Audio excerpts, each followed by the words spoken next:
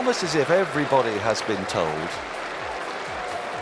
you are free. And 103 for 4 England close on after 15 overs of mayhem.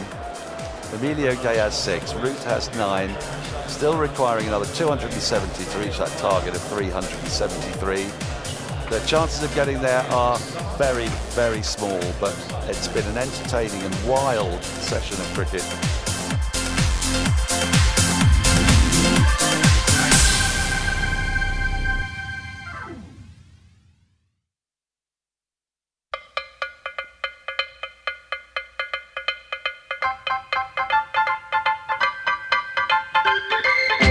Crowd behind him now, over the wicket he goes, bowls to Folkes, edged and caught!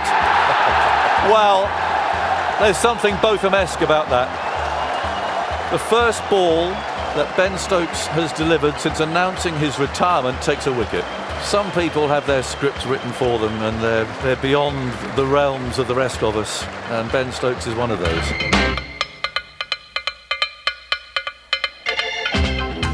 Well, there aren't many days of Test cricket like the one we witnessed yesterday. Welcome to Trent Bridge, the final day of the series, the final day of Ben Stokes' captaincy, albeit as a non-participant after his opening cameo last night. The weather this morning, well, it is overcast, it's cool. Let's just very quickly, before we get into talking about the action of yesterday and looking ahead to today as well, with England needing 270 to win with 6 wickets left. Surely this is New Zealand's game. Let's just very quickly check with Stav Denias and the weather today. Can we expect a full day if we need it, Stav? I think so, actually, Simon. Yeah, we've got a ridge of high pressure overhead at the moment. Always good news for sporting events. It's not going to be as oppressively hot as what we had last week. The temperatures did come down gradually over the weekend.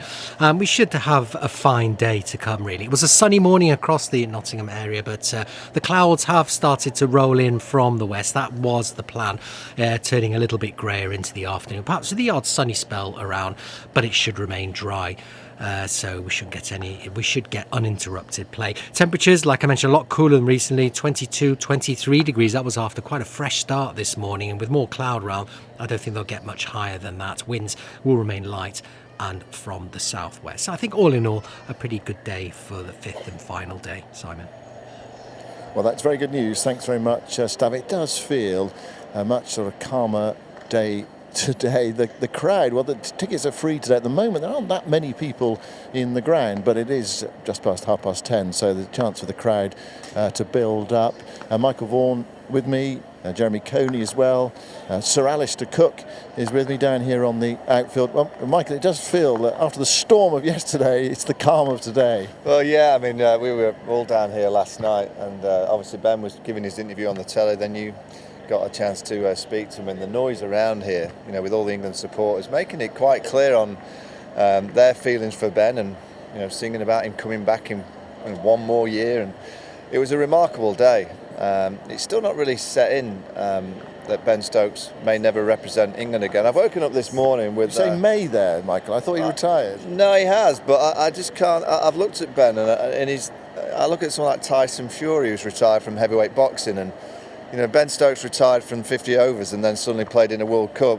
And I just wonder over the course of the next few months if there's a little bit of change around the team and the ECB, and he's playing well for Durham. A year's a long time in sport, as we all know, but there's a little bit of me kind of thinking, will we see him play for England again in a year's time? I can't see an Ashes here, it's because I've seen so many times that obviously Ben Stokes has played for England against Australia. I find it hard at the minute to think that England won't have Ben Stokes into the side for the Ashes series next year. It'll be his call, obviously, but yeah, we've had some dramatic days in English cricket. I'm putting up that yesterday probably in the top 3. It was remarkable. Well, it feels as if most of them have revolved around him late in the last few years. Yeah, he's that kind of character and that kind of player. Been incredible in terms of what he's delivered, and so many people will be baffled by his decision, but I think Sir Alistair and myself were talking last night, and when you're the captain for a period of time, it does get you.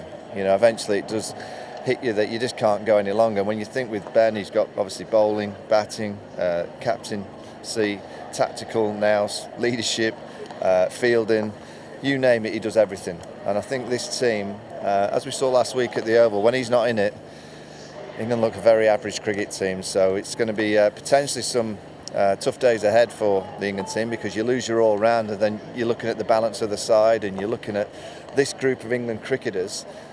And I don't know them that well, and I've not been in the dressing room with them, but from what I see, there's only Ben Stokes that I see gets them together and goes, come on, we're fighting together and we're going to win this moment and we're going to cope with the pressure. I'm yet to look at anyone in this group, and also in the white ball team, with the same kind of mentality. So he's going to be a huge loss for the team. Yeah, you think against England, against Australia, how do they cope without him? I'm not so sure about whether he'll come back or not. That's such a long way away. But just the impact of him not playing, for example, I don't know, like you're looking at someone like Bashir, who's just come back into this game. Actually, he wouldn't be able to play. A guy who only bowls off spin, bats at number 11. You can't see how that would fit in the balance of there. So this decision not just affects the England team, it affects individuals as well. I think yesterday was such an emotive day for the whole team.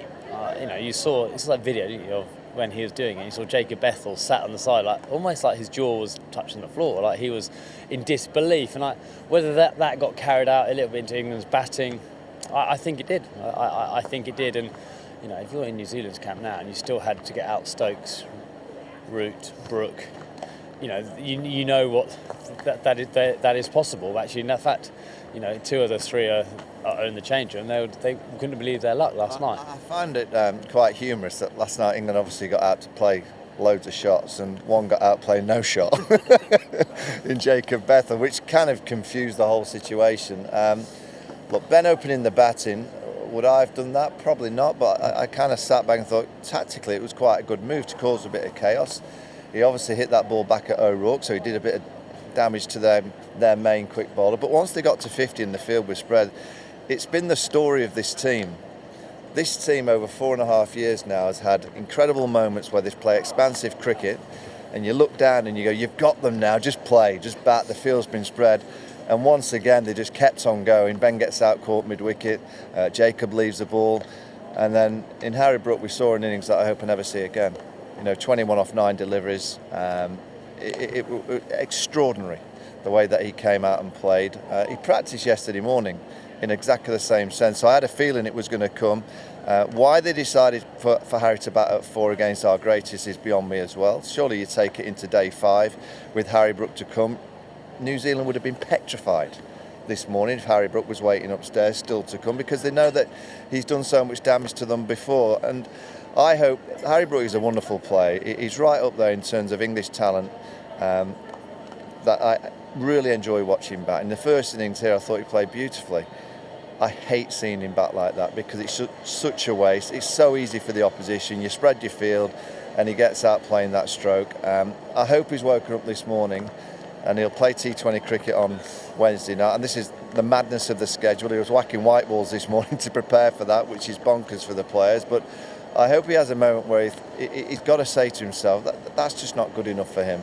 And when we're talking about who's going to captain England going forward, Harry Brook is right in that field. He's a white ball captain, has a chance of captaining the Test team, but he can't captain the Test team playing like that. It's just impossible to think that the Test match captain is going to go and play in that fashion. So he's got to question himself and he's got to come up with the answers. But going forward, when you start looking at that leadership position, I just don't see many leaders. I don't see many natural leaders in and around English cricket at the minute, and that's a problem for the team. Did it surprise you though he played like that? Because the tone had been set, hadn't it, really, by Ben, and then he was pushed up the order. It didn't surprise me because I saw him yesterday morning. I saw him yesterday morning. Whereas, I think it's easy to just send a group of players out to just play with freedom, go and play with a fearless man. That is easy coaching. The hardest thing for England to have done yesterday, Ben Stokes, tactical, didn't mind it. It kind of came off because he caused a bit of chaos. Then as a team up there on the balcony, you go, we've done our work now. Just play. They're not going to over-attack because they think we're going to come really hard at them. So you just bat and you get to day 5, 1 or 2 wickets down. They arrive today 2 wickets down. I think they have a little sniff of winning the game.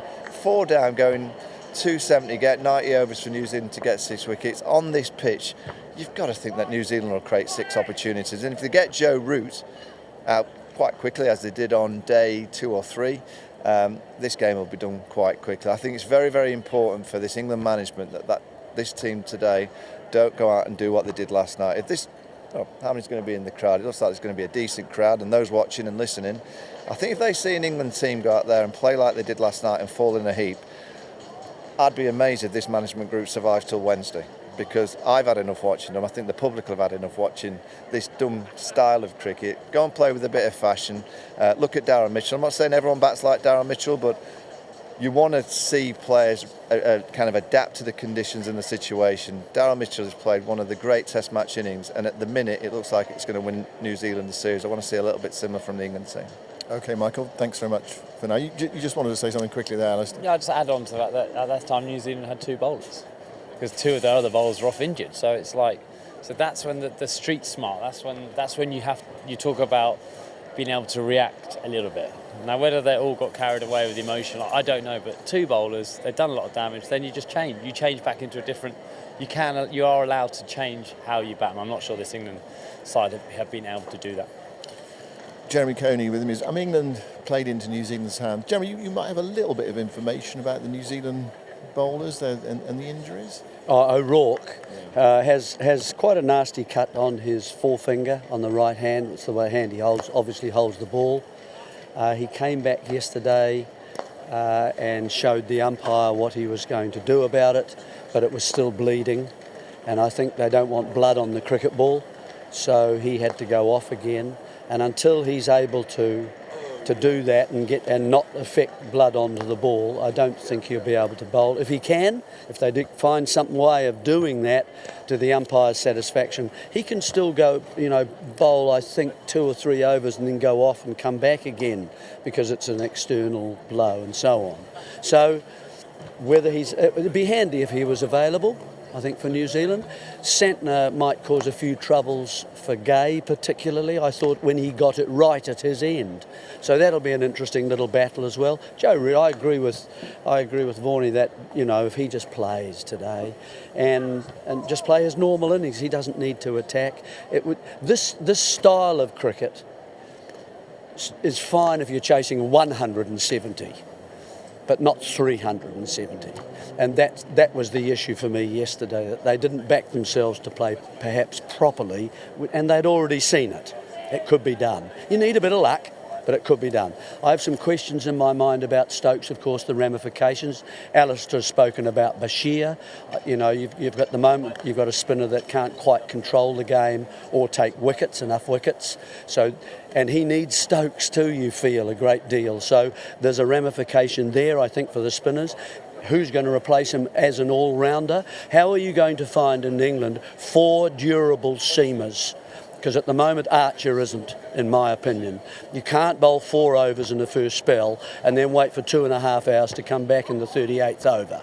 He bowled 8 overs at the Oval, if you remember, at the end of an evening, and then couldn't bowl the next morning. So those are issues because of Stokes' departure that they're going to have to be. You might even have to think about Smith as a wicket keeper.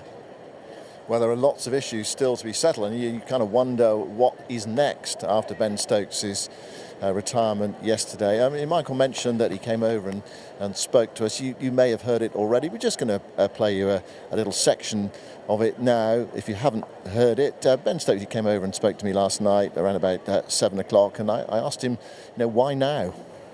Well, one thing that I think someone I spoke to just said, like, when it happens, like, what does it feel like? And they just say it basically just feels like it kicks you in the teeth, and you just sort of know. And I've had a couple of those over the last probably, I think, 5 or 6 weeks. And then, it was up there yesterday or the day before, I can't remember, to be honest. It was when I was actually putting my pads on and waiting to bat. I would say that was just sort of the final nail of the coffin. And, I came into this week, being very, not open-minded, I don't think it's the right word, but, like giving myself as much time and, experience everything that a Test match week brings to you, to see if I could really see myself, carrying on beyond the series. And, being back in amongst it in the environment, I just sort of can't see it. And then obviously with the emotion and the feeling that I got when I was getting my pads on, ready to go out and bat in our first innings. Those are ones that I felt before, and just sort of was like, right, okay, this is it. This is the one thing I didn't want to be thinking about or feeling like, and it's happening. So it's the final nail in the coffin, along with everything else. And how do you feel about that now? There's lots of emotion. There's sadness. There's relief. There's happiness. There's excitement. Because I absolutely love cricket. I love the sport, and that's something that I need to make sure that I always feel like I'm doing. And over the last 6 months, 12 months, however long it may be, there's been certain moments where I felt like I haven't loved it. My time last week back with Durham, there wasn't a moment where I didn't. And so being able to compare what it was like being back at my county, where everything sort of started with me and people who I grew up with, and then been comparing it to here, where I've always loved, to not feel that sense of love and complete and utter enjoyment like I have done for pretty much the 100 and whatever test matches before, then you just sort of know, because being able to compare what it was like last week playing for Durham and comparing it to all of the other things this week, it was tough to see me going on past this test match. Well, there we go. That's Ben Stokes. You can hear the full interview on our post-analysis podcast that is on BBC Sounds at the moment. Sir Alistair, one thing, the captain has gone. Inevitably now, the focus will be on Brendan McCullum as the coach. Do they come as a pair? So if one goes, do they both go? What happens, do you think? Well, they've been such a pair. I think up until before the Ashes, or during the Ashes, they were.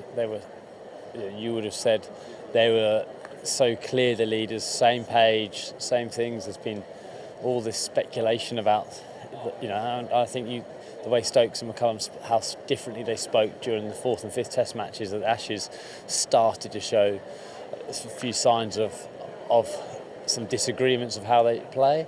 I personally think we will see some changes there, because I think they do come as a pair. I think the McCullum influence was over a side who needed freeing up after the previous regime of Chris Silverwood and the COVID and the Joe Root leadership, and that culminated into one thing. And suddenly, when you got something totally opposite, but you got the same players, and we're talking, Root is obviously one of the best. You got Jimmy Anderson, Broad. Suddenly you're freeing up great players. It worked really well for a bit, and it became this kind of this this kind of cult which everyone jumped on board, and amazing cricket. The last 2 years or so, the results haven't started to match what they did at the beginning. And I just think if the new captain is playing under the McCullum thing, it's almost too linked to this era under Stokes. So I don't quite see how that balance works, just purely practically. I think had to be so many things worked out, but I don't know. This is when the leaders of the ECB have to make absolutely the right decision. That's why they pay the big bucks, to make the right decision there and then, and you get judged on how you handle that. Jeremy, quick thought from you. It's quite nice, isn't it, from a New Zealand perspective, just looking in on all this English chaos and benefiting from it. Yeah, they certainly seem to have issues surrounding the game that means it's harder to really concentrating on what your job is and how you play the game. And we saw that a little bit yesterday, I thought, to be honest. That high voltage aggression doesn't quite work for long enough.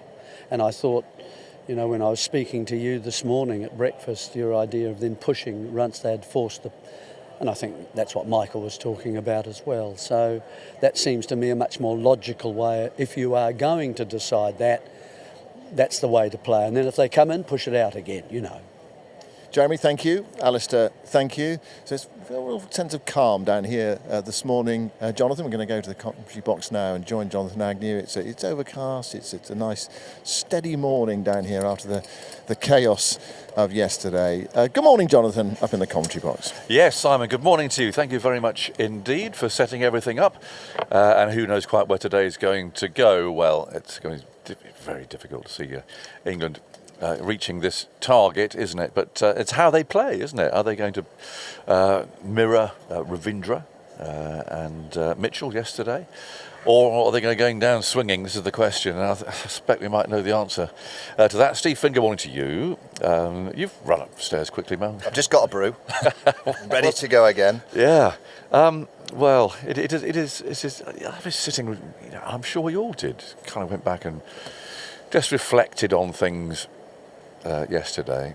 I just think that I don't know about you, but this growing feeling that this might just not be the end of Ben Stokes. It just seems he's 35 now. He's fit as a fiddle. There's some cricket to come. I get on very well with his mum, and I messaged her last night to say how are you feeling, sort of thing. I said, when are you coming over? She's coming over at Christmas, so that means he's not going to be in South Africa to me. But that's fine. So there's a winter out. If he comes back and he's playing for Durham at the start of next summer, and it's been a tough tour of South Africa, Bangladesh. The Aussies arrive, and Ben's roaring in up at Chester Street. I mean, and the nation calls for him. He'll be down on his white Charger, won't he? I mean, Frank Sinatra had 2 big comebacks. But well, he's come back in 50 over cricket for the World Cup. I mean, it's amazing, isn't it? We're not even 24 hours away from the announcement, and we're all talking about will he come back? But that sums up what we all feel, though, doesn't it? That sums up that's why. If it was you giving up or Cookie or whatever, you wouldn't be bothered, would you? Gone. Well, I'd be sorry to see you go, but you knew it was terminal. This somehow doesn't. Maybe we're just tempted to believe that it's not terminal. There's also such a key part of the team, that all-rounder. The whole balance of the team, all those things. So maybe it's just us hoping it is. Well, the crystal ball, and we all have to sometimes speculate what's going to happen in the future. But there's going to have to be change in and around the management of this England cricket team. It's just not performing well enough, and it hasn't for a while. So if there's a bit of change, and you rightly say next April, May, I look at April, May next year, and Ben's charging in for Durham, and he gets a 6er, and then he gets 100, and England players at the IPL on the back of. The South Africa tour this winter won't be easy. Pakistan, by the way, won't be easy without the all-rounder in a few weeks' time. And then they go to Bangladesh for a couple. That's not easy in Bangladesh. The crystal ball suggests to me whoever is the Test match captain at that stage will probably spend a lot of money on fuel driving up to Durham to have some very private conversations saying, please, Ben, yes, please, you're playing great, you're fit. Just one last hurrah. And I've just sat down and said, I find it hard at the minute to look to a year's time in an Ashes series here in the UK with English cricket in the state that it is at the minute, to not see Ben Stokes playing against Australia. Yeah. Well, let's see. I honestly hope that happens. Just one thing. Given the current state of play, and we don't know what else might move over the next few days or whatever, but given that Brendan McCullum, the coach, has been there now for 4 years, and we know what his brand of cricket is, we know how he plays Test cricket as coach.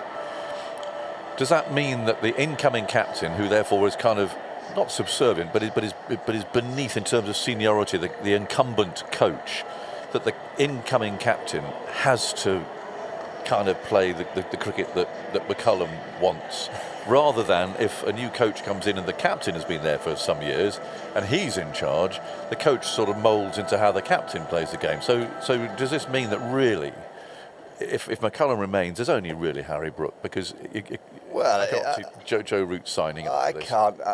Harry Brook and Baz McCullum in charge of the Test team, yin and yin. What's what I'm saying? I mean, how? Usually you need a bit of yin and yang, don't you? But if you're a new captain coming in and you've got a coach who's already established, you've been there for 4 years, can you really get the coach to change his ways? If Harry Brook and Baz McCullum are together as our Test combination to try and get English cricket back on track, get ready on the edge of your seats, because from what I saw last night, and you know what, I'm actually not bothered if Harry hears what I say, because I want him to hear it.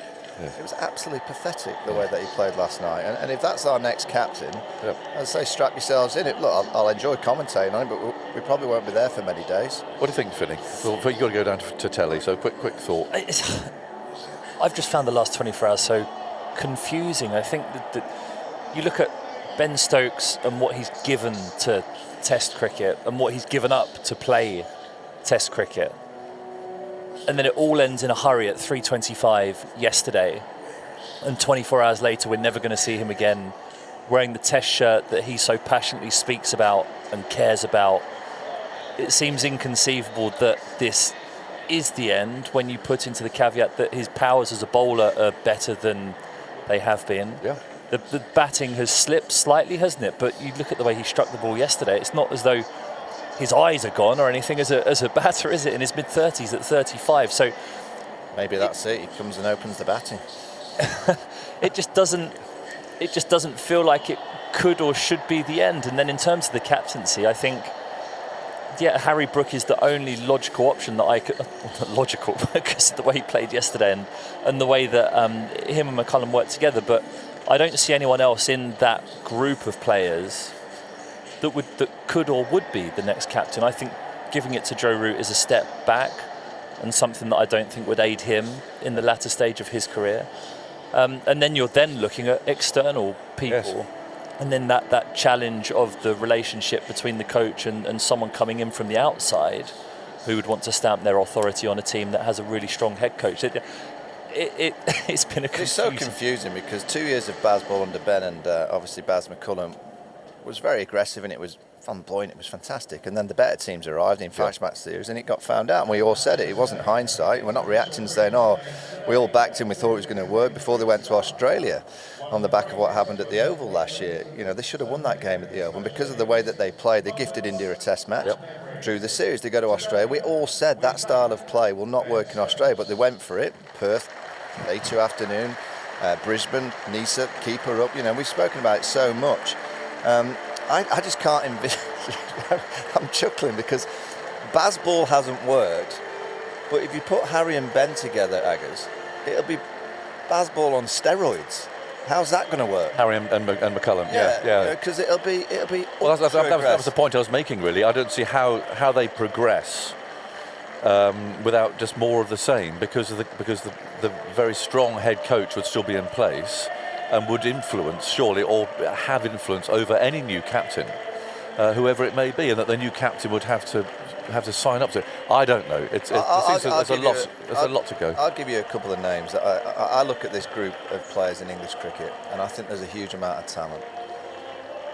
I just look at Andy Flower, who's the best coach in the world. And if Andy Flower was in charge of the England cricket team, I think Harry Brook could be the captain. But I can't have Harry Brook and Baz McCullum together in Test match. In white ball cricket, T20 cricket, I can understand that. That's fine. But in Test match cricket, I just can't think that combination is going to be successful. Someone's been very quick in editing the Jerusalem video, which 2 Test matches ago Ben Stokes been virtually completely airbrushed out of. He featured only once a quick glimpse of the Oval. Now we have the Ben Stokes highlights show. So someone's been very busy editing this overnight, and it's great, all the reminders of what Stokes has done. But that in itself is kind of sums up the really strange backdrop to all of this. I say the Oval, it had been edited to the point that he very, very briefly appeared once. Now this is his film, and I mean it's wonderful to see, but it does sum up what a very strange strange situation all this is. Yeah, I mean clearly Ben's had a moment and he's woken up and gone, no, it's not for me. And over the last few months he's probably had lots of chats with those that are close to him, but you know, it just feels that this last 2 weeks has been the kind of final pillar. Yeah. It's just been too much for him. He hasn't had the support. He mentioned yesterday love coming back playing in this environment.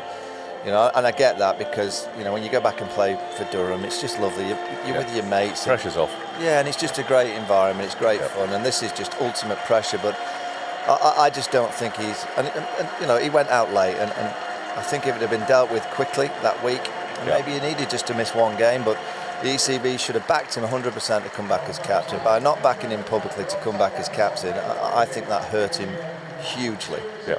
No, I think so. I think there's more to come from all this. I really do. Thank you, Ben Stokes. At all the boundary boards are reading there. The electric signs that we have around the ground. We've got a small crowd, but it's a Monday. Stokes was out yesterday. I mean, you can kind of understand that there aren't going to be too many people here today. But those that are will be hoping to see, well, England at least try and make a fist of this. I mean, they need another 270 more. I mean, I think, you know, realistically, you know that the writing's on the wall. But I don't think they want to see quite the kamikaze approach of What do you reckon? Are you going kamikaze this morning? Or The only word I've heard that all of you lot say is swinging. That's all I've heard, and it's an unusual context maybe. But I think in this context, you're talking about coming out and just playing shots, aren't they? Just having a go. And out there in the nets, there are a few shots being played. I hope these two just play. They're players, Yeah. Quality players that can just play orthodoxly, and they could bat for 2 or 3 hours. That's what they're good at. They're opening batter in Emilio Gay. I mean, how's he feeling from moving from top of the order to number 6? I don't know. And then he went out yesterday on the pair and played a reverse sweep first ball. I told you the ramps were going to come early yesterday. It took 3 balls. Well, O'Rourke is going to bowl. There were all sorts of comings and goings amongst the New Zealanders yesterday with the bowlers who had been hit when they were batting. Here's the first ball of the final day, and Gay comes forward and plays it away into the offside calmly enough. And there's no run, so 103 for 4. Well, O'Rourke's got this. On there. He's got this cut on his right index finger. So yesterday when he came back out to bowl, he couldn't bowl because there was blood coming from his finger and it was going on the ball. So he may have to go on and off every 2 or 3 overs. O'Rourke turns in the distance and comes in from the far end. Here it comes, bowls. That's turned away out towards square leg. And they come back for the second. They do. Down towards backwards square leg. It's 103 for 4. Gay 8. Root 9. And O'Rourke, looking at his fingers now, seems to be bandaged up. But sort of flesh-coloured plaster on there. Oh, he was looking at the replay actually of how he cut himself. Yeah, it was a brutal drive, hit hard. It's good for New Zealand that he's back though, he's world class. There's O'Rourke in the sunshine. Round the wicket he comes and he bowls. That's played away down to mid-on. And there's no run. 105 for 4. So the target, 373, seems a long way away. Been nice and calm so far. Just a couple of nice defensive strokes. Good opportunity this for Emilio Gay. He's gone back with England's finest for an hour or so. Get a nice score. And if this pair can bat till lunch, you just never know what's possible. But if they lose a couple in the first hour, it's done. Yeah, what New Zealand really want is a ball to do something. So take off or keep very low just to remind England how difficult this is. O'Rourke comes bounding in, bowls. Oh, that's a thick edge. And rolls down to gully. And there's no run. 105 for 4. 2 balls remaining in the first over of the day. Well, a picture of Daryl Mitchell in the dressing room. He's taking his shirt off and he's got that many medals, bruises on him. I tell you what, that's a flashback to poor old Brian Close after Old Trafford in 1976. He sat there and his right-hand side was just black. So they're known as medals in the trade, aren't they? O'Rourke comes in, bowls tucked away off the pads, down to fine-legged runs. One more to Gay, goes to 9. And now Joe Root. He wants his sweater off, Emilio Gay. He's gone out there with a short sleeve woolly sweater inside 5 balls. He's realised it's quite hot out there.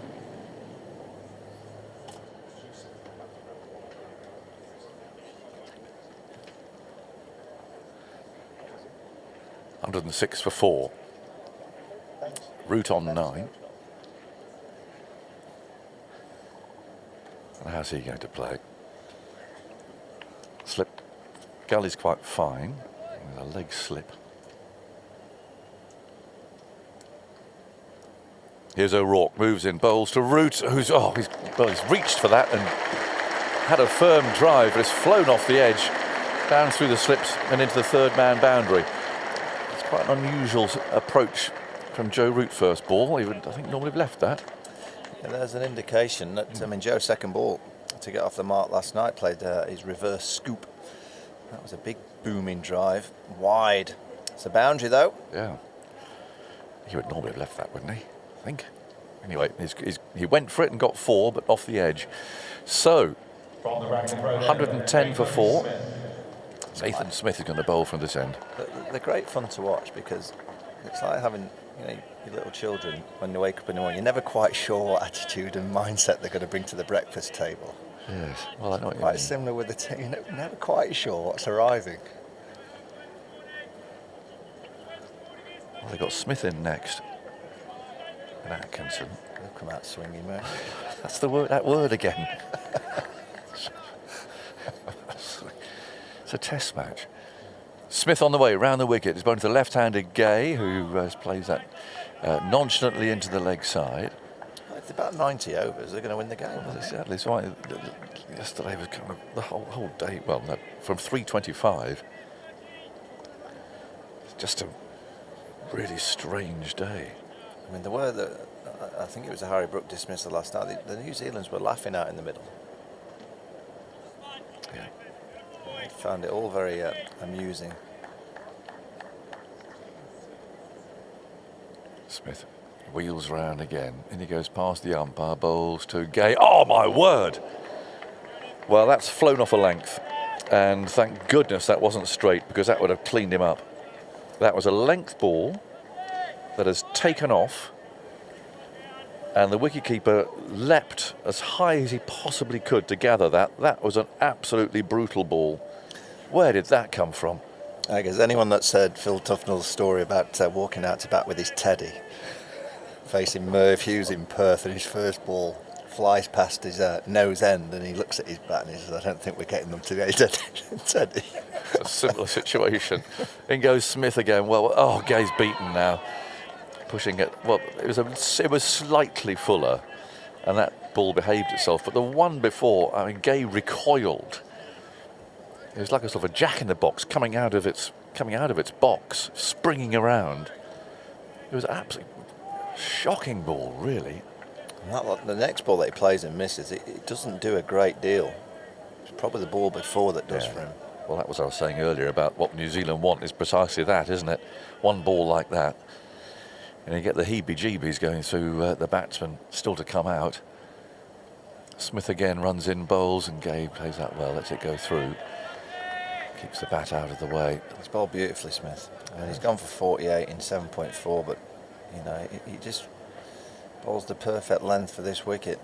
There's that ball yesterday, there was one or two that kept low that missed the off stump.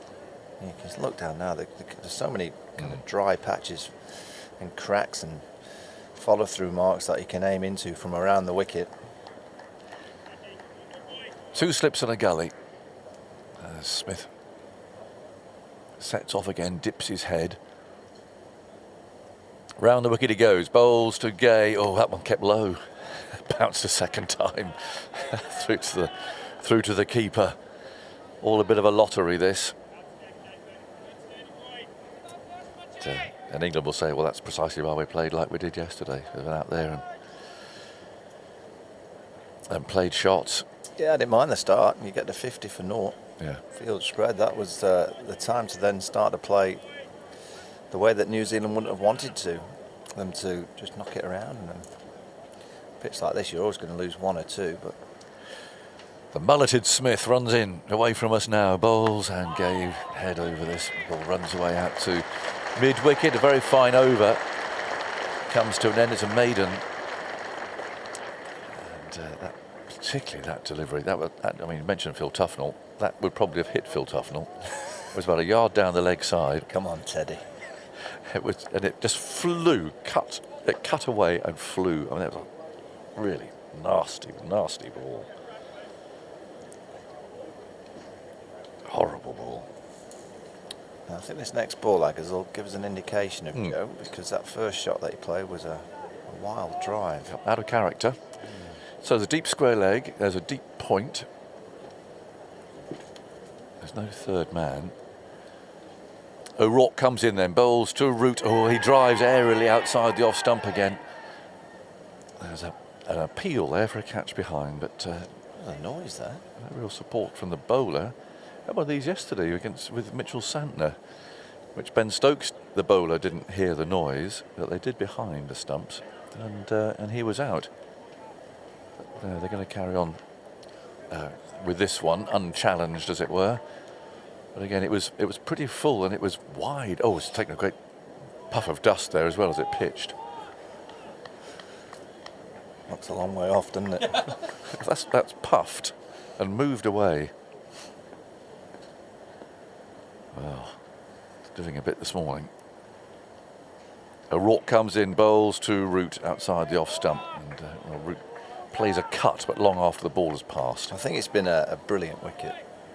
Exactly how Test cricket wickets should be. Good for batting for a couple of days, then it started to do a little bit. Wasn't treacherous, and then by the time you get into days 4 and 5, you're going to have to play some innings. And you look at the innings that Rachin Ravindra's played, and particularly Daryl Mitchell, we've just seen the bruises. Yeah. So it's been and spins in the game now. It's a tremendous Test match wicket. One that, if I'm honest, you're better off watching up here rather than actually out facing someone like O'Rourke on it. Correct.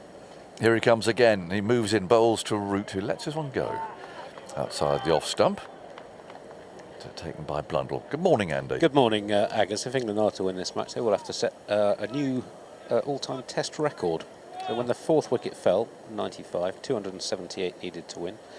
The most runs any team has added in the 4th innings after the fall of their 4th wicket to win was 255. That was New Zealand against Pakistan in Dunedin in February 1985. And the key player there, Jeremy Coney. Wow. Test match special, 111 not out to see New Zealand to a 2-wicket victory. A nice player, Jeremy, you know. He's a tall front foot player. Here's O'Rourke, bowls short. Root has fetched that from wide outside his off stump and dragged the ball out towards mid-wicket. He takes a run, he goes to 14. 111 for 4. It's a sort of pitch, this. Can't see the tail enders hanging around for long. I think you're correct in your summarisation there, John. It's such a difficult pitch for top order players to play, and that's why you look at last night and a couple of the dismissals, and you think, what did New Zealand not want today? They didn't want Harry Brook waiting to come into bat because they know that Harry's done some damage to them in the past. Here's O'Rourke, past umpire Tucker, bowls to Gay, who gets that away down to long leg. It's a little flick of the wrists. And down it goes towards the boundary. There's a fielder there, 112 for 4. So no wickets lost this morning, but we've seen the ball nipping about, bouncing at irregular heights. The problem with this team, and it's been a problem for a while now, is that they make it so obvious the way that they're going to play, and it's just right, all in. Like, get your chips and whatever the cards we get, we're all in. And like yesterday morning, Harry's practice was just purely the way that he went out and played in the middle, so it was so obvious what he was going to do. O'Rourke bowls and Roots underneath that and forces it away off the back foot for 4. Nice shot. Short ball from O'Rourke with a bit of width. And Root leant back, he hit that hard, he really meant it. Out towards the extra cover boundary. He goes to 18. There's a touch of the gloves there with Emilio Gay, who's on 10. 116 for 4 on this final day. England still need 257 more runs to win the game.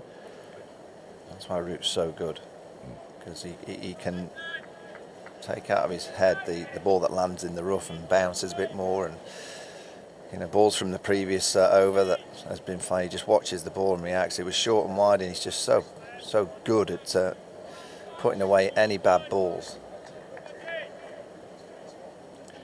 So Smith runs in from round the wicket, past the umpire he goes, bowls to Gay. Oh, he's caught behind. Caught behind, a little nibble. And some away movement again from Smith, who's been so persistent. And I think Gay was unsettled by that ball in the previous over that just flew from nowhere. And that was all a little bit tentative. And England lose their first wicket today, their 5th in all. So they're 116 for 5. Yeah, it's a good ball. Just a little bit of extra bounce, just on and around that 4th stump. Good catch for Blundell. He catches them up to the stumps. He's not going to drop them when he's back. A bit more time to react. It's a good catch, low to his left. I feel for Emilio Gay, actually, because moving down to number 6 from opening the batting, you know, All a bit odd. what's it going to do to him in the future? We'll have to wait and see. But he goes for 10, 116 for 5, and Jamie Smith will now come out. Can I use the word swinging, or? Well, I don't know. I think probably. I think he'll come out with an intent to try and get this scoreboard ticking. Problem is, 18 overs, 116 runs, 5 wickets. Yeah. How many balls did Darragh Mitchell face? Mitchell in total faced 241. There has to be a very good chance that England won't face the same amount of balls for the whole team in the second innings. Yeah. Well, Jamie Smith walks out quite slowly. And Joe Root's got his helmet off there. He's just waiting for Smith to arrive. There's a drone right over his head as well, accompanying Smith. There weren't too many words exchanged there. Maybe just a good luck. Maybe a don't look down. Bit of dusting going on, isn't there, with the ball pitches? Do you really think the batters are going to don't look at the pitch? Well, Just look up. I remember playing a second team game once at Loughborough. I think we were playing against Nottinghamshire, actually. And Kenny Watson, a couple of good fast bowlers playing in the seconds, young lads, you know. Paul Hayward was our coach. Pitch poor. In goes Smith, wide of the crease and bowls, and other Smith plays that away into the leg side, and it was flying off. It was horrible, you know. But second 11 lads, come on, you know, go fight. Paul Hayward walking around the boundary edges in those days, you know. And one of the batsmen got another one up his nose. There's a cry from the coach of, "Give it away." Officially, you could get out there and give it away. Dangerous. It's not as bad as that, this, of course. But, that was a case of not looking down, certainly. 116 for 5. Smith waits as the other Smith bowls. Hit on the pad, leg before wicket, is it? A big appeal. Oh. He's sort of showing his bat there a bit, Smith. He planted that foot. We've got the wicketkeeper up at the stumps. Well, you see how wide he's coming on the crease just to try and hit those cracks outside Jamie Smith's off stump, and one does hit the crack and nips back. I wonder if there's a little feather on it, or is it because of the angle doing so much it's going down the legs? I think there's a little feather on it. Do you see to show his bat? Yeah, and Smith, the bowler Smith, heard it. The little nick saved him there, I think. 116 for 5. Nathan Smith runs in keenly and bowls, and Jamie Smith on the back foot plays down to mid-on. We had a good one in the 90s on the academy at Yorkshire. Our coach was saying it was a left-hander's pitch. Right. Dave Jarvis from Sheffield, the spaceman, right-handed batter, went out and batted left-handed and got out.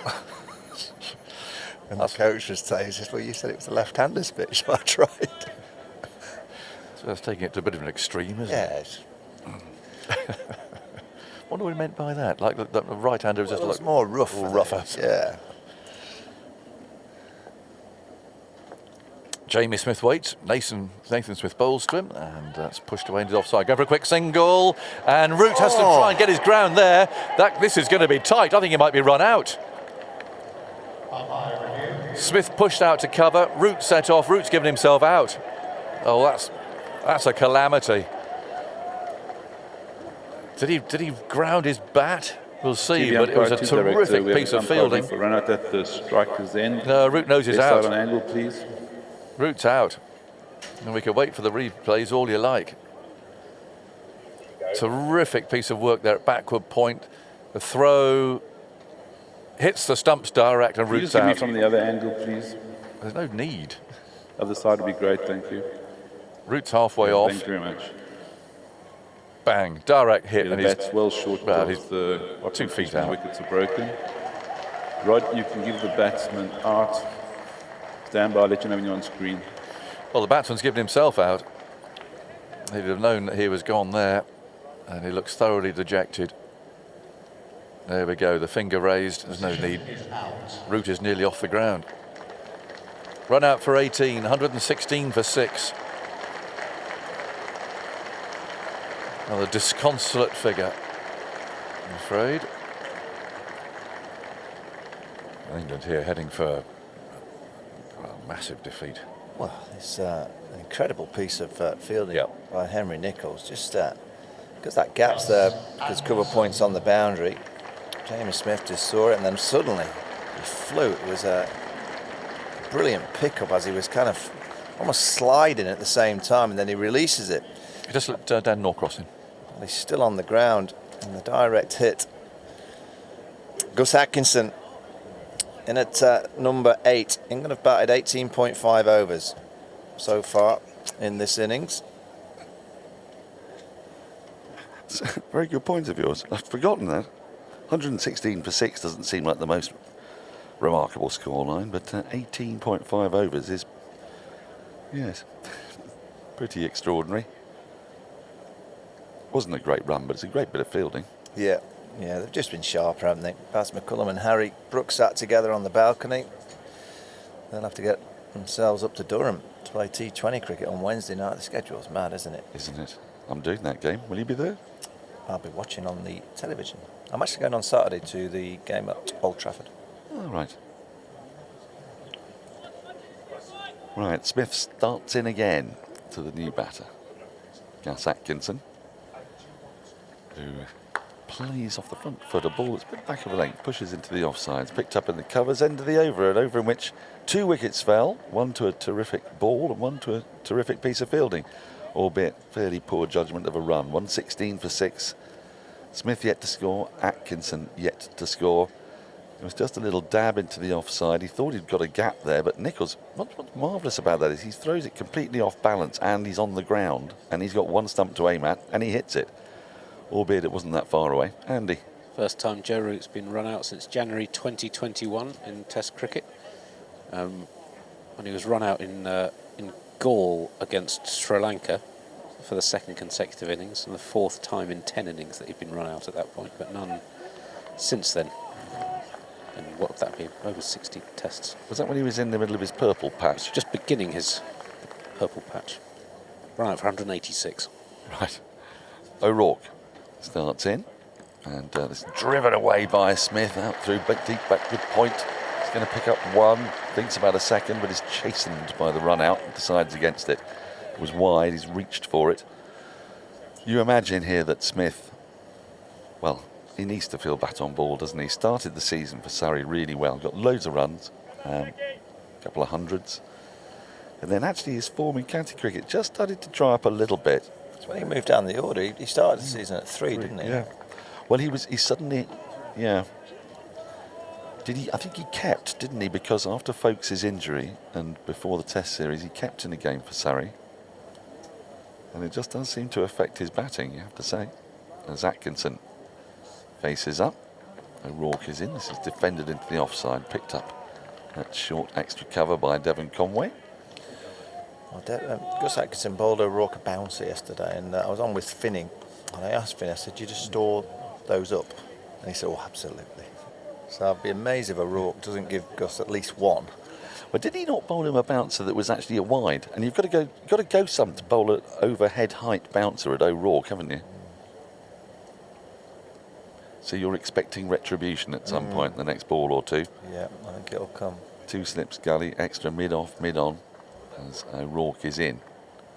And Atkinson lets this go by shoulders, arms, outside the off stump. There's no run. Yeah, for Smith here, I mean, with the game gone, 117 for 6. You expect him to go hard. What else can he do, really? Well, he can play. You know, he can't. You know, this is the frustration with this team. It's like we allow this team just to get away with just going hard because it's the way they play. I mean, it's 6 wickets have fallen in 19.3 overs by doing so. You know, I'll keep going. Daryl Mitchell faced 240 balls. He wore a few. That's what you have to do in Test match cricket. Let's just have a licence to swing the willow all the time. Here is O'Rourke, and Atkinson digs out a very full ball back to the bowler. a licence to swing the willow with no consequence. That's been the story of the Test team for quite a while now. Yeah, well, I heard your comments about Harry Brooks' innings. You weren't impressed by his 21 off 9. And I don't think anyone was. I mean, he's such a good player. He's the world #1 Test player. Playing in that fashion, it's just not acceptable. It was chaos yesterday, and you just felt that the tone had been set. It was almost like they were burning down the house, really. As O'Rourke is in, that's up on his toes, defending the ball into the offside, no run. That's the montage music I'd probably use for this Test match. I think there'll be a few different tunes as well. He's too good to be able to get away with just going out there and swing. But as I said yesterday morning, that's what he practiced. So clearly he was given that licence to do so. Whereas in the first innings, he just played. He got a nice 50. Well, it's baffling. I mean, when Stokes came out to bat yesterday, he sort of signalled that that's the way it was going to be. But it was trifle confusing, though, because then Bethell came out at number 3, not Brooke. But then Brooke came in at number 4. O'Rourke's in, wide of the off stump, bounces through to Blundell, end of the over. Just a single from it, 117 for 6. Smith 1, Atkinson yet to score. 20 overs they've lasted now.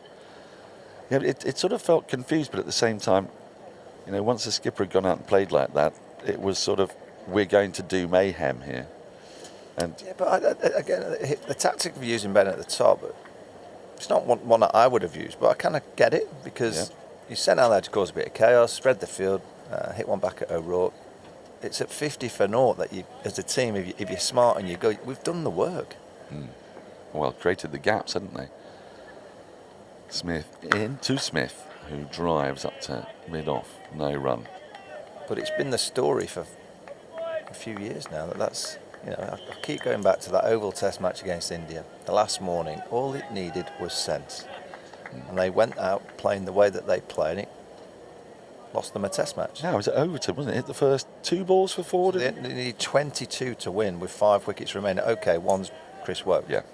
So 22 to win realistic with 4 wickets remaining on a decent pitch against an old ball.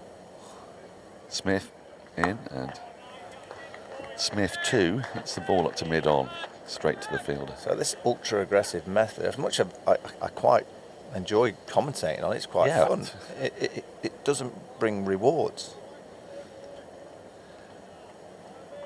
Well, indeed. I mean, there were extenuating circumstances in that Oval Test, but they'd won the game, hadn't they? The Brooke-Root partnership had won the game the night before. Well, they'd won the game in Perth as well, lunchtime on day 2. That's a memory I don't need.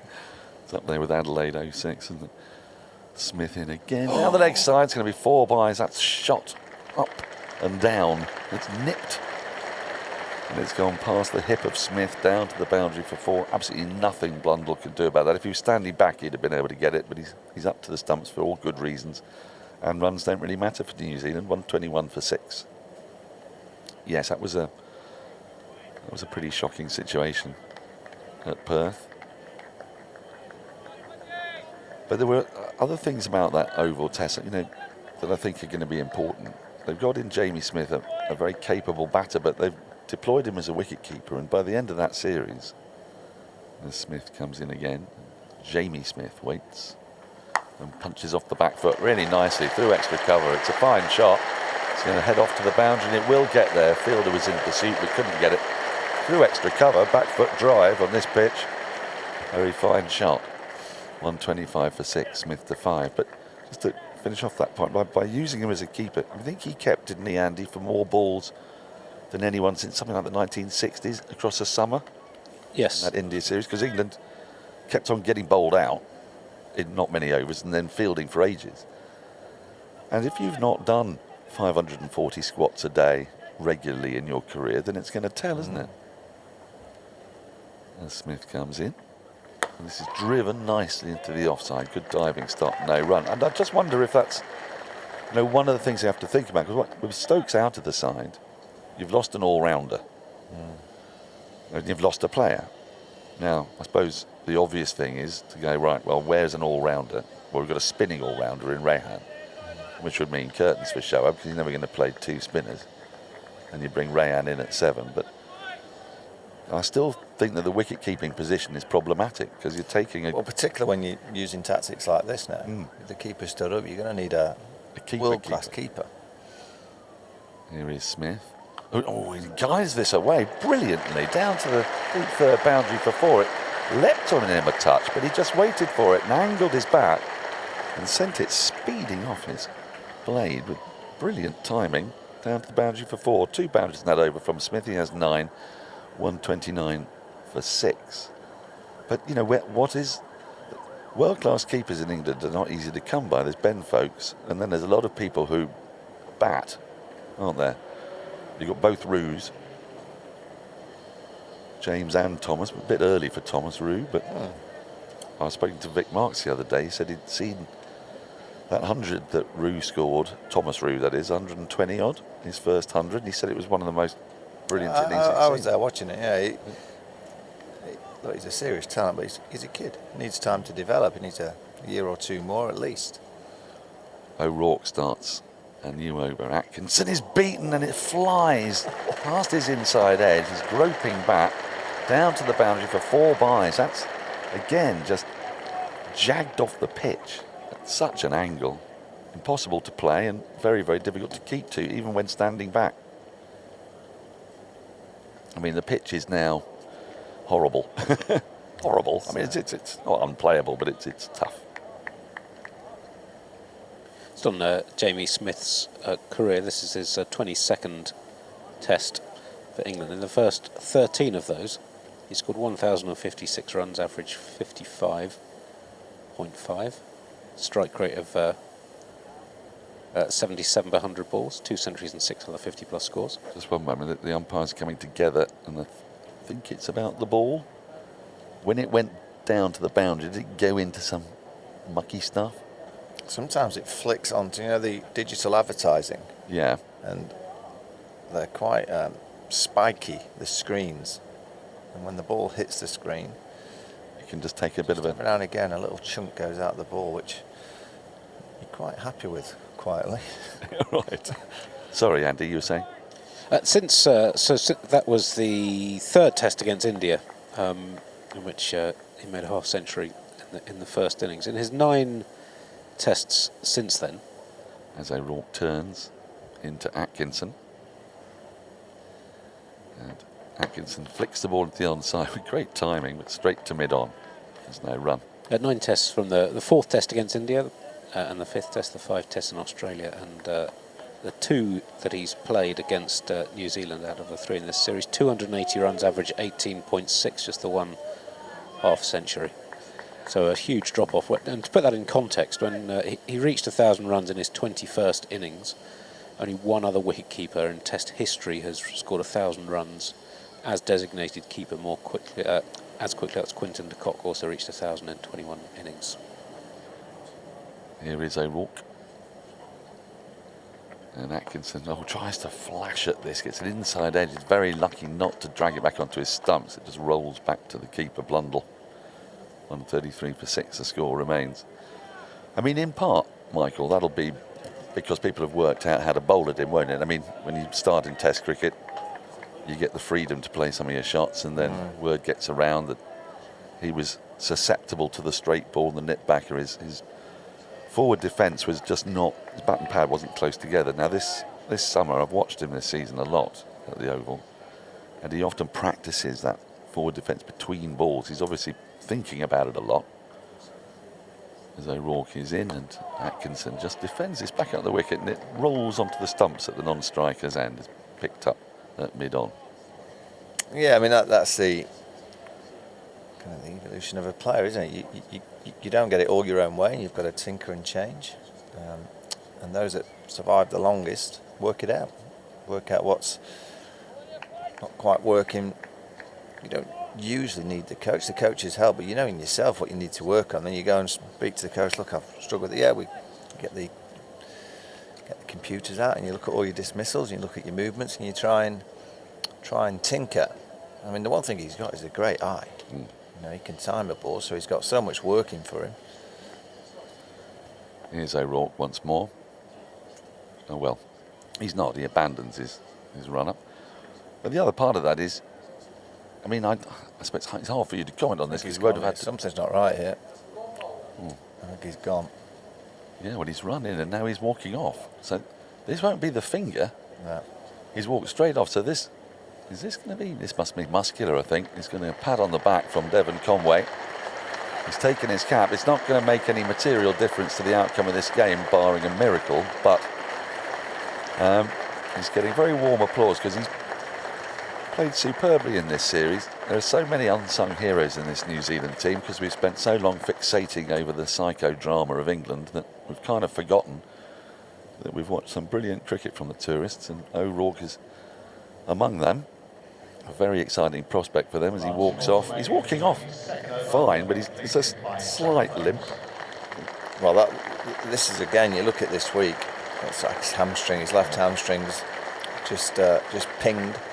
You know, no Jameson, no Henry, and not much from O'Rourke, particularly in the second innings. After 21.4 overs, if England had been 3 down, they'd have had basically 2 bowlers. It's going to be folks who shouldn't even have been playing in this game. He comes in and it's worked into the onside. Down that front pad, there's no run as it goes to mid-wicket. They found a resilience this week, New Zealand, haven't they? Yeah, I think the toss was obviously important. They capitalised with a decent score, great start with that opening partnership, but with the ball in hand, from 224 for 2 where Duckett was dominating, they've just found a method. Yeah, it's been really, really impressive. This man, folks, wasn't even in this team, but was there because Blair Tickner went off with concussion as up in his toes goes. Atkinson defends into the offside, and there's no run. That completes an over in 2 parts. O'Rourke, I'd be very surprised if he comes back. So now New Zealand need to pick up 4 wickets with folks, Smith, and Sears is out there. He's also got an injury to his finger. So, I mean, it is quite amazing what they've managed to achieve, and you might also say amazing how England have managed to gift them this opportunity. Michael Vaughan's taken a break. Alistair Cook has finally arrived. Looking very sporty today, in a plain white t-shirt. Morning. Morning. Yeah, we're just sort of talking about how brilliant New Zealand have been, how resilient they've been with all the things that have gone against them. They're going to win this match, and yet also lamenting perhaps that England didn't stick in as Smith comes in, and this Smith drives at a ball which he misses, and it's not taken by Blundell. You know, you don't know what's going to happen in Test cricket, do you? And if instead of going berserk for 22 overs and in so doing losing 6 wickets, if you don't go berserk, you might lose a couple of wickets, have fewer runs, but you might then find that you're playing against an attack which has got 2.5 bowlers plus a Mitchell Santner who's not particularly effective on this surface. Well, we did say it yesterday, didn't we? I mean, we're saying they've only got 2 bowlers. Let's have a little look at the replay. There was no nick on it. Well, it has showed a little bit, though, how hard it is to score this morning. Here comes Smith, and that's defended back to the bowler. But there's been a lot about this team over the last 4 years I've really enjoyed. It's been really exciting cricket, really enthralling and really hard to predict. But there's just been a little element of trying to do so much in 20 minutes and not seeing the impact of 20 minutes sitting in and the impact that might have a day later. It's that sort of lack of smarts, I think, that sort of annoyed people, because it has been fantastically fun to watch, but it's little moments like the Lord's Test when Nathan Lyon went off. And they chose that moment to go on the attack rather than that moment to assess. As Smith comes in, this is clipped away off the pad and a bit of bat and thigh pad into the onside. As the ball just jagged back into Smith, and it was picked up on the leg side. They didn't get a run for it. And without, I know it's going to be quite hard for you to take, Dan, but a Surrey boy, you know, the Jamie Smith shot at Labuschagne. Oh, absolutely. The two overs before the new ball, and then come out and defending and saying, well, we thought we could get an extra 20 runs with this ball before the new ball comes. He did the same thing, was it at Headingley, when he was swinging for the hills against, I mean, Andy Bitt to remind me, it was the 80th over. And he did a couple of 6s already. And it's just game awareness, isn't it? Smith in again, and Jamie Smith this time guides the ball off the front foot through backward point. They'll pick up one, he's going to come back for a second. And Ravindra tidies up. A couple more at the total, 135 for 6. Well, Smith to 11. there's definitely been an attempted change, hasn't it? There was a bit last year, I remember. At the end of the hour, definitely against India. They played Bumrah off, didn't they? And so they were aware that Bumrah was a big threat. Yeah, they definitely tried since the first bit. Since that little after the initial 2 years, then they evolved a bit, and then they have definitely tried. But then, because it's still the same group, there's always going to be that tendency to, if in doubt, go the same way as they always did. Here's Smith to Jamie Smith. Jamie Smith goes back into his crease and pushes the ball into the offside, straight to short extra cover. Yeah, but yesterday was a febrile, crazy atmosphere, and the whole day was all about one man. And so, we expected what happened to happen. Yeah, but they just needed to be just after that. Yeah, they did. As Michael said, once it was 50 for none, and oh, look at them, they've only got 2 bowlers. Nathan Smith has bowled 10.5 overs, and England have had 22.5 overs, which tells you that they're pretty short of resources here. Last ball of the over, and Smith guides again nicely off the back foot down through backward point. They've run 2, and that'll be it. 4 off the over, 13 to Jamie Smith, 137 for 6. Nathan Smith has bowled all morning, I think. And how much longer can he bowl? How much longer will he need to bowl? Alistair, I'm going to get out of the way for Simon Mann. Well, he's been absolutely brilliant on this tour for New Zealand. Yeah, you'd say he's more a 3rd or 4th seamer, but in this game he's had to open the bowling, carry the load due to injuries, and he's been very, very good at it. Simon. Good morning, Alistair again. 137 for 6, and this is Folkes 3 for 42 with the keeper standing up, and he bowls, and it's defended by Atkinson into the onside up towards mid-on. Atkinson, who resisted for 86 balls in the first innings, which is his second longest test match innings, so he was prepared to battle it out, but good luck from here, really. 236 more required. The crowd today, they've come in, but it's not a full house. I think if Ben Stokes had still been out there this morning, and we might have had a few more in the ground. It's about half full, I'd say, something like that. Here's Folkes bowling, and Atkinson defending up towards mid-on, and there's no run. So just on O'Rourke, he did have his finger injury yesterday, and the word was that he had blood on his finger. It was split, so they didn't want blood on the ball. But today, something very different. A hamstring as he was running in. He just indicated his left hamstring. So that is him done, isn't it, for the game? He's not going to come out again, not if you've done a hamstring. 137 for 6. Slip in a gully, keeper standing up. Here's Folkes going into bowl, and it's driven by Atkinson, a poking drive up towards mid-on, and there is no run. I thought he was going to be tired after this game. Well, a few of them, because it's the end of a test series, but Blundell, the wicket-keeper, is going to be a tired man. All that concentration standing up, because it's not just... I mean, you keep to a spinner, it's quite arduous, especially if the ball is turning. But there's also that physical danger as well. Standing up, you can easily take a blow there. I'm putting him as the best keeper in the world at the minute.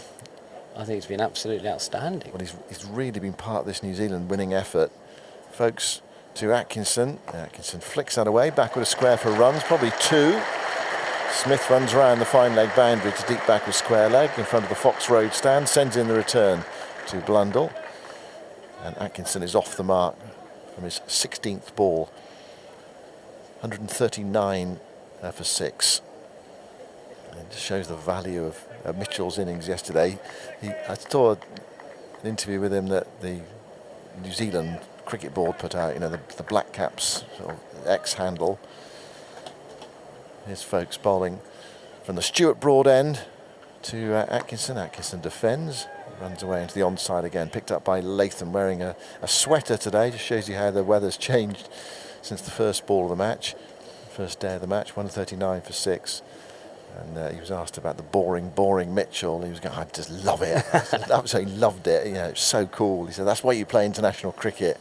Well, I saw him this morning. I said, how's the body? It's like, yeah, sore. And then they had a picture on the old TV, didn't they, of him taking his shirt off, and it was literally like he'd been paintballing. Yeah. He had 3 brilliant bruises, all good colour as well, right where the chest pad would be. Folks tries again and bowls to Atkinson, who's forward to a straight ball back to the bowler. He doesn't pick it up cleanly, he deflects it up to mid-on where it stopped, and that's the end of Folks' over. 3 for 44. And just to mark your card about cricket this week, it keeps on going at the end of this series, but it doesn't stop, as we know.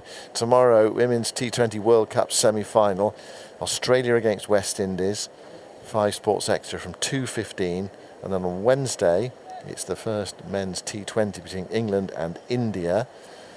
That's from 5:15 on 5 Sports Extra. That match at Chester Street. So I presume the likes of Harry Brook and Jacob Bethel will be playing in that game. I mean, Brooks had a day off today. We thought he might be playing today, but he's had a day off today. New over from Smith to Smith.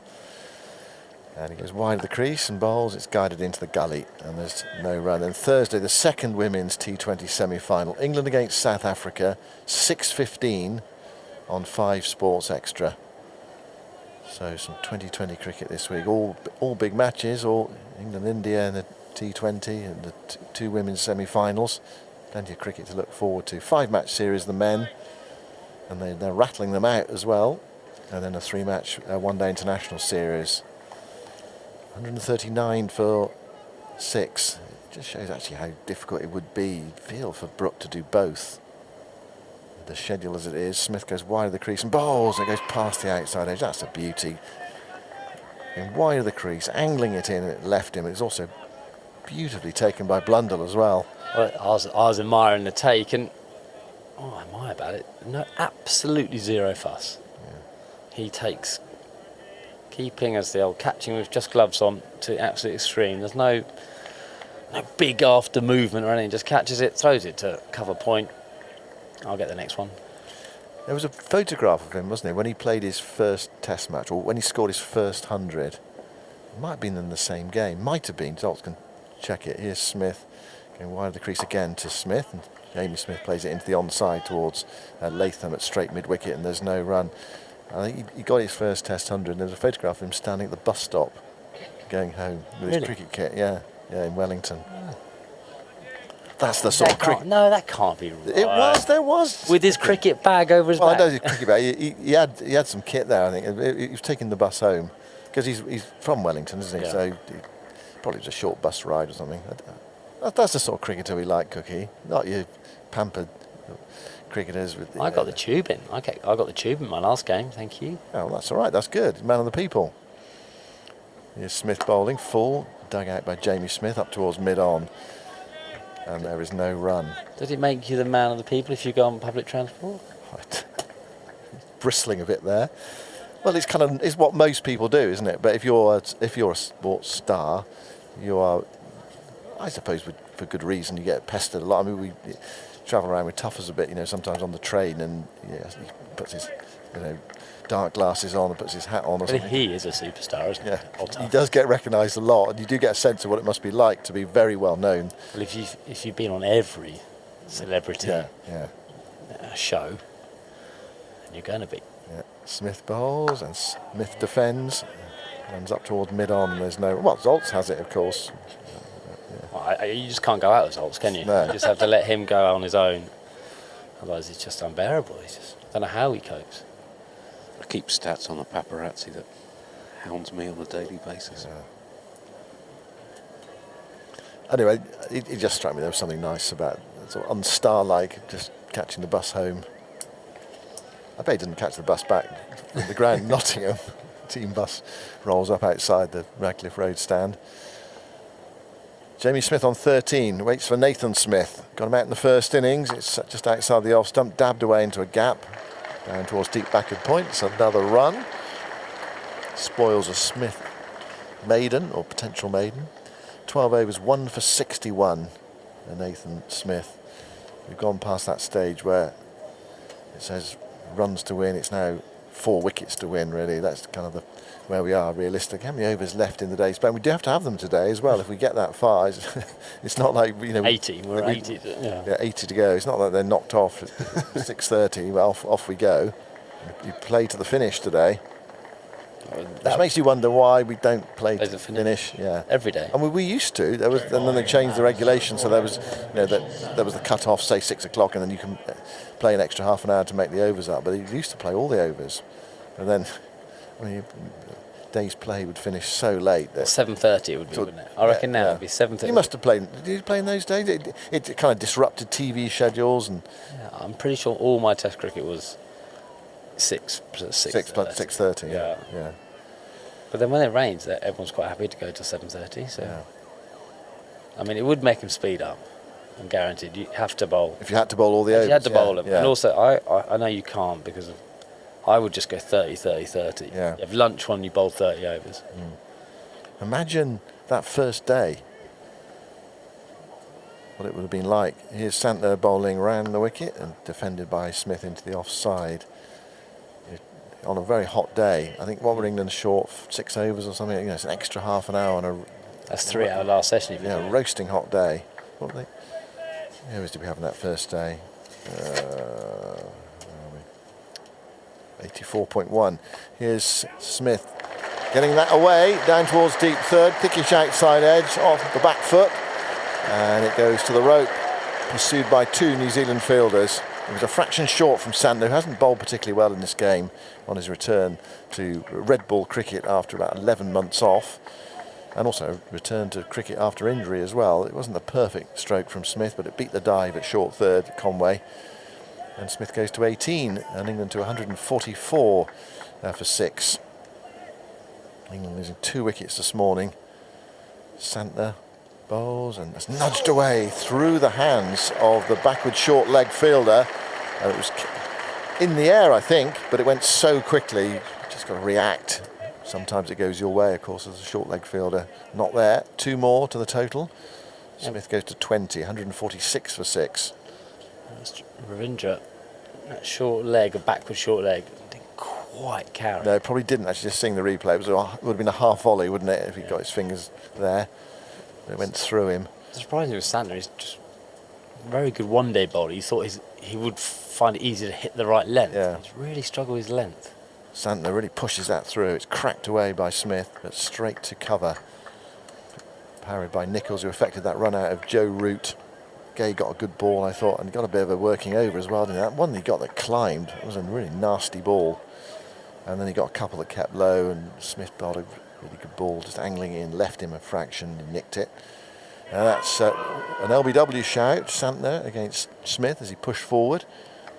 And it went down to slip. And that's the classic dismissal, you think, for a left armer. Just straighten and got onto that front pad. The modern dismissal, really, umpires give out these days. Tough as always used to be annoyed that he never got them in his day. The front pad pushing forward. Close, that. Yeah, they didn't review it. Have another look at that in a moment. Santner bowls. Smith goes back and nudges that past the backward short leg fielder again. He's going to get at least a couple of runs. It's going down towards the boundary. It's trickling towards the rope, and it hits it. Well, the crowd will tell you that. Conway dived. Mitchell dived, I should say. 4 more. England's 150 is up. You can hear what the crowd think of that. They still believe. I suppose what they are enjoying is the fact that England, after those 2 early wickets, at least trying to battle away, so they're still out there, giving as much entertainment as possible on this 5th day. The 150 is up in 26 overs. Smith has 24, Atkinson has 2. Alistair McLennan gets in touch. Dear Simon and Sir Alistair. I gave you 2 this morning. I hope you noticed that. I did notice, and I almost choked on my water. Yeah. Ron Greenwood famously took the FA Cup home to West Ham on the tube. What year was that? 1964, I want to say, something like that. Didn't know West Ham ever won a trophy. Ooh. Gucci was a massive West Ham fan, so I can get away with saying that. Here's Folkes from the Ratcliffe Road end, bowls, and a drive by Atkinson, thickish outside edge, and the ball goes behind him down into the ground. It's picked up at slip, and there's no run. So Folkes bowled from the far end, the Stewart Broad end, but this is the end you want your seamer on, which is why we were all quite surprised. I think that when Bashir did bowl on Saturday, he bowled from this end. It's noticeable that New Zealand keeping a seamer going from this end and bowling Santner from the far end. They haven't got a huge amount of bowling resources. They've got none bowling. Folkes looking for his 4th wicket. Moves into bowl. It's full outside the off stump. It's driven away. It's stopped in the covers. That is Conway, who flicks in the return to wicketkeeper Blundell. Do you reckon Folkes had one of the biggest concussion replacement impacts? Well, we have a chart for the most. Labuschagne had a big impact, didn't he, when he replaced 50, Smith? Didn't he? Only got 50 though, but it helped save the game, didn't it? Yeah. And then the other thing about that Labuschagne is it kind of launched his career, didn't it? Yeah. That had a huge impact on him and Australia, really. Folkes bowls, defended by Atkinson, kept a bit low, plays it into the onside, stopped by Latham, no run. Was that Labuschagne's debut? No, he played a few tests before that. Because was it Parkinson made his debut as a replacement? Yes, Jack Leach. Managed to concuss himself fielding, didn't he? Chasing the ball on the boundary. That fine leg at Lords. On the first Bazball test. Did Parkinson get a wicket? I think he did, didn't he? He's got one, yeah. But he's not officially played a test match, is that right? Here's Folkes bowling and stabbing defensive shot from Atkinson into the offside towards extra cover, and there's no run. No, it does count as. It does? Yeah. But no concussion replacement got a man of the match. There was a weariness about Zoltz's response to that. Oh, really, Alistair? Do I have to look that you up? probably can't quite give it to Folkes, but if he ended up with 7 for. Who is the player of the game? There were some good performances from New Zealand. Mitchell, but then did Mitchell need Ravindra before that? Is that Ravindra only made 6 fewer runs than Mitchell. Folkes bowls, forward goes Atkinson, plays that into the offside towards cover, and there's no run. Mitchell's had 5 catches as well. Yeah. I'm not sure you can give it to Ravindra over Mitchell. But then what about Latham over Conway? Yeah, Latham and Conway. So, Conway's the leading scorer in the match in terms of individual score, 157. It's an interesting one about this idea that, just something I was thinking about. You slammed the pen down quite hard there, didn't you? Not for any reason. Right. I thought you did. Just because I had a thought that I wanted to get out. Folkes bowls, and it bounces a bit more than the keeper was expecting there. It was played away by Atkinson, set off for a single, and there was nearly another run out. He had to get back there, Atkinson, before the throw came in from Henry Nichols. I think it might be at the stumps, actually. It was. It's identical. Yeah. Slide, pick up, throw without obviously the pressure of run because they didn't take it. Jamie Smith said no. But he did hit the stumps again. People always say it's great that pitches deteriorate, and I think there's definitely an element of truth in that. But having said that, New Zealand, by dint of winning the toss, get to bat on an absolutely flat pitch on the first day, and then get to bowl on a really tricky pitch on the final day. So you get double bubble there, don't you? I mean, is that necessarily fair? So the idea of a really deteriorating pitch, is it that good for the game? But I don't. I mean, it puts a lot on the toss, doesn't it? I don't think it deteriorated that quickly. If it was only one day of good batting. So England did make the most of it in their first innings. Then look at New Zealand. Look at that scores. Do you know what I mean? They threw away a position, and so did England really as well. Well, they were 180 odd for one. Yeah. Santner begins a new over and bowls to Smith. It's tossed up, and Smith guides it up towards long on for a single. I think what you probably don't want in a pitch is kind of dangerous bounce. We've seen a few really sort of leap. What you want is the ball to spin, don't you? Yeah, I don't mind. Perhaps a bit of variable bounce is fine. I think you don't want runs have been possible to score, haven't they? Yeah. I don't like the pitches which just stay the same. No, I agree with that. But the variation's been quite extreme in this game. Santner bowls, forward goes Atkinson towards extra cover. Because the weather has been extreme, I think. I'm marking this pitch as the best pitch of the series for cricket. Or better than the Oval? Yeah, just more. I've enjoyed the cricket. Santner to Atkinson. Atkinson gets that back out in front of the pad. Otherwise, there would have been a big shout for LBW there. Might have been drifting down, but I'm sure Santner would have shouted. I've enjoyed it. I don't have to go and bat on a day 5 where it's uneven bounce. Santner to Atkinson, forward, back to the bowler. I was just thinking the one that Gay got this morning. It's a pretty unpleasant ball to get. That It didn't get him out there, did it? No, it didn't. But it's not necessarily, as you well know, Alistair, it's not necessarily the ball that gets you out. That might be the one before that causes the doubt. Don't need to tell you that. Santner bowls and Atkinson drives on the bounce towards extra cover. But then the skill of Mitchell that he managed to, he got pinned like, what was it, first or second ball yesterday or in the first couple of overs on his arm. Yeah. Nasty bloke. But then that didn't stop him getting right forward to the very next ball. So it is possible.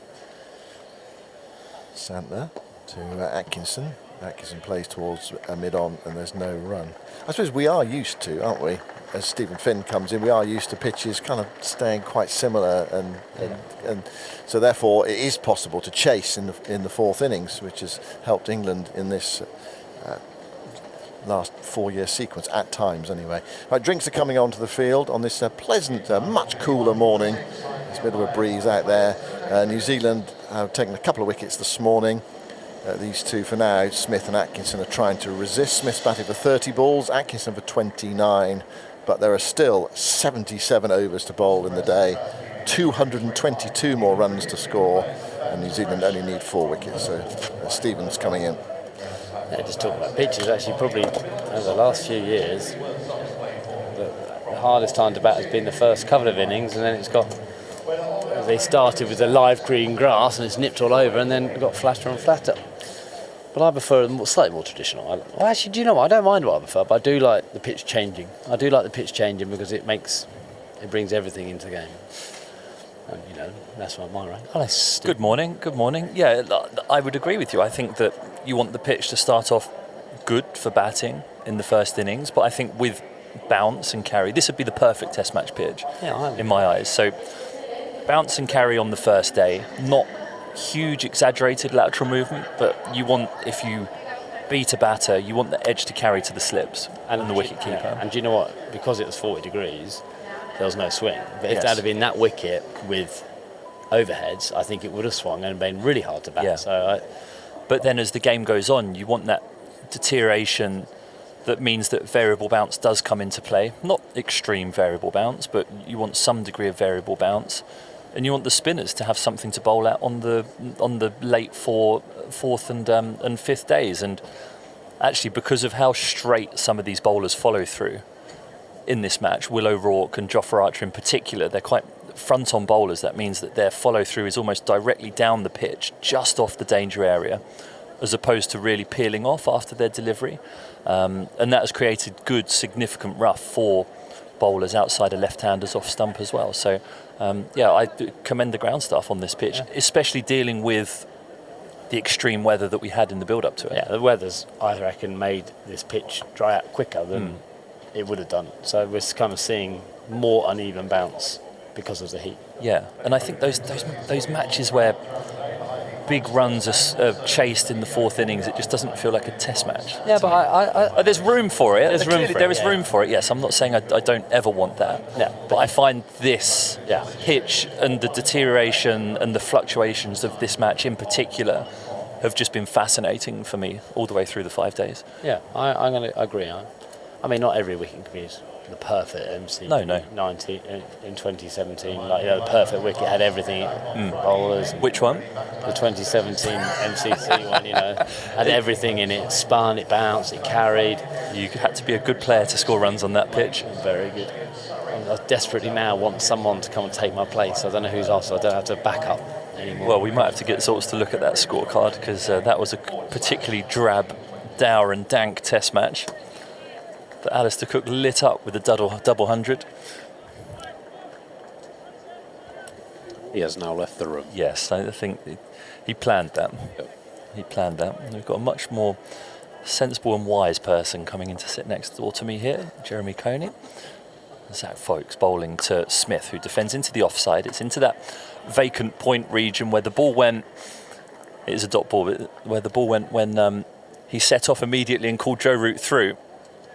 And that outstanding fielding of Henry Nicholls, that was quite some fielding. That was like the Mantis himself at Gully. No, thank you so much.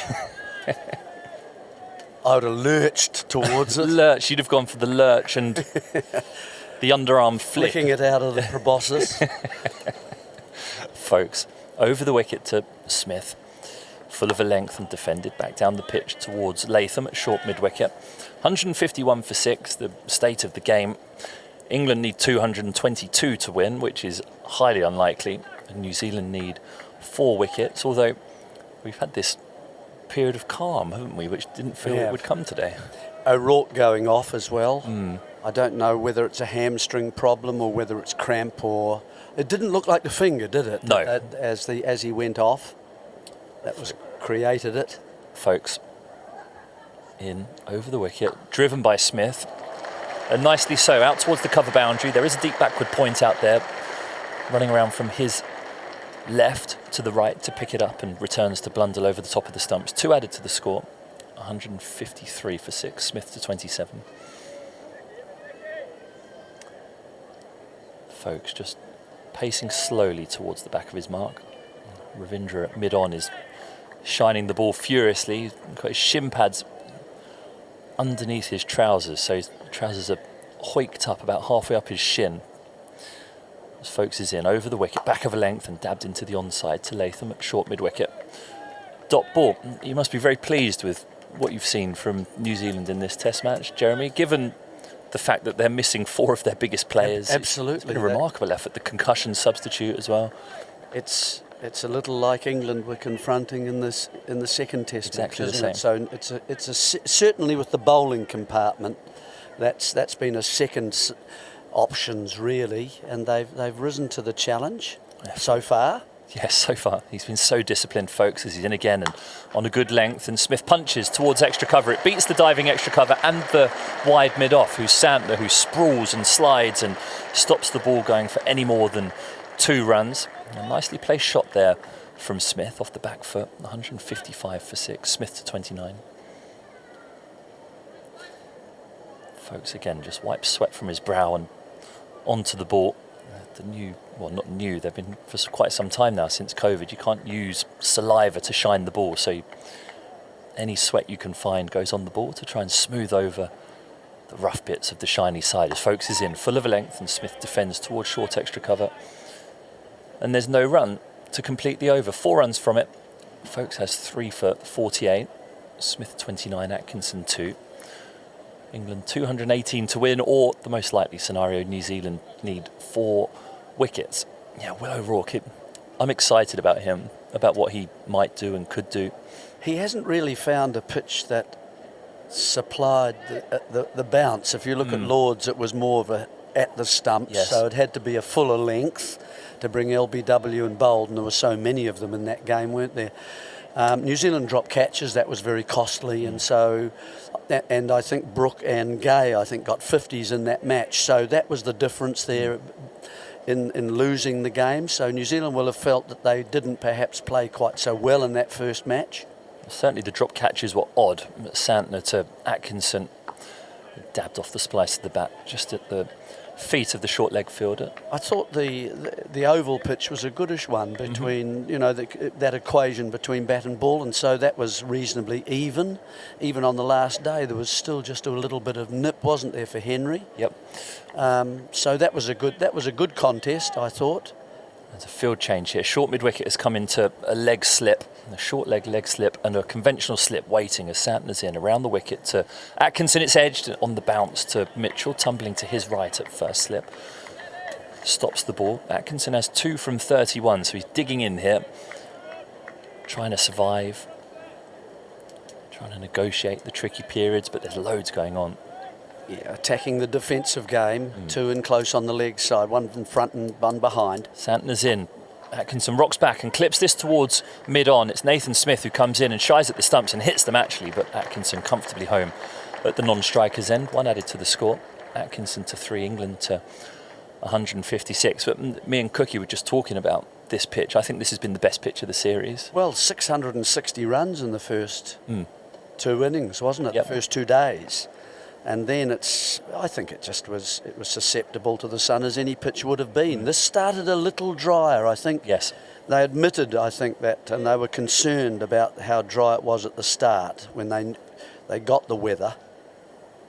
Santner to Smith, full of a length, and it's off the outside half of the bat, skewing towards Henry Nicholls at cover, no run. That's not a bad position, of course. If the mid-on is deep and there's no one in that mid-wicket position, often a batsman will look to feel it's full enough that he can turn it safely into the spin, if you like, and get it to mid-wicket, but you get a catch. Santner to Smith, defending off the inside half, and Ravindra at short leg stops that before it can go any further. But you're right, the captaincy of trying to open up that gap and tempt, and the very first ball he did it, Smith tried to turn it into that vacant reach. Yeah, and you need that man in on the offside, I think, really. Silly point. Yes. They've still got runs to play with at the moment, New Zealand. Yeah, Smith rocks back and hits this firmly in a cutting style towards extra cover, where Nicholls does the fielding, and there's no run to completely over. 1 run from it. Santner has none for 19 from 4. 156 for 6. As a captain, this must be the most fun time of the game, because you have the runs to play with, so you can be inventive with your fields. We've had this little period of England being with stubborn. Spinners, I think, Yes. Finney. Yeah, carry on, yeah. But it must then, as a captain, just give you the freedom to play around with your tactics and try things. That is fun. That is fun. And just what I've been talking about, to leave deliberately gaps open so that you encourage players to play. But the bowler's got to play his part. Santner isn't quite there yet. Folkes is in, pulling Atkinson, but it hits him on the pad and runs away towards fine leg. That's Sears who does the fielding down there. We'll see him into the attack at some stage. 157. Yeah, and New Zealand do have Ravindra, if they want, up their sleeve, so to speak. That's another option, but not too many other than that. Mitchell maybe, but after yesterday he looked as if he was just struggling with just general body locomotion after that innings. A leg by that previous delivery, so no run added to Atkinson's scores. Folkes is into Smith, and Smith tries to dab this to deep third, playing a miss. And that's the challenge for Smith, with the keeper up to the stumps, the ball's outside off, he reaches for them rather than getting his weight over there. Folkes, okay, so what would you describe that delivery as from Folkes? Is it a leg cutter or is it a scrambled seam delivery? It's a scrambled seam, that one. I agree. I've read a lot of conjecture about what Folkes bowls, because... Well, he bowls in-swingers mainly with the newer ball. Folkes to Smith. Over the wicket, outside edge to Gully, fielded safely, no run. But yes, I've seen some articles saying he's bowling leg cutters, but a leg cutter is where the fingers really roll down the left-hand side of the ball. One side of the ball, that's right. And it cuts off the surface, whereas what I've seen from Folkes is he's changed the degree of angle of his seam, and it seems to me to be the more aggressive his wobble seam is, the more nip away from the right-handers he's getting. Folkes wearing 35, running towards Smith, who crouches, waits and rocks back in his crease on a ball that keeps slightly low. He defends back towards short mid-wicket, no run. Yeah, there's not as much happening though in terms of the pitch in the last maybe 25, 30 minutes. And I think really that's what Folkes, he's just got to continue to bowl a decent line. And by that I mean, 6 inches outside off stump. No wider than that, particularly to Smith, because he likes it wide out there. Folkes to Smith, that is on a good length on middle stump, and Smith rocks back and defends to short extra cover where Latham picks up. And he doesn't want to obviously get down leg side, so he brought the stumps into play there with that last delivery. And Smith not quite getting forward enough to those sort of deliveries because of Blundell, who's been in commanding form really, and he's been the best keeper I think we've seen over this series. And we've seen what, 3? 3. Yes. Yeah, I'd say streets ahead. Folkes to Smith, outside half of the bat to Gully, and there's no run to complete the 31st over. Smith 29, Atkinson 3. Folkes has 3 for 48. England 216 runs to win. Andy? Just 7 runs in the last 5 overs. England brought up their 150 with that 10-run 26th over off Santner. In this match, they've reached 150 in 24.1 overs in the first innings and 26 overs in the second innings. Those are respectively first and fourth on the quickest 150s ever posted in Test cricket in this country. Only problem is, in the second innings, they were 6 wickets down when they reached it. But, if this does prove to be the last of what is considered the Bazball era, an appropriate stat to go out on, fast 150s and wickets falling. It does feel like yesterday had an end-of-term feel to it, didn't it, last night? I think it's where Bazball was born. Santner to Atkinson, around the wicket from the Stuart Broad end. It beats the outside edge beauty. Grip and turn off the surface. See, there is, even from that end, where there are not quite so many cracks, there were further, it's getting closer to this, the Radcliffe end, but you can see this bounce and turn there. And actually, Atkinson did quite well to hold the position and not follow it with his hands. Santner again. Fuller this time, and Atkinson dabs to short leg where Ravindra does the fielding.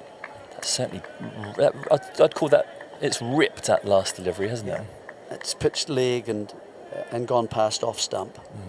Santner having fun here, trying to figure out how to take these final 4 wickets in and bowls, and Atkinson rocks back and dabs it down into the footholes. That's the friction on the ball there and that delivery. It was actually a little bit short, I felt, but it just didn't arrive. It took everything out of it, and it surprised not only Atkinson but also Blundell. He didn't take it either. Santner. Atkinson dabs and it's caught at short leg and half an appeal for leg before as well. Santner just working Atkinson over here. And Atkinson is bunkered down, just trying to survive here. Better from Ravindra, in close on the leg side, just in front of square, about 2 paces from the edge of the pitch. Stay low. Santner floats this outside off and Atkinson thrashes at it through the offside. It beats a diving extra cover, but a tumbling Folkes at mid-off does some good smart fielding. And a commando roll, and at the end of the commando roll he threw it in the same motion and kept it to just the 1 run. So Atkinson moves to 4, England to 158 for 6. That's the thing that was so curious about Lords, that even though the pitch was playing all of its tricks and the stuff that happened between the 22 yards is what happened. Santner to Smith as that beats the outside edge as well. A good over from Santner, just the 1 run from it. 32 overs gone, 158 for 6, was how poor the New Zealand fielding was, which is something that in the next 2 test matches they sorted out, but it was very uncharacteristic in that first test. It was almost, they needed a game. I'm one of those very much in favour for making the quality of the tests that follow to be raised sufficiently that it's a good game throughout, to give a side coming from overseas to wherever they're going, to giving them a 3-day match. Yeah. Against an A-team? Against some, a combined team. The better the side, obviously, the better the contest. More to be learned. Folkes to Atkinson, hits him on the pad and half an appeal from the bowler, but no interest from behind the stumps. With the schedules today, though, Finney, it's, and maybe the costs, I don't know, but that would make for me a much better kind of opposition for the home side. Yeah, agree, and more captivating challenges and competition for the people watching, the people paying to watch. Yeah, I agree. I would like. You can't get the old setups when I used to play. How many games would you have played? 3 or 4 against county teams. Yes. Folkes to Atkinson, full of a length and driven without timing to mid-off. It was quite nice though. You'd go down and you'd play perhaps, down in Kent or wherever it was, and I mean people came along because it was it had moved from the times prior to me that was the big match of the year that you played the overseas side. Well, that was quickly out the window, and all the main players in the county side were rested. Right. Folkes trots in over the wicket. It's full and it's tickled round the corner by Atkinson for 4 runs. Fine leg didn't even attempt to try and cut that off as it races away towards the Stuart Broad end. Atkinson to 8, England 162 for 6. Yep, just 2 leg side, 2 full. His natural angle is to lean, if you're a clock, it would be between 12 and 1 o'clock, wouldn't it? It's that just that slight lean across, like Tongue does a little as well. And Stokes used to, used to. Yes, I've got to use those. That's the correct tense now. Folks, over the wicket to Atkinson, good length, defended back down the pitch. Yes, it's hard to get used to. But it is, isn't it? And you know more about the English game than I do, but it will have ramifications. I mean, apart from just the captaincy, I think for the rest of the side, I mean, does Bashir play if Stokes is not there? I think it's been a bit hard. of an it's hard to balance the team. Doesn't quite have the control at a spinner that you want. The same as we're seeing from Santner, not quite the control at the moment. Folks to Atkinson down the leg side, and Blundell doesn't take it cleanly. I think it might flick something on the way through, a thigh pad or something of the like, but there's no run. 5 deliveries gone. Can Archer continue if you want 4 durable seamers, and which is usually the case in England, in English conditions with a Duke's ball? He can't keep bowling, I don't think, 4 overs in his first spell and then off for perhaps 2.5, 3 hours. Folks to Atkinson, who rocks back into the crease and defends down the pitch towards mid-on. No runs. The Oval, he bowled 8 overs, didn't he, of those short pitch, and then couldn't bowl the next morning. Yes, which is where that game turned. Absolutely. So I just wonder about that. Does Smith continue to keep? Well, I think this innings will be helping him right now, 29 well, of his 45, batting. Yes. He might be a batsman only. That's certainly I don't know. You see, there are a few questions emerging. Well, I think because of this, because of the Stokes. Sorry. The way that this summer was shaped was that we were going to have a degree of certainty, and there was going to be a line in the sand, and we're going to move forward to what's in the future. But there are now more questions right now at this moment in time than there were 4 weeks ago before this series started, which was meant to be the line in the sand. Santner continues, and Smith rocks back and slices this to backward point, straight to Conway, though no run. Yeah, so it must be weird, or as an observer of the game who's come for this series. Well, it's easy for me. I can just ask questions. I've got absolutely no answers to those questions, but they are ones I think that will be raised and have to find solutions. Yes. Santner round the wicket. Smith rocks back again and cuts firmly to extra cover this time. Nichols does the fielding. Andy? Well, with Jamie Smith, we were talking earlier on about his declined battings, averaging 20 in his last 9 tests, and sort of wicket-keeping errors sort of mounting up. Santner to Smith. Slightly round arm, and it's through Smith, hits him on the pad and dribbles out towards backward point. One of the problems with wicket-keeping is one of the hardest things to measure the impact of. The stats don't really tell you anything. Do they not? What drop catches and runs that they've cost? But it's really hard to sort of quantify each dropped catch. Santner round the wicket to Smith. Smith rocks forward, a big appeal, but it looks like it's just flicked the inside edge on the way through. As halfway through the appeal, everyone just gave up on it. 162 for 6. And catches that a keeper doesn't go for, and so those stats I think are amongst the least reliable in cricket. I'm sure they'll get better over time. Well, it's a niche for you to avoid, for you to make your mark. Floated up, and Smith hammers this down the ground, and that's timed nicely. An effortless swing of the bat carries it all the way for 6. Smith to 35. England to 168 for 6. And that's the 50 partnership in 15 overs. Thank you for paying attention, Andy. That was really floated up by Santner. And that belated clap are the people who have also just realised that it's a 50 partnership from 90 balls. Santner to Smith. Floated again, and Smith digs this out as he yorks himself back towards the bowler, Santner. And there's no run. Right, Jeremy, you're going to have some thoughts for us, and Jonathan Agnew's going to take over from me. Yeah, good strike from Smith. He's been prodding forward just a little bit with some uncertainty about that over, and was beaten sometimes outside the edge, landing about middle and leg, looking to play it in the leg side, exposing the off the off part of his bat and the outside edge of his bat and being beaten. That last one was just a bit full from Santner, who'll be frustrated as a left-arm spinner. He hasn't been able to really bowl with confidence and show some of the skills that he has. But that's a good sliced 6, if you like, down the ground to finish that over. Hello, Jeremy. Some balls have turned massively. Yes, they have.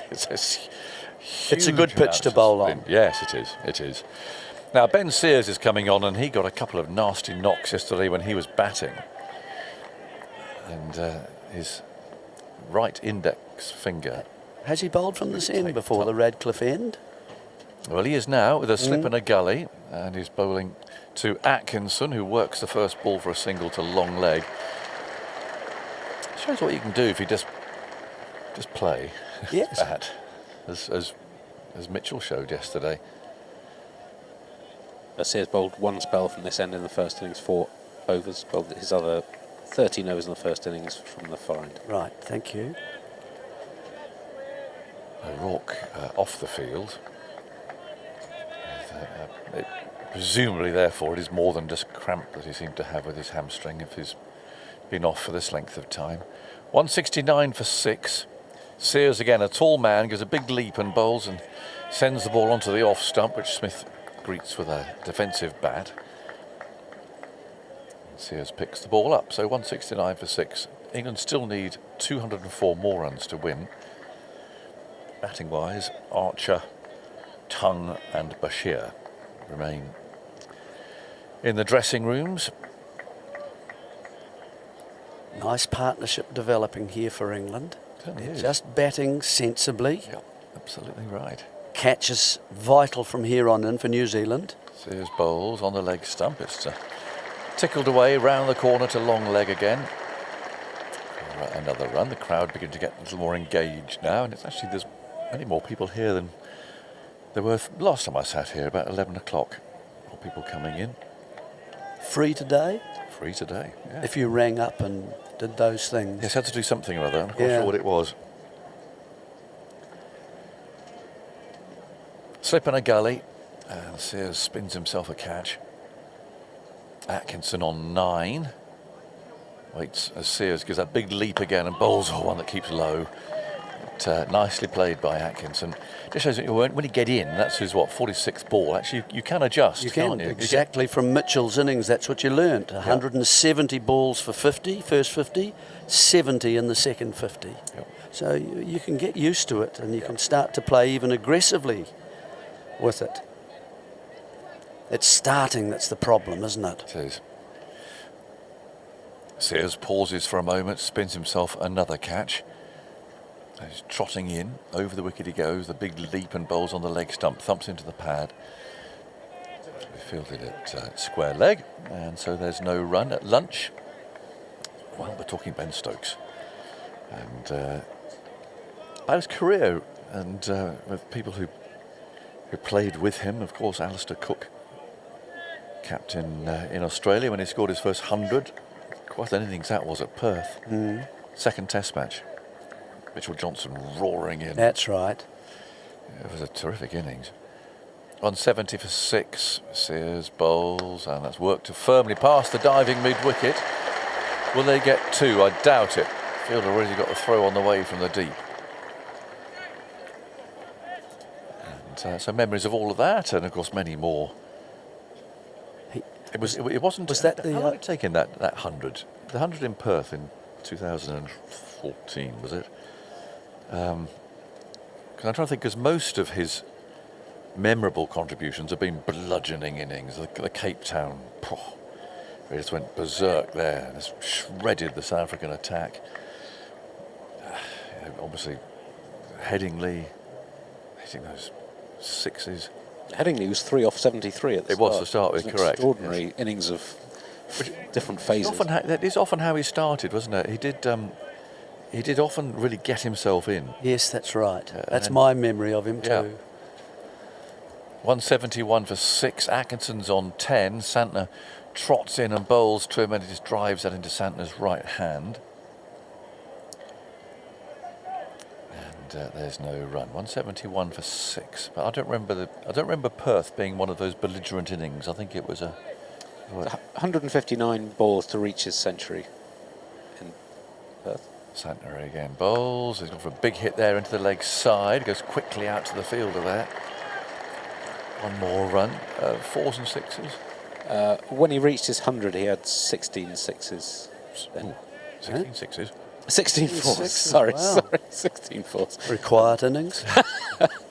The Cape Town innings when he made 258, the second quickest double 163 balls, I think. Santner bowling. That's driven past the close-in fielder.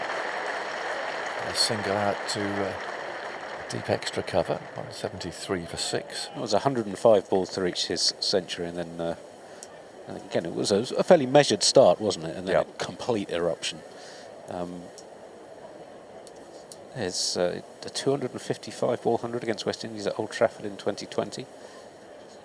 Santner bowls. Oh, he's had a swipe and a miss. That's, I think, quite a good pace for Santner to bowl. Toss it up. Tempt him to have a go. His quickest 100 was his first home 100, 85 balls at Lord's in 2015 against New Zealand. Santner, bright sunshine, darts that in, and Atkinson just defends this time. I remember Cape Town. Emma was there. She was watching on the television in our hotel room, and we were in the same hotel as the players. Walked in, there's Mitchell bowling outside the off stump, and he tries to cut that. And I walked in and said, God, what innings, that was amazing. Watching me sitting here watching Ben Stokes, that's incredible. I said, yeah, it's amazing. And she said, yeah. Anyway, we walked out to go out to dinner or something, and there was an England cricketer was playing in the corridor with his young child. And we walked past. Who was that? So it was Ben Stokes. She had no idea. After he watched him score 250 with his helmet on, she just didn't recognise him playing in the corridor with his young child. She was watching the shots. She was. I suppose the helmet would probably have done it, but there he was. Nice family scene. 173 for 6. Smith on 37. These two have been together for a while now. They've been searching for these last 4 wickets to win the series. Lunch due in half an hour. Smith on strike, he's on 37, looks to drive Sears. That gets a thick inside edge. I mentioned earlier on when England lost their 4th wicket, still needing 278 to win, it would set a new record for most runs in the 4th innings after the fall of the 5th wicket, beating the 255 New Zealand in Dunedin in 1984-5. Jeremy, you came in then at 23 for 4 with Wasim Akram on a hat-trick, batted your way through, 111 not out. What are the sort of mental processes of an innings like that in a situation? Oh, a lot of hope. Sears bowls, and Smith on the back foot just taps the ball away into the offside. He's on a hat-trick and scored 100. That can't happen too often. Well, that was the innings, I think, with Ewan Chatfield, wasn't it? When he came in later, we just continued to lose wickets. And I don't know what we were chasing, maybe 270 or 250? Was it? Yeah. And we got to 8 down. Sears bowls, and Smith plays across the pad. And I think Lance Cairns, the freezing worker, yes, came in, and he didn't put on a helmet. And Wasim Akram was in his 2nd Test match, and quite sharp, and we hadn't seen a lot of him. Very fast arm, and he hit the target, I have to say, maybe 4 balls or 5 balls, and so down went the freezing worker. And it's always a comfort if you're the last man coming in, that the guy ahead of you is being carried off. Oh, that's not good, is it? And so Chats. There's Sears bowling. Smith once again defends. Chats, that was an extraordinary. We needed 50, and he was a man with an average of 2.3. Oh, Peter Lever killed him, didn't he? He did. Yeah. And a few years prior to that, he hit him. And so Chat's the first thing, because I know Chat's, we were both in the same provincial side. He would have been gloved and booted, you know, and padded up. And the first thing he would have done is put his helmet on. Good start to your innings, Chats. Then he puts the gloves on, actually, the wrong hands. Oh dear. And that meant the door of the pavilion Here's Sears bowling, another defensive push. became one of his main batting problems. Right. And he survived that and made his way through under the stand at Carisbrook, no longer a cricket ground old now, ground just there, semi-industrial now. And you go past and through the sawdust, and you know when the Otago Cricket Association have had a good year, they've renewed the sawdust under the stand. And then he makes his way out and walks to the gate. Simple gate posts either side, gate open. Get his bat jammed horizontally. Sears bowling, Smith defends. Between the two gate posts and walks into it. Oh dear.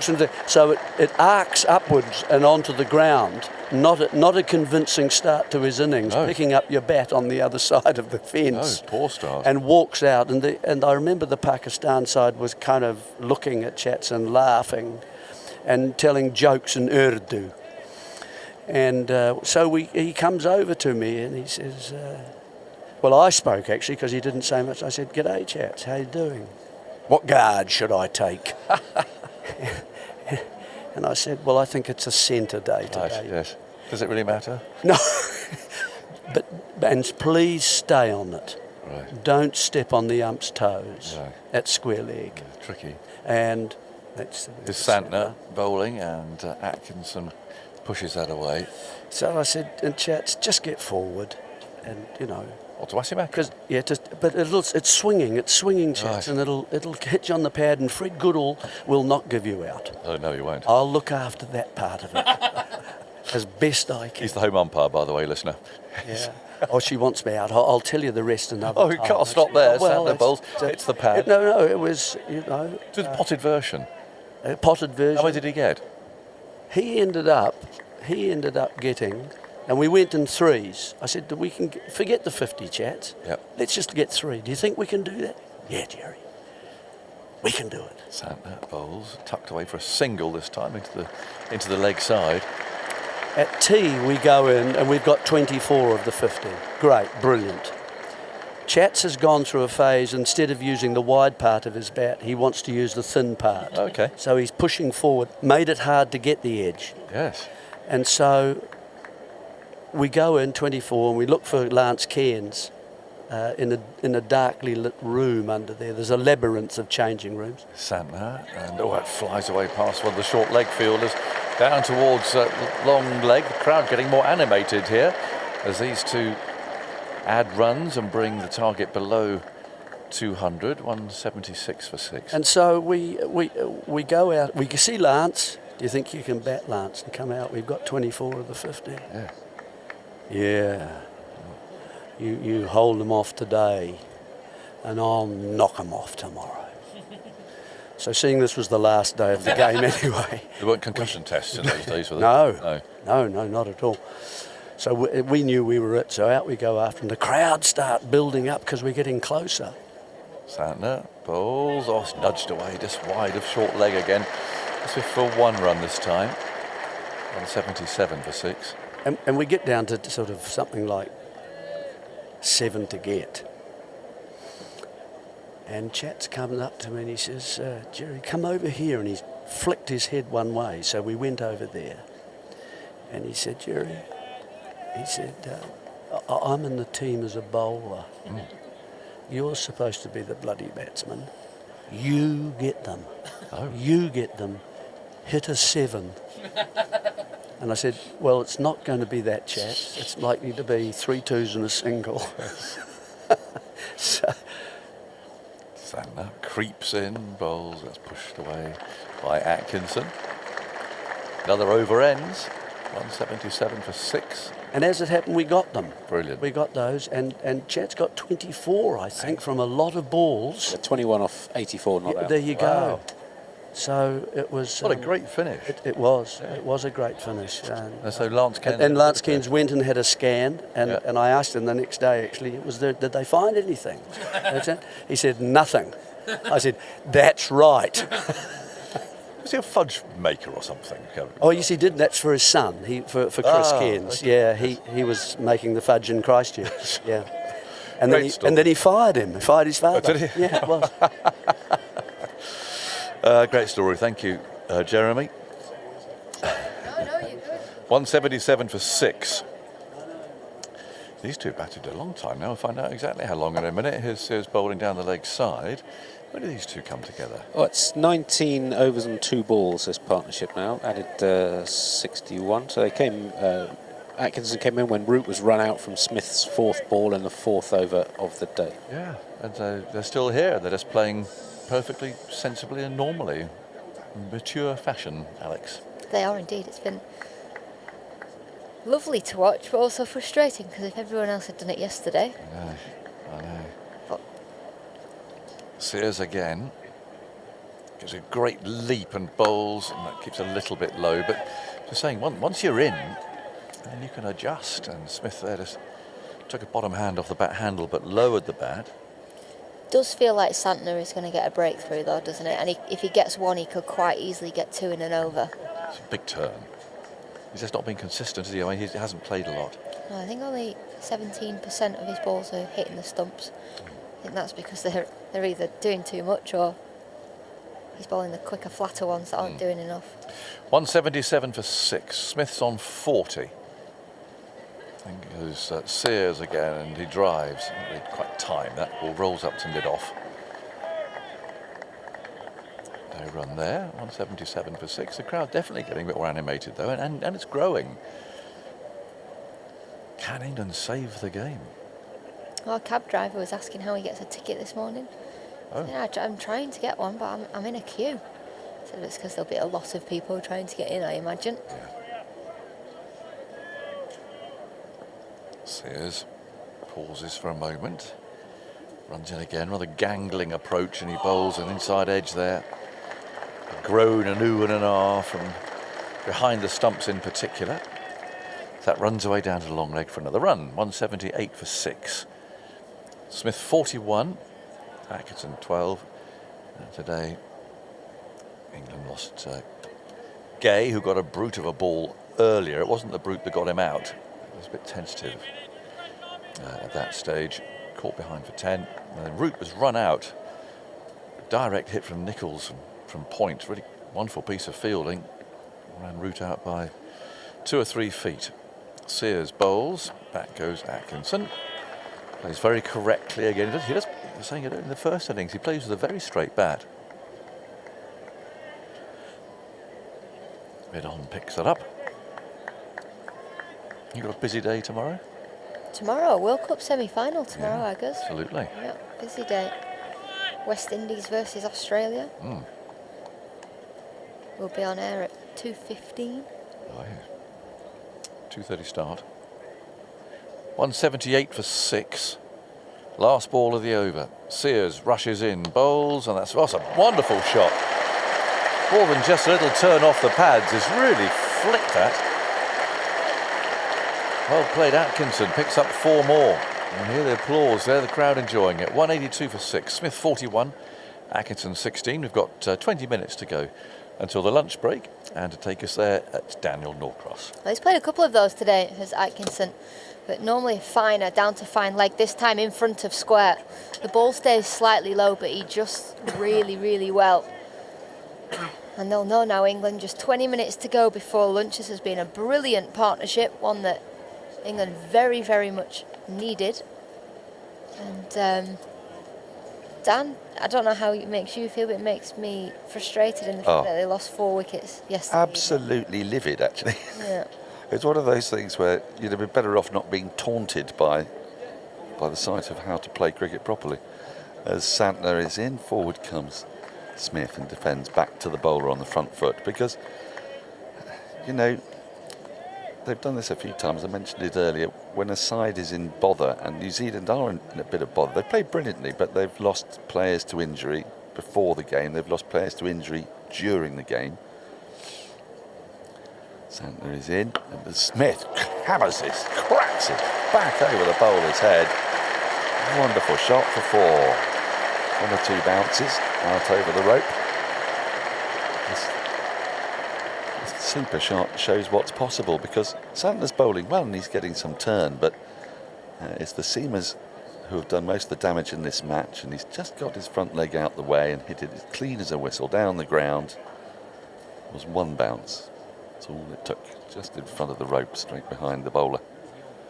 And Santner is in again, and he's played off the front foot into the offside, picked up a short extra cover. 186 for 6 with that boundary, Smith to 45. He's able to play that shot down the ground, which he has done a couple of times, because he wants to play off the back foot, Smith, so he goes back and back and back, and then Santner pushes one too full. It ends up being a half volley, so he can slap it down the ground. Santner in again, goes back into his crease and works the ball into the onside. We've got a deep set mid-on. There's the trot in a couple of yards, picks up a single. 187 for 6, Smith to 46. But, you know, the injuries that New Zealand have sustained have all been to bowlers, and some within the game. I know they were able to replace Tickner, but it's tough for O'Rourke and Sears with damaged fingers if you're a fast bowler, as Santner bowls. This is slapped away, but off a thick outside edge with a horizontal bat to backward point, where Conway Fields goes straight to the fielder, so there's no run to be taken. And you just think, if someone had played a Mitchell-style innings further up top of the order, then who knows what might have been possible. And Santner is in again. This is tucked into the onside by Atkinson, around that front pad, off the front foot, takes another run. Crowd are loving it. Atkinson 17, and you know, England are over halfway there. 40 overs gone, plenty of time left in the game. 188 for 6 with Smith 46, Atkinson 17. But if they've lost 4 wickets even here, then it starts to put pressure, doesn't it, on New Zealand's bowling depths, because well as Smith has bowled, how many overs can he bowl? How many overs can Folkes bowl in a game when he's not experienced at playing red ball cricket that much? Well, they're not like Stokes, where he can bowl himself into the ground. They go straight to the West Indies after this series there. And they haven't had a lot of red ball prep before this. I know they played a test against Ireland, but the bowling resource have swapped around so much. You know, Sears hasn't played in this series so far, or Folkes. He's in now, Sears, and that keeps a little low. He's played well by Atkinson, staying in his crease and just jabbing down on the ball, pushing it back up the wicket. Well, maybe Atkinson's going to be our Daryl Mitchell. He's 17 off 62. Yes. Well, I mean, he's batting very capably. He did in the first innings, didn't he? He got a very slow 23, was it? It's 23 off 86. Yeah. So, you know, he's batted for 148 balls in this match. If Harry Brook had batted for 148 balls, but not necessarily in the sort of frenetic pace he goes, but, you know, there's 100 there for the taking. Sears is in, and that's pulling this now is Atkinson, but straight to Latham at short mid-wicket. Well, at one stage, it looked like England were going to be bowled out for less than Daryl Mitchell faced, if that makes sense. Balls faced. Yes, fewer balls than he'd faced, yeah. But not now, but yeah. Just. Well, did I see that he wore it 13 times, Daryl Mitchell? I think he was hit 13 times. I mean, he's battered and bruised. We saw it this morning. Have you seen his arms? We saw he took his shirt off and we could see all bruises all over his body. Yeah. Wow. There's a famous picture of Brian Close from 1976. He was an England left-hander. Brave, some might say foolhardy, as Sears is in, defending with his feet turned round slightly as Atkinson pushed it to the offside. No run. He was turning his back to the bowling. It rather upset Michael Holding, actually, because he kept on just getting hit. Ow. And there's a great picture of him in the changing room with just these welts, like 6 or 7 great big welts on his back and his side. No, thank you. No, well, he was a man who famously said he didn't mind being hit with a cricket ball because it was only on you for a second. So what damage could it do you? It seems to be a misunderstanding, really, of the consequence of being hit. It's not the second that it hurts, it's a bit after, isn't it? And that was Brian Close. Sears is in, pushed up to mid-on, there's no run. We're just showing Alex this famous picture. And well, it's very Daryl Mitchell, just times 4. So, yeah, I guess. I mean, Mitchell was hit a lot in the arm as well, wasn't he? He was hit on the body, but he was hit in the arms. There was one that nearly went back onto his stumps off his elbow, but he just dug in. Oh, yes, I'm now being shown a picture of Daryl Mitchell. Sorry, Mum, Dad didn't take us to school. Not our fault is a banner here, which a child is holding up in the crowd. I like that. Sears clipped into the onside by Atkinson. Every run is being cheered here. Apart from anything else, it's giving this crowd longer at the cricket, which is what you come to the cricket to watch the cricket. It doesn't always have to be that it's terribly tense and close, but England are making a fist of it here. Partnership up to 73, 189 for 6. Yeah, the CricViz database keeps a track of how many times batters are hit by the ball. You mentioned Mitchell hit 13 times. Only 4 innings in their database, going back to 2006 when they have this data, had more strikes on the body than Mitchell's yesterday. Pujara at Brisbane, perhaps. Sears is in, defended back up the wicket, well, into short mid-wicket. And no run to finish the over. 1 off it. Smith has 46, Atkinson 18, 189 for 6. Who is the hitted? I don't know, there was just a message put on the group, doesn't say who was... the most hit. I think Pujara was hit a few times in the Brisbane test, which was a brilliant test match that India won, similar to New Zealand with depleted resources, wasn't it? Remember that one when they had, I think, Washington Sundar played, and the fact that it was at the Gabba was amazing. Yeah. Gave India a series win. Mohammad Siraj was a bit wet behind the ears in those days. He was leading the attack. Bumrah was injured, among others. Shami was it? Ishant Sharma. I think they were both injured as well. Yeah. Yeah, so I think Siraj was in his 3rd test and was the most experienced bowler they had. That's right. Thakur in his 2nd. Yeah. Natarajan on debut, I think. Just for anyone listening. Santner in, back into his crease goes Atkinson, and he'll get a single, playing a back foot drive to wide mid-off, moves to 19, 190 for 6. These two are remembering India's starting 11 without a scorecard, without any technology in front of them. We've wasted our lives. We have. We have. And then they're looking at me, I'm like... Sorry. Santner in again, around the wicket, goes back into its crease and cracks, cuts really, out towards deep cover, where it is fielded by Sears, and they run one more, 191 for 6, Smith to 47. It's a thing though, isn't it? Some people remember a lot in life. I don't think I remember... Well, I've forgotten probably 75% of my life. Oh, yeah, I mean, I've forgotten 95% of my life. The only bit I have remembered is the cricket. That's outside the off stump, the keeper, there's no run. I know I'm married to someone, but I can't... Yeah, she's there when I get back. No, I have to write everything down or I forget everything. Oh, you're one of them? Yeah. You're a writer-downerer. I have to be, otherwise I don't really remember the World Cup. OK, Santner. Nearly gets the wicket of Atkinson as he clips the ball into the onside. There's a short leg there. Sort of backward short leg and a forward short leg. But I think it's landed just in front. It has, just in front of the forward short leg, but only by half a yard or so. Santner's in again. And Atkinson. Oh, he gets struck on the pad. He's given out. He's given out. Back in his crease. He's now looking at Jamie Smith, imploring him to tell him that actually that ball was missing the stumps, but he's shaking his head. Umpire Hartley next to him, he's given it out, but they're going to go upstairs. They do have referrals. They've got 2 left. They might only have 1 very shortly, and this partnership may have just been broken. We have a player review for LBW. On-field decision is out. Check the bowler's feet. Fair delivery. Front on, please. That's brilliant bowling. It's the one that just goes straight. It's the quicker, flatter one.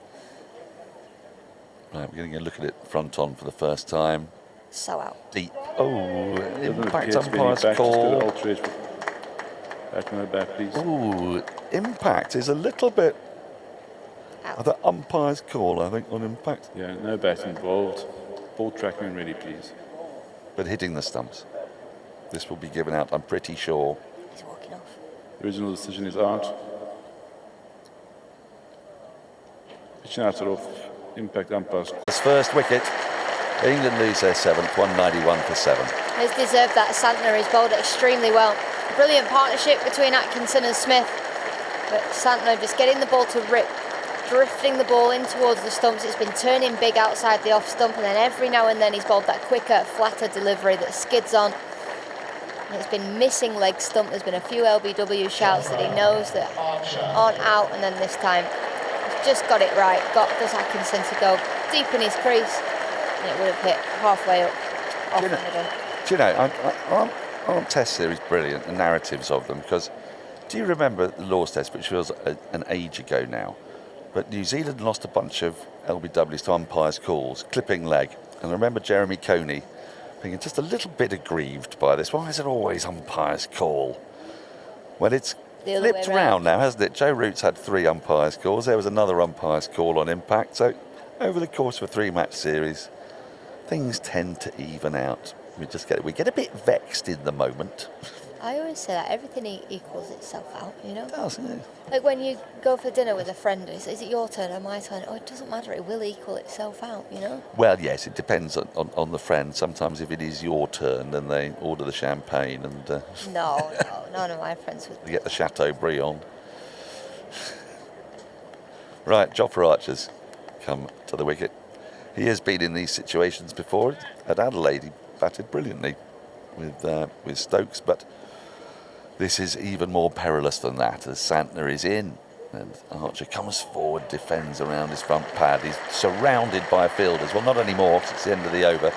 2 singles from it and the wicket of Atkinson. England 191 for 7. Smith 47 with 5 minutes to go till lunch. Atkinson 19 from 70 balls. The partnership was 75 in 23 overs. Atkinson's batted 86 balls in the first innings, 70 in the second. The last time an England player batting at 8 or lower lasted 70 balls in both innings was 8 years ago. Sam Curran at Southampton in the 4th Test against India.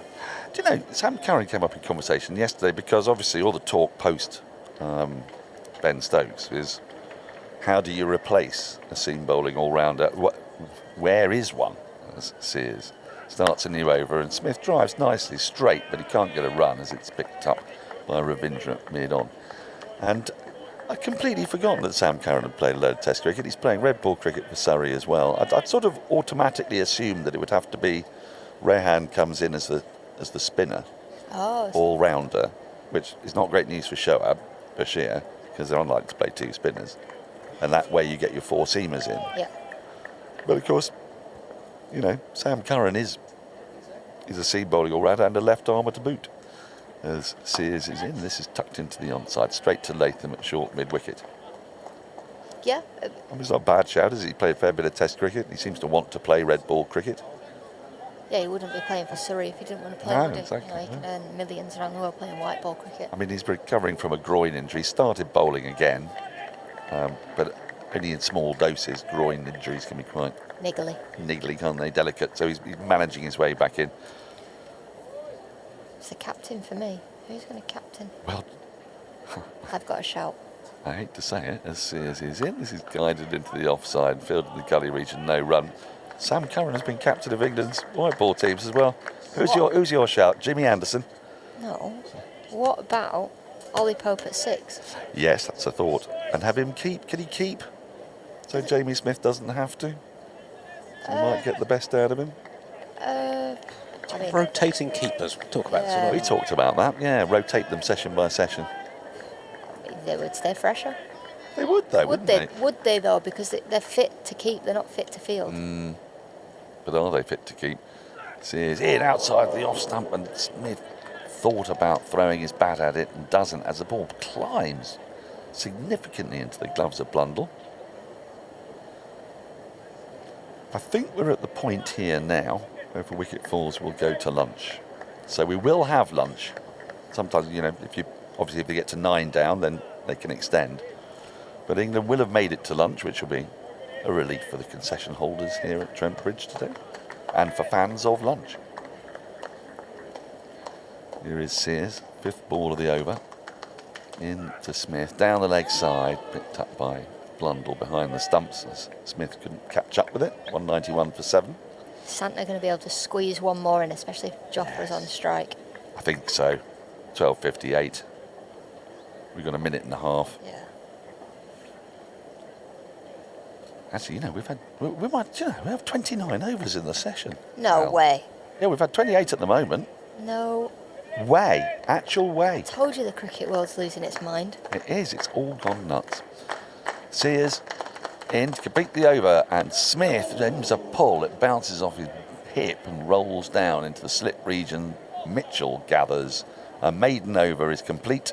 We're going to get one more before lunch. 191 for 7. Archer's going to be on strike with Smith on 47. This over worries me. Archer on strike, Santner bowling the way he has been. England obviously 7 down. 6 balls to survive, and it feels like it might be a bit of a survive. It does, doesn't it? It does. The World Test Championship keeps flashing up on our screen, and you know this is a very significant game for New Zealand because a win in it. I don't know what it does. Well, that's because of the point system, so awkward, isn't it? But it'll keep them in touch with South Africa, who are in second place behind Australia. Santner starts the last over before lunch, and struck on the pad is Archer as he comes forward rather meekly to this ball. It thuds to short leg. He smothered it quite nicely there, Archer. I think I'm going to have a look at this screen because I can't tell how much the ball's turning from behind here. So many fielders in the way. Santner is in, and that, well, I said, does that beat the outside edge? It was a sort of push out the ball roughly, but it spun way too far past. I went down to the TV box, I have to tell our listeners, when Hartley was doing the TV highlights. And you were in some kind of ecstasy watching Santner bowl. It was amazing. You were making these almost feral noises every time the ball went past the outside edge. Ooh-wee. Oh, hello. Oh. Yeah. I love watching spinners. You do. It was a bit Frankie and Howard. And then look at this. It's just everybody around the bat. It's just so good. It's theatre. We've got 2 slips. We've got a silly mid-off come silly point. We've got a leg gully come wide leg slip, if you like, and a forward short leg. 5 men round the bat with the keeper there as well. 3 in the ring on the offside, a mid-on. That's your field. And Santner is in, and Archer just taps this into the onside, into the ground, and it's picked up by Nichols, who is the forward short leg. So I think that's too quick from Santner. Pace off. 3 balls to go. No need to fire it in.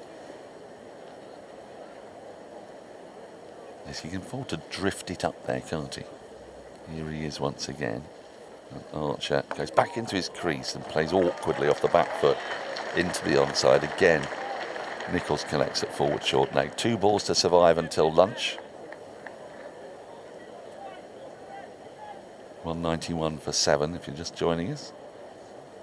Here comes Santner once again, and Archer down the leg side, and it's well taken by Blundell. It's a horrible ball, that 54 miles an hour, just fired down the leg side, but Blundell did well to read it.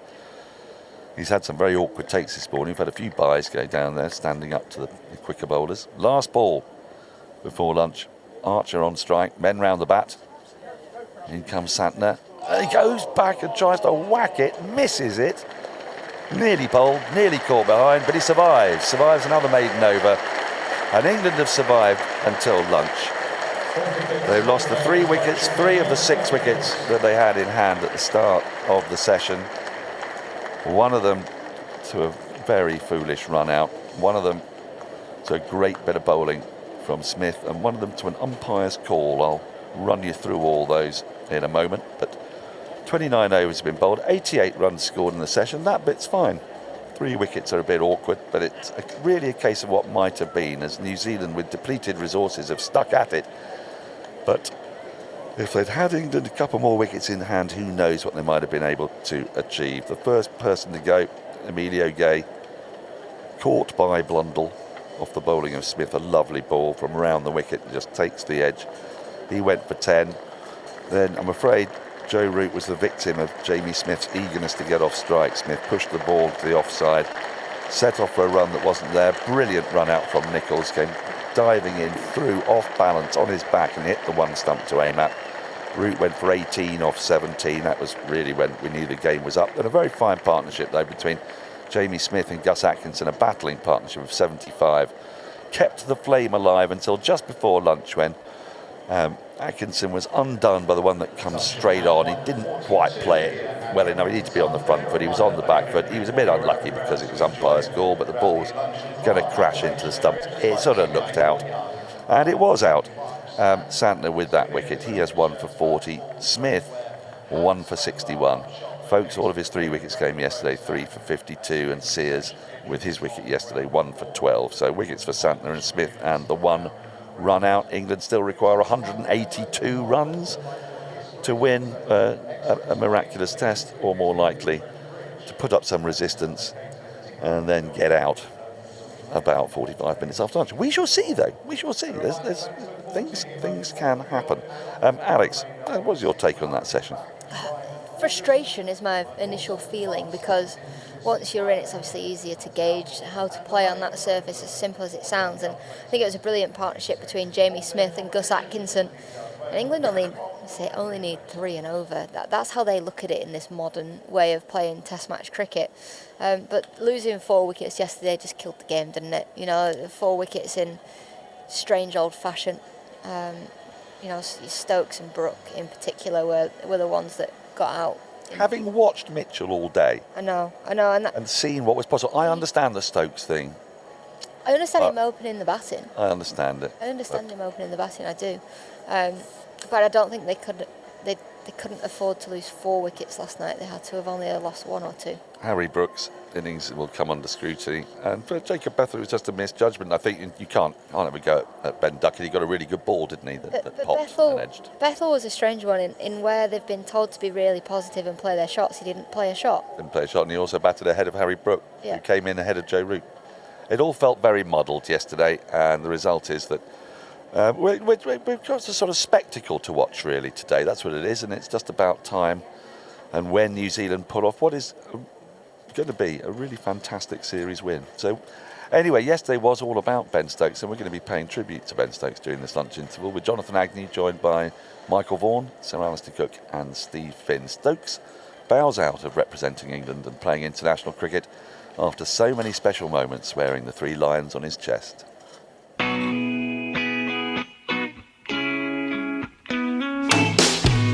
Stokes picks on the hook shot. He's got it fine. His arms are aloft. He punches the air. 100 for Ben Stokes.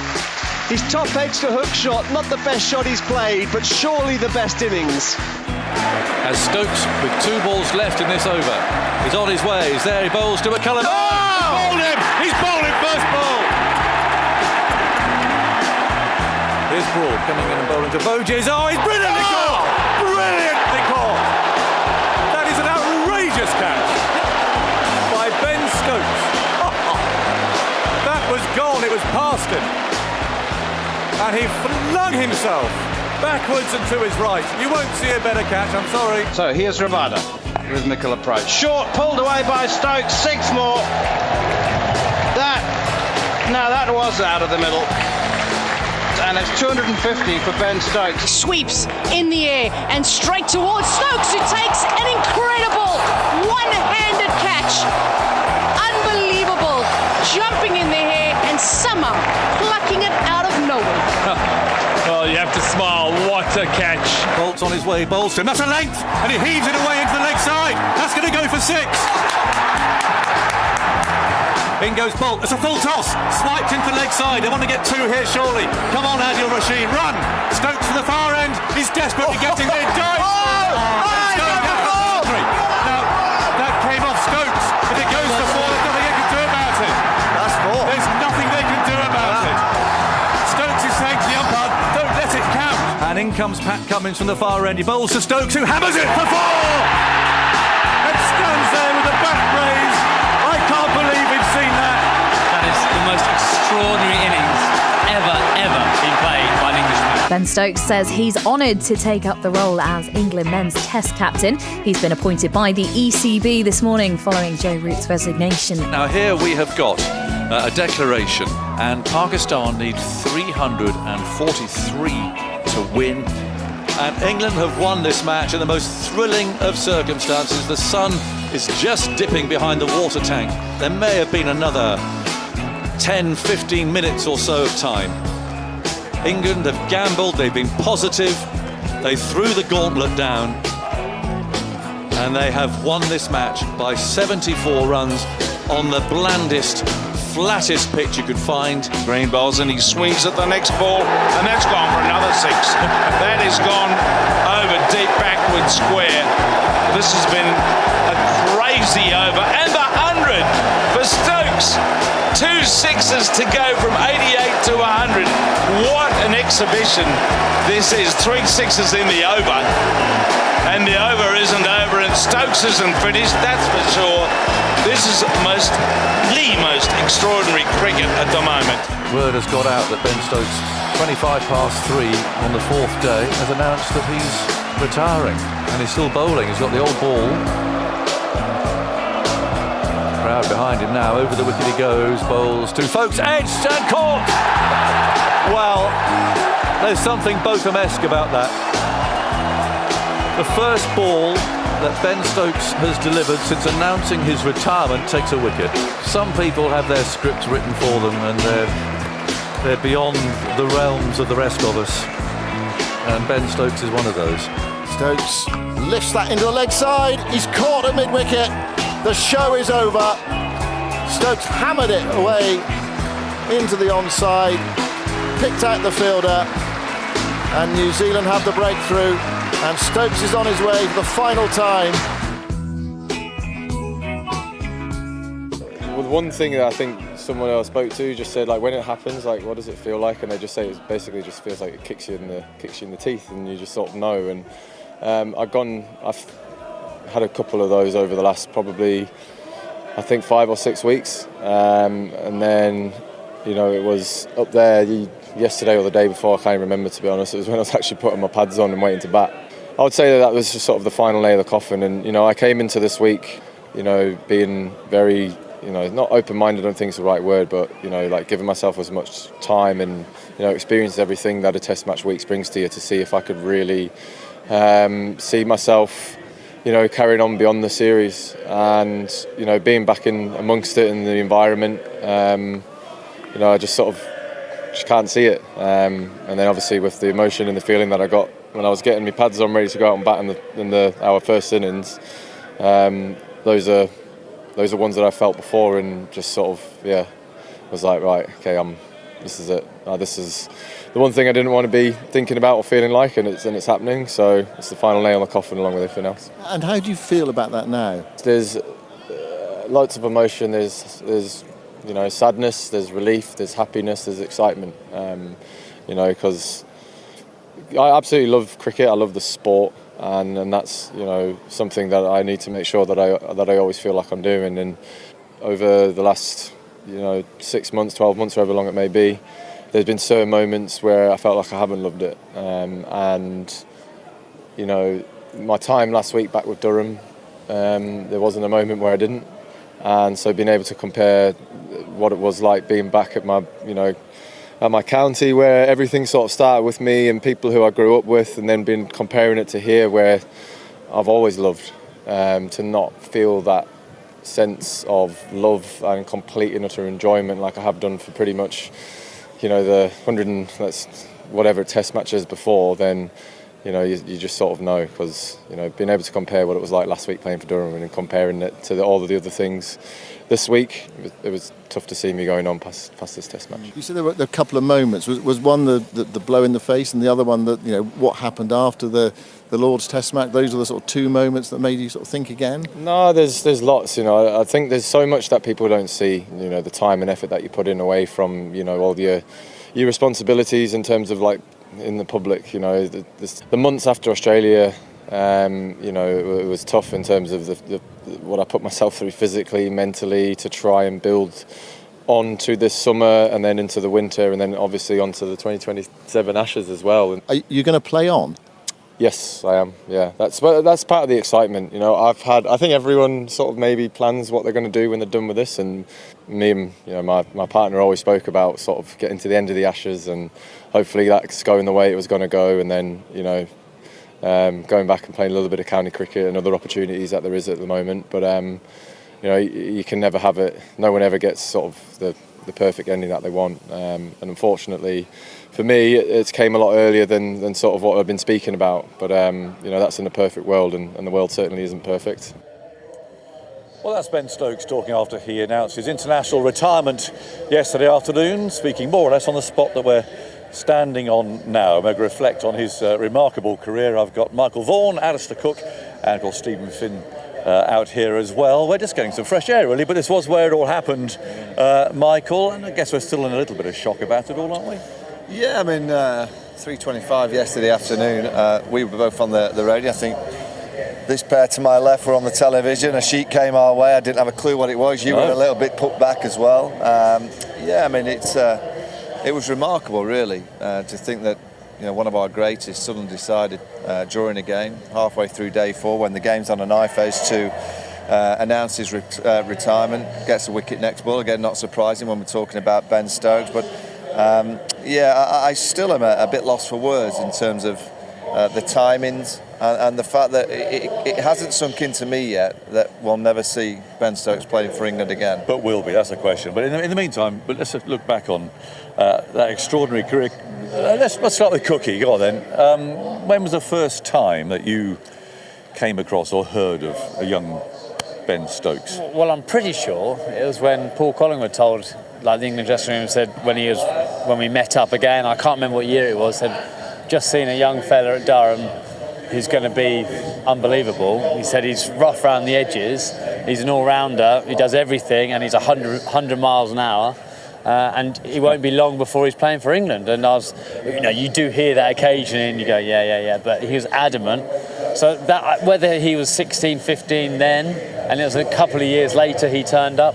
But I do remember when he turned up, he was this guy who was just full on, and he didn't accept being second best at anything. So if you were in a fielding competition with and he missed the stumps, he'd get so angry. I was like, I've only missed the stumps, but no, that's like and then he would go and do it over and over again until he was the best at doing that. And that's and also batting in the nets. I remember him once batting in the nets, got out, and he just turned round and just whacked the stumps down, like in absolute anger. I was like, mate, it's all right, you got out, you can relax. But he was just wired differently to pretty much everyone else I'd seen.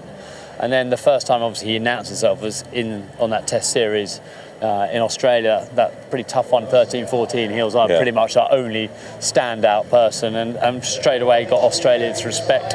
Yeah. Finney, when did you first hear about this young man? The first time I shared a dressing room with him was in 2011, and echoed the sentiments that Alistair had there, were just the absolute competitive and want to win.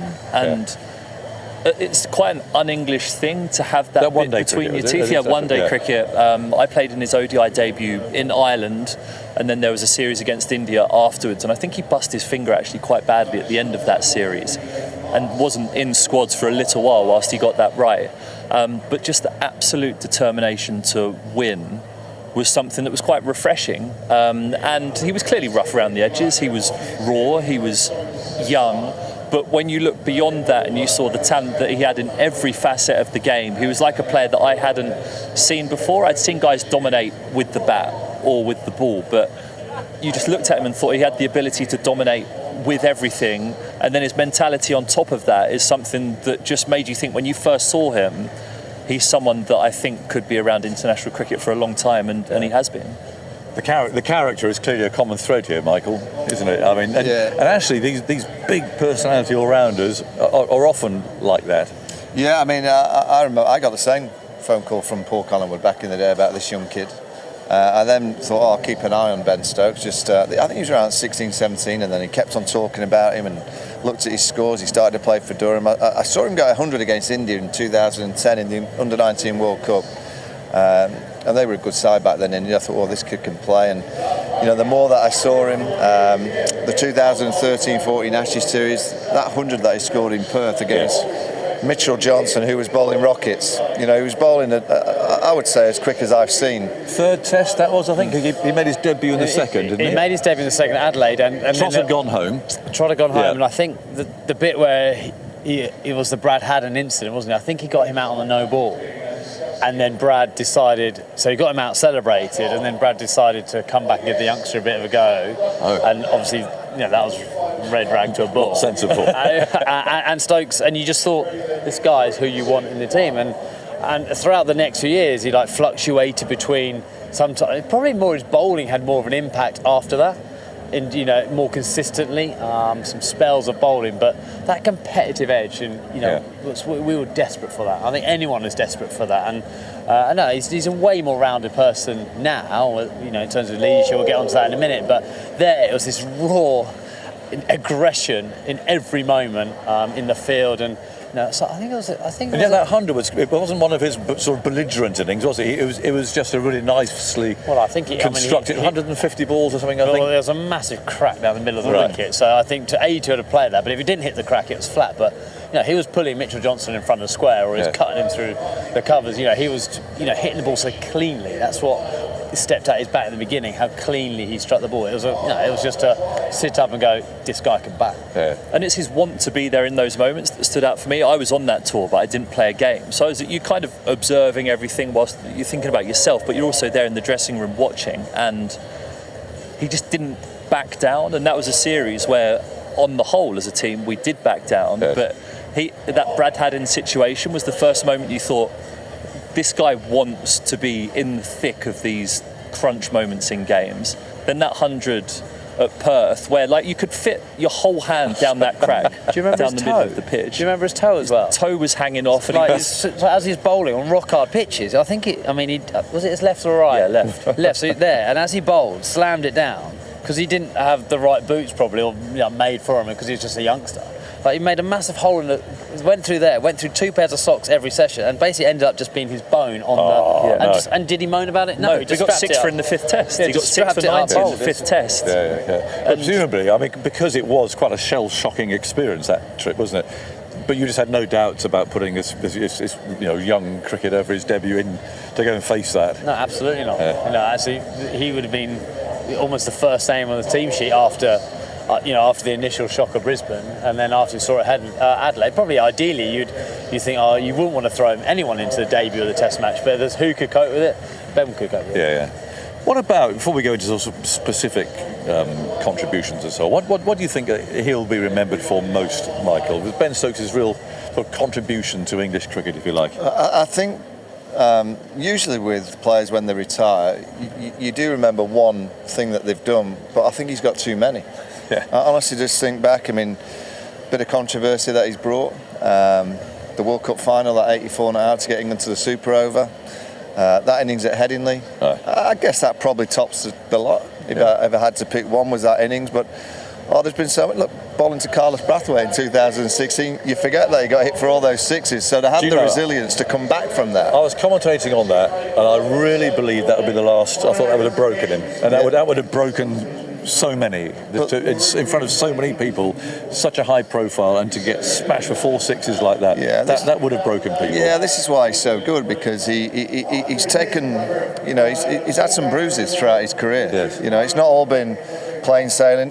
Being sent home from a Lions trip in 2013, he obviously was on the naughty step back. There's always found a little bit of naughtiness in Ben. Yes. There's been 1 or 2 aspects of his career, but to bounce back from a bit of controversy, to bounce back from a moment in a T20 World Cup final where England are strolling the game, and to lose that from that position, to then come back and be the player, and then a few years later become an incredible captain. I think he became an incredible captain because of all those problems that he'd had. He could understand everyone in the dressing room. He could understand the best player in the dressing room because he's been that. He could understand the naughty kid in the corner because he's been that. He could understand those that weren't quite working hard because he's probably been there himself. I think that's why he became such an empathetic captain, and I think that was probably the one thing when he took over. I was like, what's he going to be like with his teammates?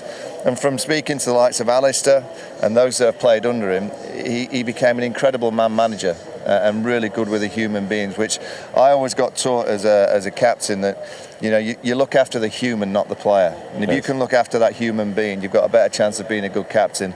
And it sounds like Ben did that better than most. It's interesting that, because when you look at Stokes, smothered in tattoos, and you talk about the past and Bristol and that sort of thing.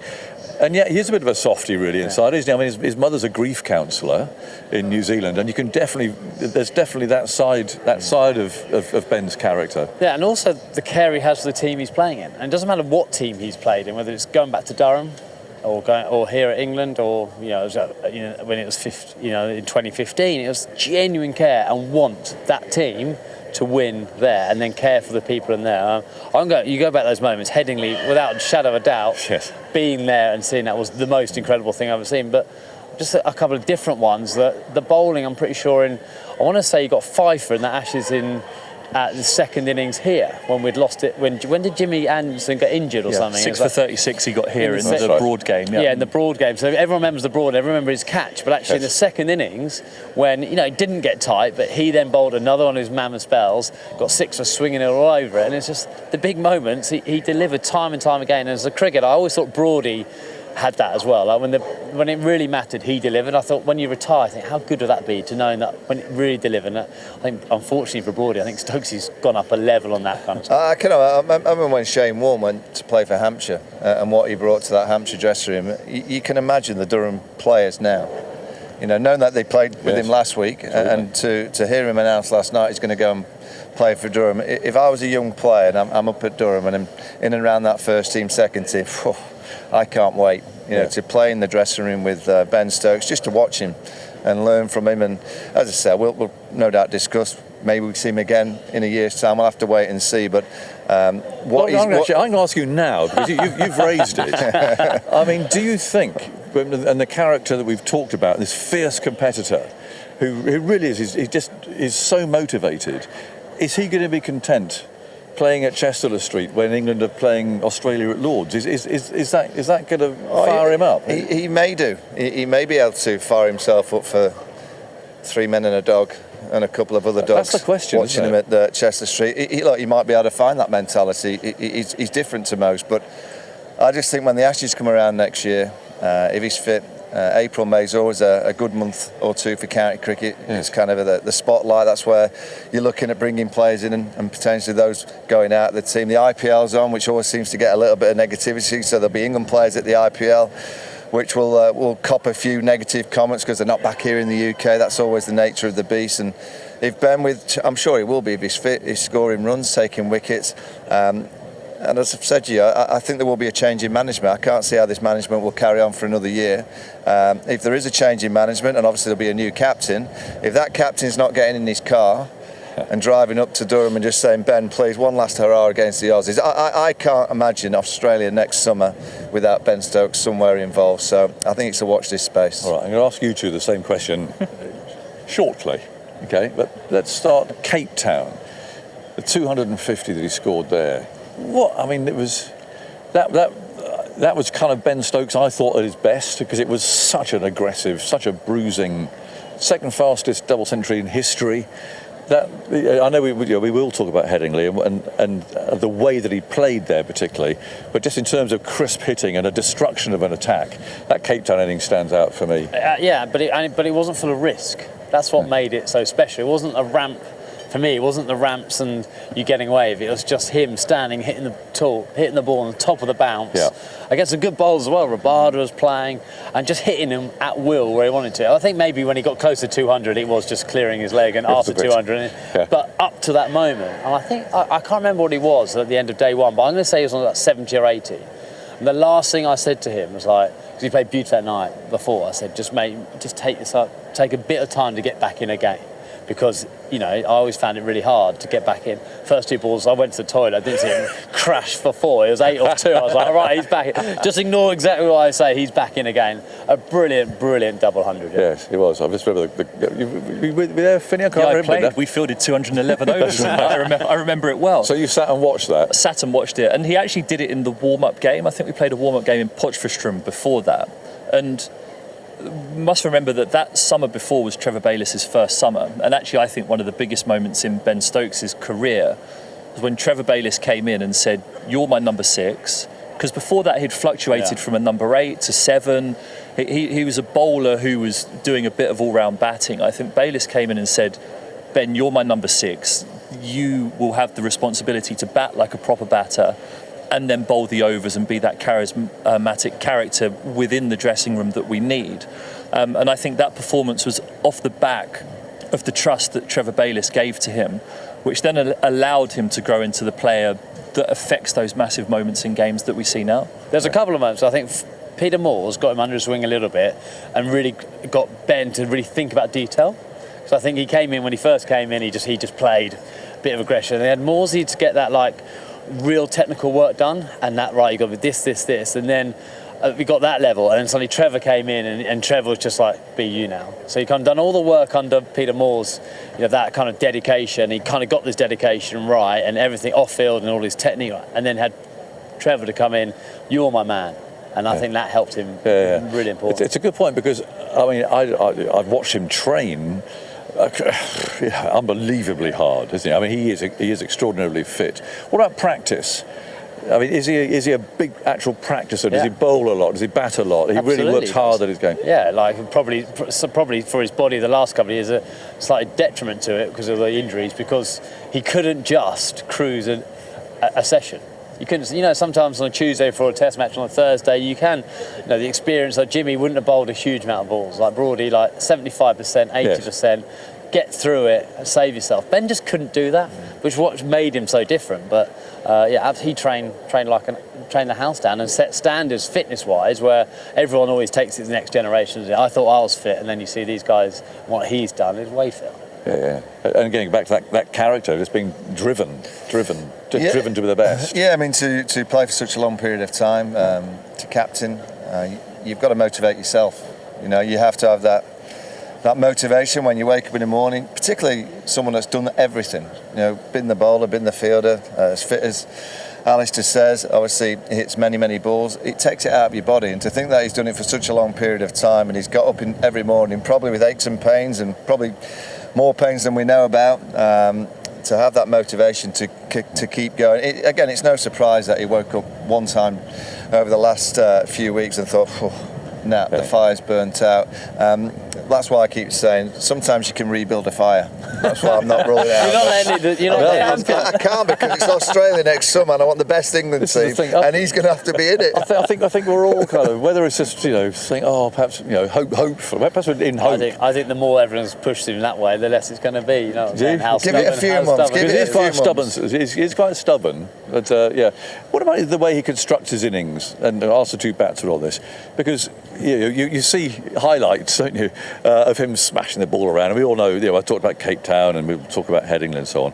But actually, a lot of his innings, not even the ones which he scores big runs, but he does tend to actually start really quite slowly. Yeah, I mean, again, there's been many great players that play for England, but I have Ben right at the top in terms of the chase. When the chase is on and the pressure's hot, you go to that World Cup final. He just found a way. He found a simple way to start with, and then the rotation of strike, then nipping it into the onside for a couple of twos, and then the boundaries had to come, and he knows how to find the boundary. That 100 he got against Australia after Johnny Bairstow gate. Yes. I mean, from nowhere, he was pretty much plodding along like Sir Alistair, and then suddenly turned into Sir Garfield Sobers. Fired him up. He can bat like Alistair and Sir Garfield. That's the best compliment I can give him. Yeah. And he just has an amazing calmness when the chase is on. I mean, the Headingley chase, the World Cup final, the chase in the T20 final in Melbourne against Pakistan. I was watching going on, he's completely screwed this up. Yeah, it looked like the game was lost. Yeah, and then suddenly starts finding the boundaries, and he is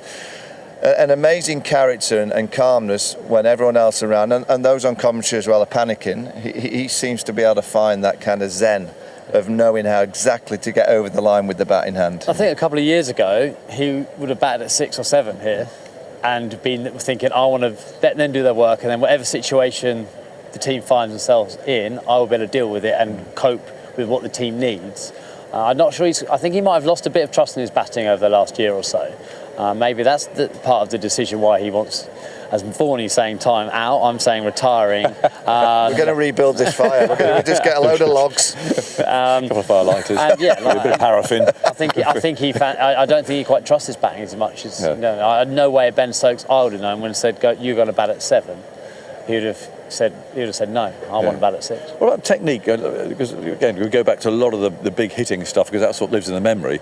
But technically, he could open the batting, not like yesterday, but he'd be good enough, wouldn't he? His technique. Absolutely. I think his technique actually at his best was very simple and very still at point of delivery and head in a good position, and his natural timing of the ball means he hit the ball incredibly hard. Yeah, but for a couple of years, he probably had England's best and most reliable technique. Yeah. Well, on to my favourite. I know, I'll never see another test. We will never see another test match like Headingley 2019. And coming so soon after the World Cup as well, I mean, he was just on top of the world then, wasn't he? I mean, Ian Botham obviously attracted attention in a similar way, but somehow that was Ben Stokes' summer. Yeah, it was, and we'll no doubt talk about the innings because that was exceptional. I have that right up there with the best that I've seen, but it was his bowling spell.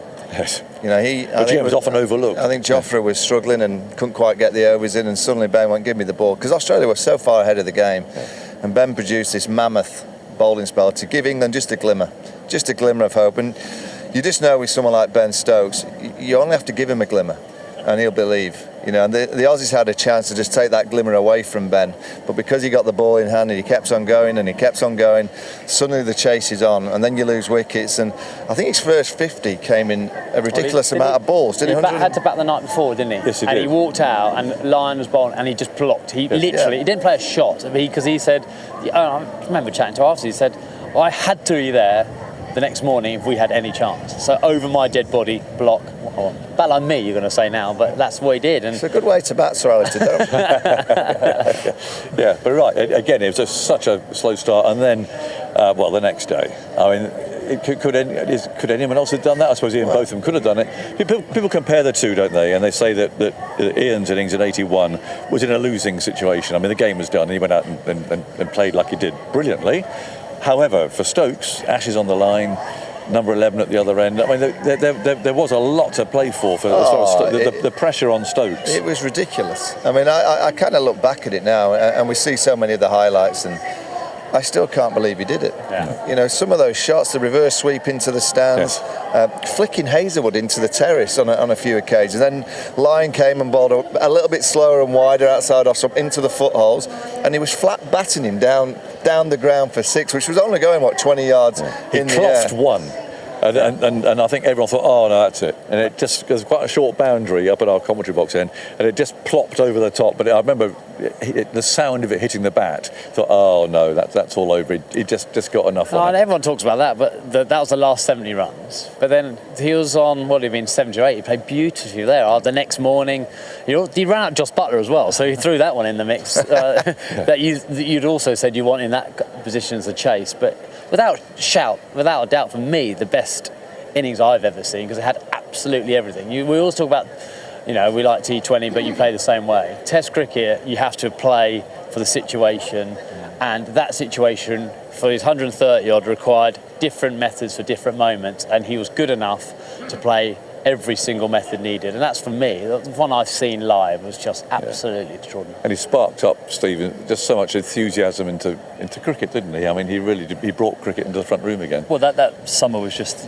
incredible, wasn't it? And the character. What we always come back to with Ben Stokes is the character, and he was the one.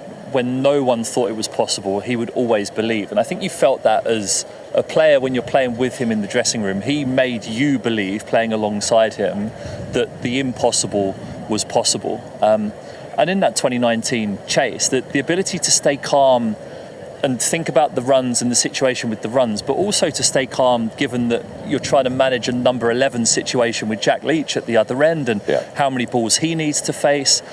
To be able to put all of those different hats on in one innings is simply incredible. Michael said his bit. You two have got 10 seconds each.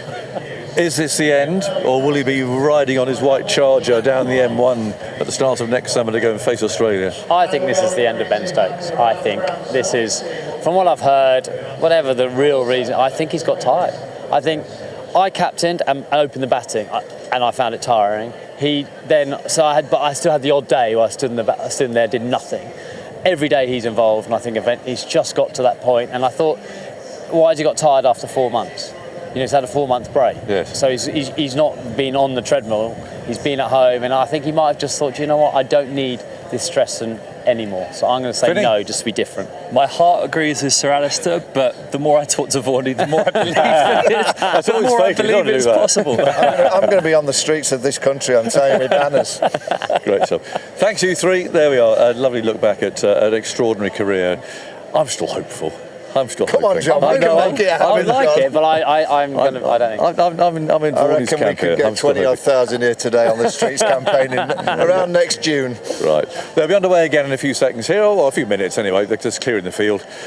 New Zealand need 3 more wickets to win this Test match and to win the series. Simon Mann is up there in the commentary box. Great stuff. Thank you very much, Jonathan. Yeah, just before the players come out, Stefan Shemet, our cricket correspondent, alongside. You've got an easy job here, Stefan, just to put Stokes' career in context. Yeah, and it's easy, isn't it? You're right. But I suppose you look a bit deeper into everything that Ben Stokes has achieved. I was having a look at some of his career numbers. So for England, more Test runs than Graham Thorpe and Dennis Compton, more caps than Gower and Boycott, more wickets than Gough and Harmison, at a better strike rate than either Anderson or Botham, more Tests as captain than Brealey or Illingworth, and more sixes than anyone ever. And you know, you and I, Simon, this week we've been watching the Football World Cup, haven't we? And you think about performances in World Cup finals by Englishmen in any sport, and what that leads to, and what that can mean for the rest of their life. You know, Geoff Hurst, Johnny Wilkinson. Stokes did that twice. And that's before you think about the moments that he's provided in Test cricket as well. So what we're talking about is one of the greatest men to ever pull on an England shirt, but also one of the most significant British sportsmen of the last, well, however many years.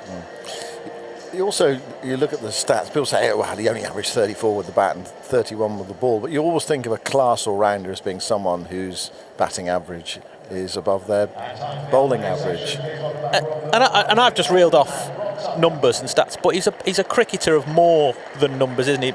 Moments, really. Yeah. And has any cricketer had more moments than Ben Stokes? Almost certainly he's had the most since Botham, hasn't he? So, you know, that first 100 in Perth, what he did in Cape Town, Lords in the World Cup final, Headingley in the Ashes, Melbourne in the T20 World Cup final, and then as a captain, Rawalpindi, Hyderabad, sort of these almost twin legacies as an all-rounder and as a captain. And I just mentioned Botham and Brealey. He's almost been Botham and Brealey rolled into one, except without what you would say as a cricketer, a defining Ashes series, had a defining Ashes performance, and as a captain without that Ashes series win. Yeah, and that's obviously not going to happen now. I mean, he did win the Ashes in 2015, and it felt like, you know, a year to go. It felt like one more year, didn't it? And that's what they were chanting here yesterday, one more year.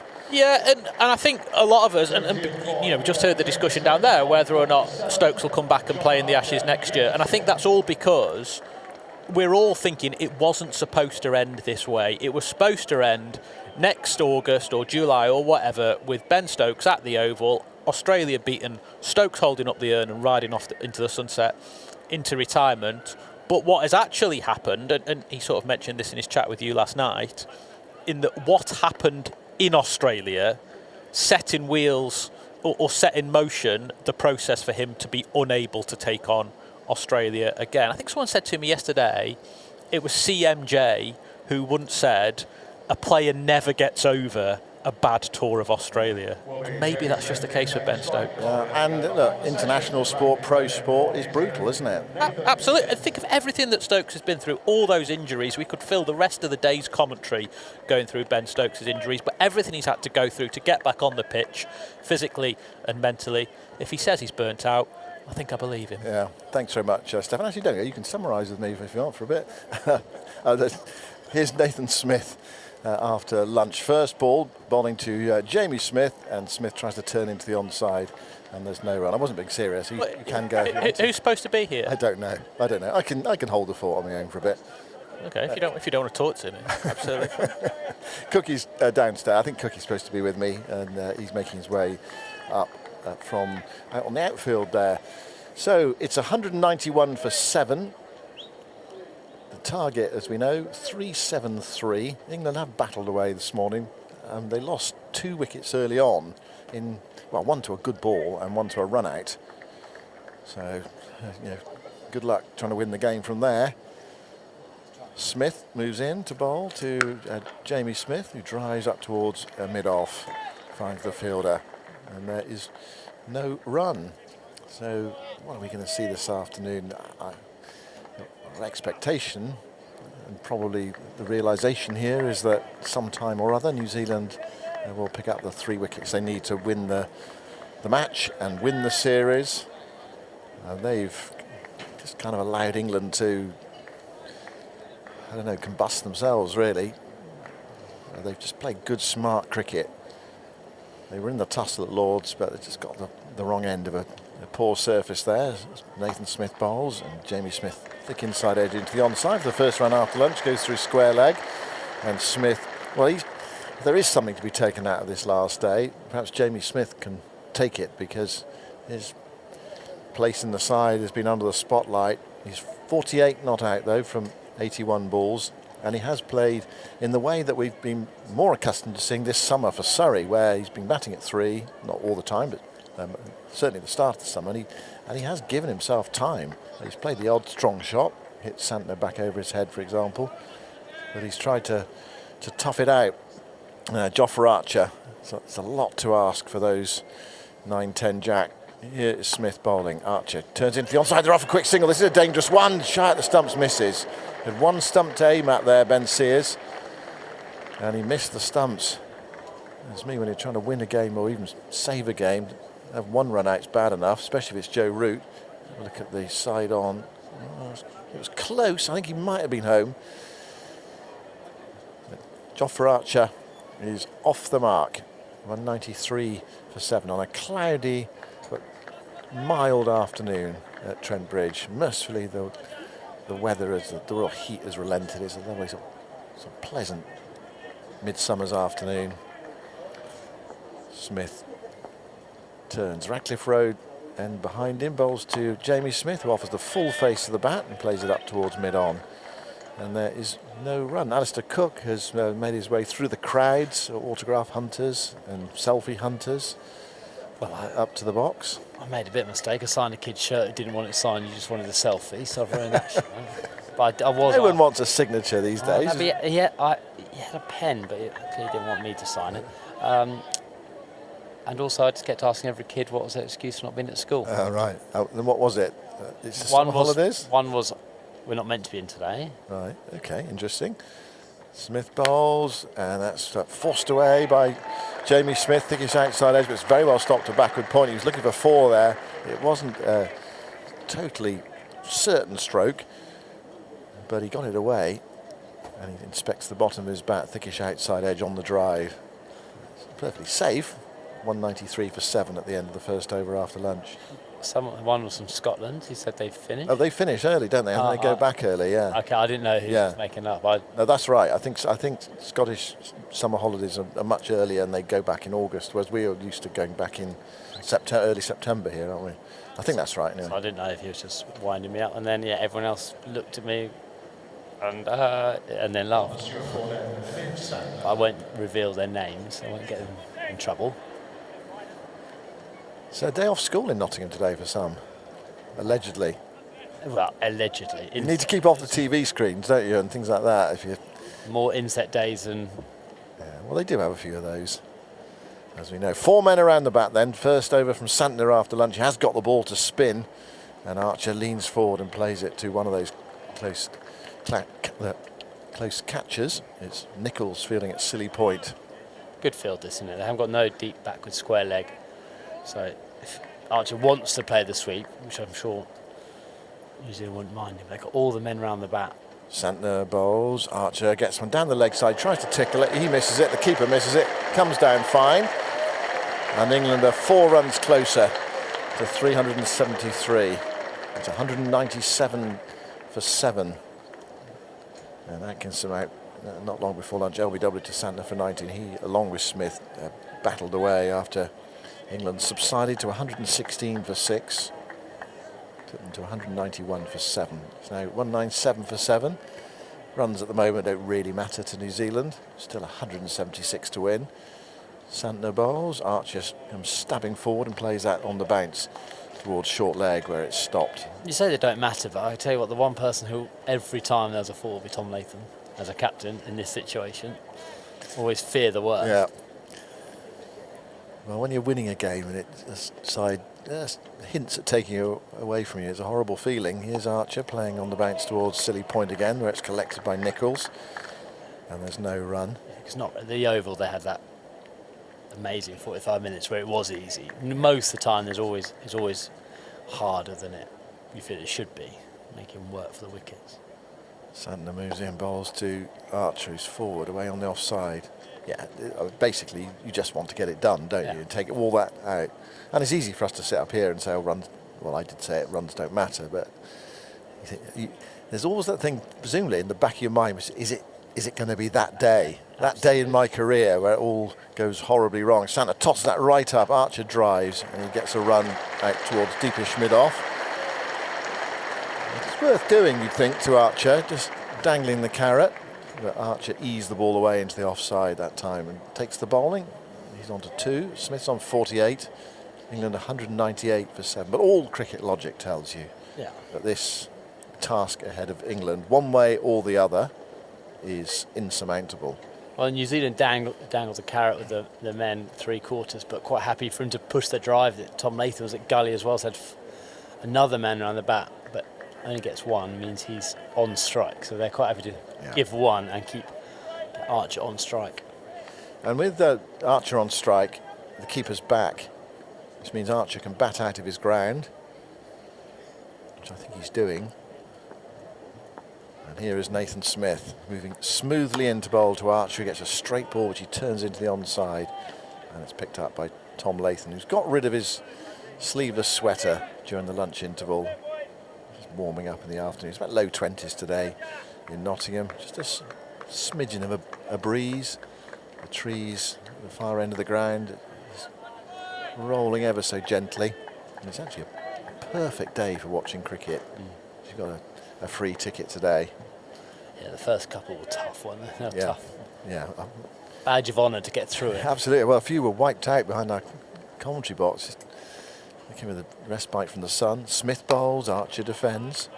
Runs out towards cover, and there's no run. Archer's now been there for 16 balls. We did see him make a significant contribution in one of the test matches in Australia. I'm thinking Adelaide off the top of my head. It's amazing 50, how you can... didn't he? 51, I reckon. Yeah, it's amazing how you can watch the whole series and you're focused on it every single day, and then... That's been your notes. Well, I've started a new book for the new season. Do you? Oh, yeah. Right. So I've got the scores from Adelaide, but have I got Archer? No, I just got a few other details. Here's Smith going wide of the crease bowls to Archer, offers the full face. The thing is, what's the point of having notes and then not having them with you? Well, he's got me. Exactly. That's the next point I was going to make. I've got results.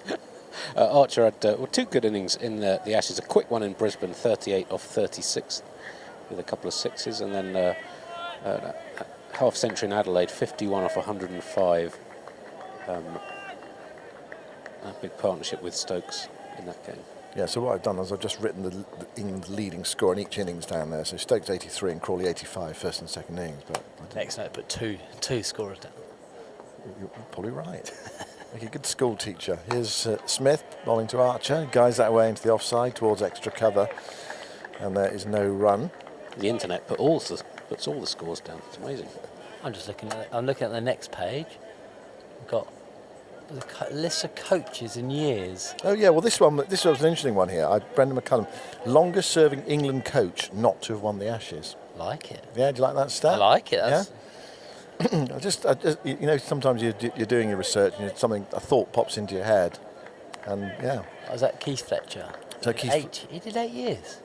That's Duncan Fletcher. Oh, Duncan. Yeah. Of course it is. 198 for 7. Smith goes in to bowl. Archer comes tiptoeing down towards him, just drags his line back a bit, and does it find the glove on the way through? There's an appeal from New Zealand. Archer stands there. He's given out.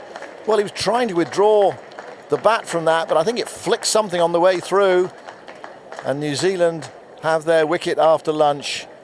They are closing in now, 2 wickets away from winning the series. And Jofra Archer, he could not believe it. He has to haul himself away from the crease. Flicked something on the way through as he tried to withdraw the bat. So Archer is out for 2, and England are 198 for 8. Well, it was I want to say bounce the length, but it wasn't probably that short. It was definitely a short ball. And I think Archer originally thought he was going to duck it. And then he didn't need to duck it. And his bat was just there as it passed him. And then he tried to drop his hands a bit too late. And it's a very long walk. Stay at the crease, wait, and the umpire was waiting for him to walk. He didn't walk, so the umpire had to eventually give him out. Yeah, very strange dismissal. Almost like like in the slips in the morning where you just hold the bat there. But I think he was trying to duck it.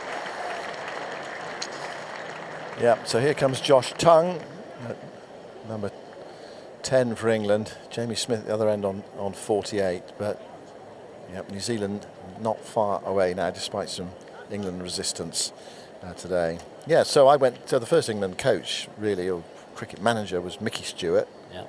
Back in the late 80s. 6 years, 1 Ashes win. Keith Fletcher. That was Fletcher, I meant Keith. Yeah, 3 years, no Ashes wins. Ray Illingworth, 2 years, no wins. David Lloyd, 3 years, no wins. Duncan Fletcher, 8 years, 1 win. Peter Moores, 2 years, no wins. But Moorsley never did it in Ashes, though, did he? No, I'm just saying how England coaches their duration of their careers and how many Ashes wins, and then Andy Flower 5 years and 3 wins. Peter Moore's sort of 1/2 years.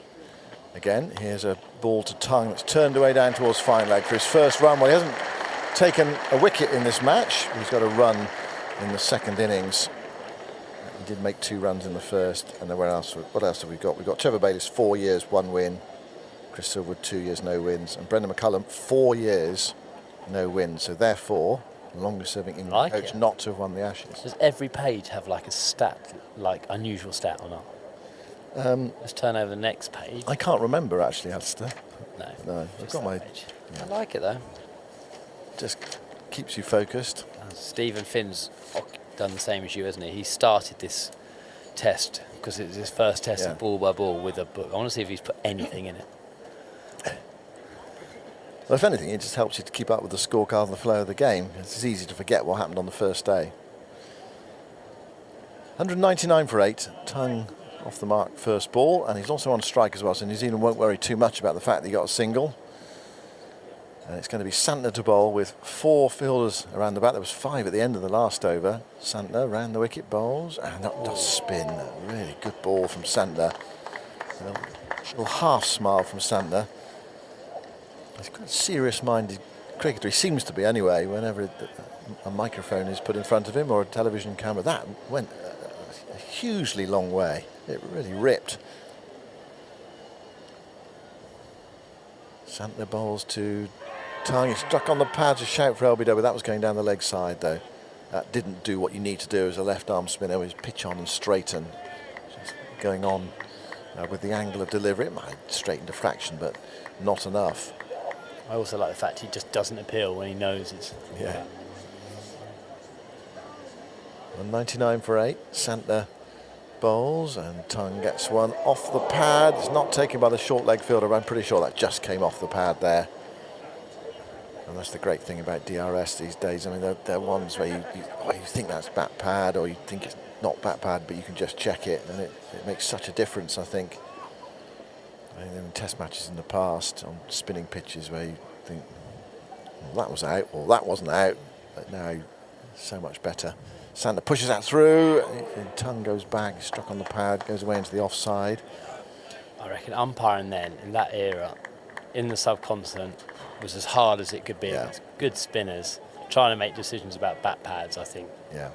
Very, very hard. So when it came in, DRS, this is Santner bowling, tosses it right up to Tongue, and the ball goes to slip. And that must have just spun off the pitch, because he lunged forward. For a moment, I thought he must have nicked it, but he did not. Goodness me, that really has ripped. He's given it some flight. Whoa. It's come on a little, just brushed the keeper's arm on the way to Mitchell at slip. There are 5 men around the bat now. This is the last ball of the over. Santner bowls to Tongue, and Tongue props it into the onside. Santner's after it, hurls the ball at the stumps of the non-strikers, then good piece of fielding of his own bowling, but Tongue was home, and Jamie Smith loses the strike again. And 200 is up for England. 200 for 8. Well, enthusiastic applause, but slim pickings.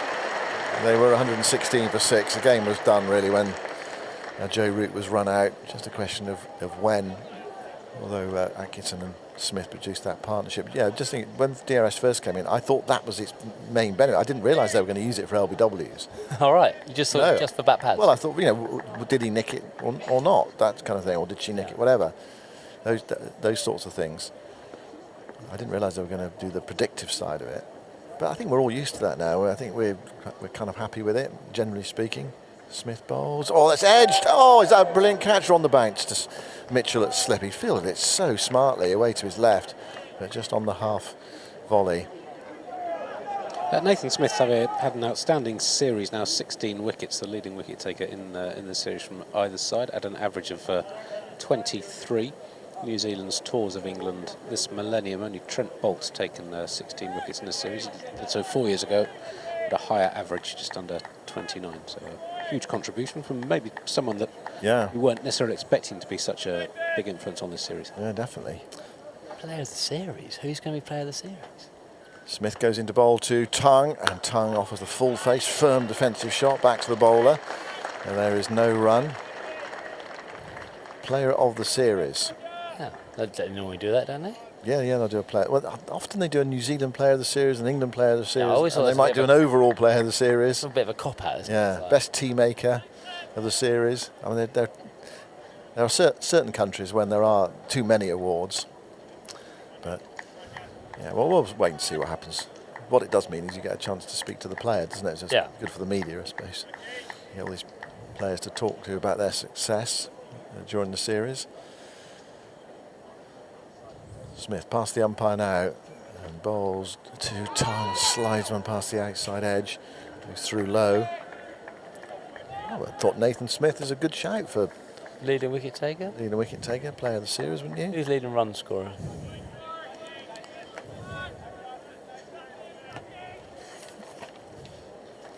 It's just it's been for New Zealand because they've had so many changes. Like Henry's performance almost in that second test almost has probably had the biggest influence on the series. Yeah.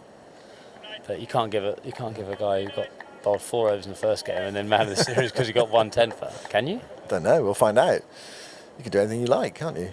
Within reason. Smith goes wide of the crease and bowls an absolute beauty to Tongue. I mean, that would have been a good ball to a top order player.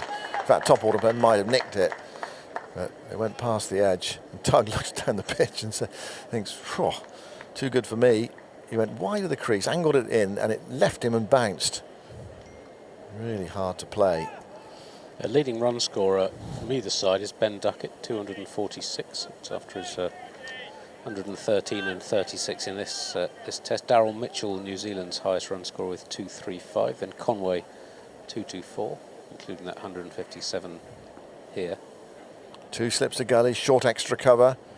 Nathan Smith bowls to Tongue. Tongue defends, runs away into the offside, and there's no run.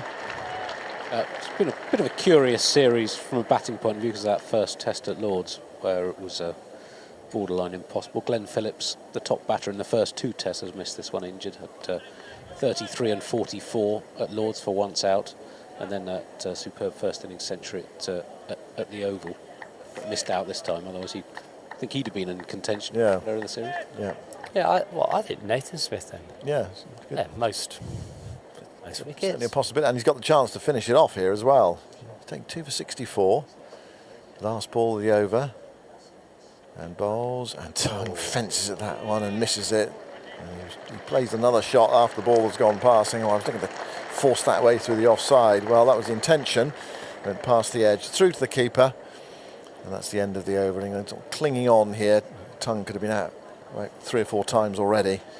So Jamie Smith at last will have the chance to face and be on strike, and Stephen Finn will describe it. Yeah, it's been one of those series for me, like all-round contribution of New Zealand. Lots of their players making important contributions at certain times. Lots of players without one real standout performance, which has done it. Am I hearing you giving player of the series to someone that would be considered a bowler in this? Absolutely. It's a first for everything. So it's unbelievable. Santner to Smith. from the Stuart Broad end in wide of the stumps, and it's hit hard towards short extra cover by Smith off the front foot. Parried by Nichols there. Just been admiring Simon's notes. And I did mention to all our TMS listeners, because this is your first game as a TMS ball by ball, you had your book. Santner in to Smith, defends to short extra cover. Here we go. And I just want to inform every listener that it's like the homework which you write your name at the top of it and the date and then leave it as there. Well, I'm still figuring out what are pertinent notes to make as a lead commentator. I've noted the names of the ends of the ground. Santner to Smith. Outside edge, skews through point, but straight to Conway. Yeah, no run. I say on day one you've done exactly what Simon did. Yes. You got the score, you got the teams. Who's in, who's out. The umpires, TV umpire, what end's called, what's in, what's out. Where we are, Nottingham. Yeah, very important. And then you turn next page. All right, there's a ball going on. Santner settles at the end of his mark to Jamie Smith. Smith rocks back, hits hard through extra cover. And that'll be 4. And it'll be 50 for Jamie Smith. He's played very well here. It's been a very balanced, measured innings. Good partnership between him and Gus Atkinson. And an important knock for Jamie Smith here, it feels. 50 from 87 balls. And a signature cut shot to the extra cover boundary. Brings it up. A little celebration there. Santner is already at the back of his mark. I'll get your thoughts in a second, Cookie, on the significance of this innings actually for Jamie Smith. Santner's in again to Smith, who waits, bat raised, and big slog sweep out towards mid-wicket. There's no fielder there. And we'll wait for the signal, the 1 bounce 4. Nicely timed. England to 208 for 8, Smith to 56. Yeah, it's only his second 50 in quite a while. He started off so well in his Test career. There's always going to be a little bit of a dip at some stage. The series has been a bit, because he missed the second Test, so played Lords on a bit of a minefield, and then played a bit of a poor shot here. In the first innings, Santner bowls, full outside off, and mowed down the ground by Smith for 4 more. So 3 consecutive boundaries to finish the 50th over. England to 212 for 8, Smith to 60, but Tongue will be on strike importantly for the first ball of the next over, so New Zealand won't mind that. Yeah, this is one of his super strengths, isn't it? That his ability to take down bowlers, the reason he was picked to fit the mould with a decent technique to play in the top order and then to bat with the lower order with his power and his destructive nature. I'll tell you what we are going to see though is now a bit of crowd involvement, that every block that Tongue gets will build a little bit more momentum, a little bit of noise, if he can survive it. Smith to Tongue from the Radcliffe Road end. 2 slips and a gully, short extra cover, waiting for a catch as Tongue turns this round the corner towards square leg. He sets off straight away for the run, direct hit. It's another outstanding piece of fielding by New Zealand, and it's Mitchell Santner there. And Tongue's desperation to get Jamie Smith back on strike has cost him his wicket. Almost as though he didn't know the fielder was there. I must say it's a brilliant piece of fielding, lightning quick from Mitchell Santner, sprinting to his right. But England lose another, and that's their 9th. Well, we saw one bit of fielding from Nichols earlier to get rid of Joe Root. This is almost identical bit of fielding just on the other side of the wicket. He swoops, moved around, swooped, and got almost through it like he didn't really care, if that makes sense. A bit more underarm, overarm, if that makes sense, like a sling.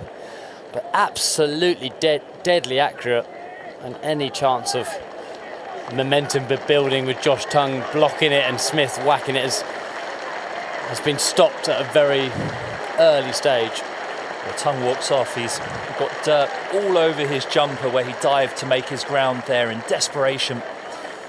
And the front of him's completely brown with dirt, but he's heading up to the dressing room now, and Shoaib Bashir is the last man to the crease. Sorts the numbers on Smith's 50. Yes, Smith will get that done before it's all over. 52, 87 balls, 1 6 and 6 fours. He's since hit 2 more fours.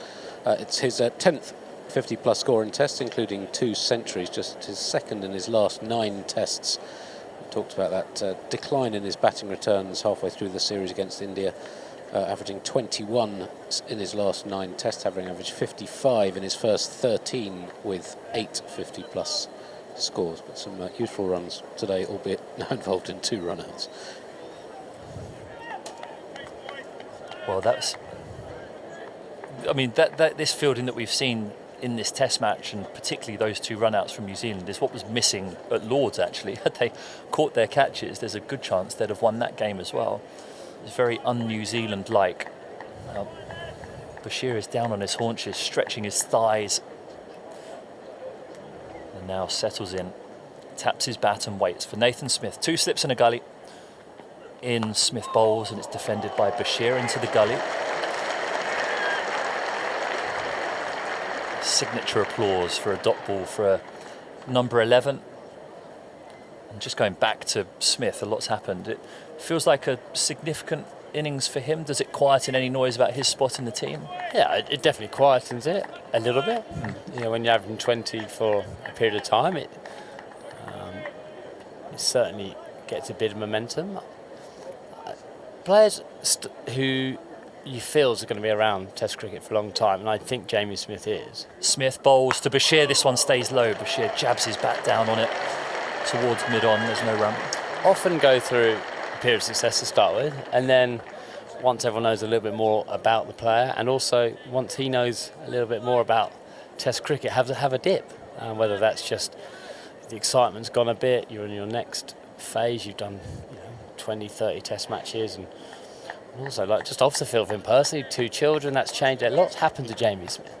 But I always love a player who's played 30, 35, 40 Test matches because they've done that first cycle of it, and therefore they're ready, I think, to then step up to the level required. Smith to Bashir, full of a length, defended back to the bowler by Bashir. Another round of applause.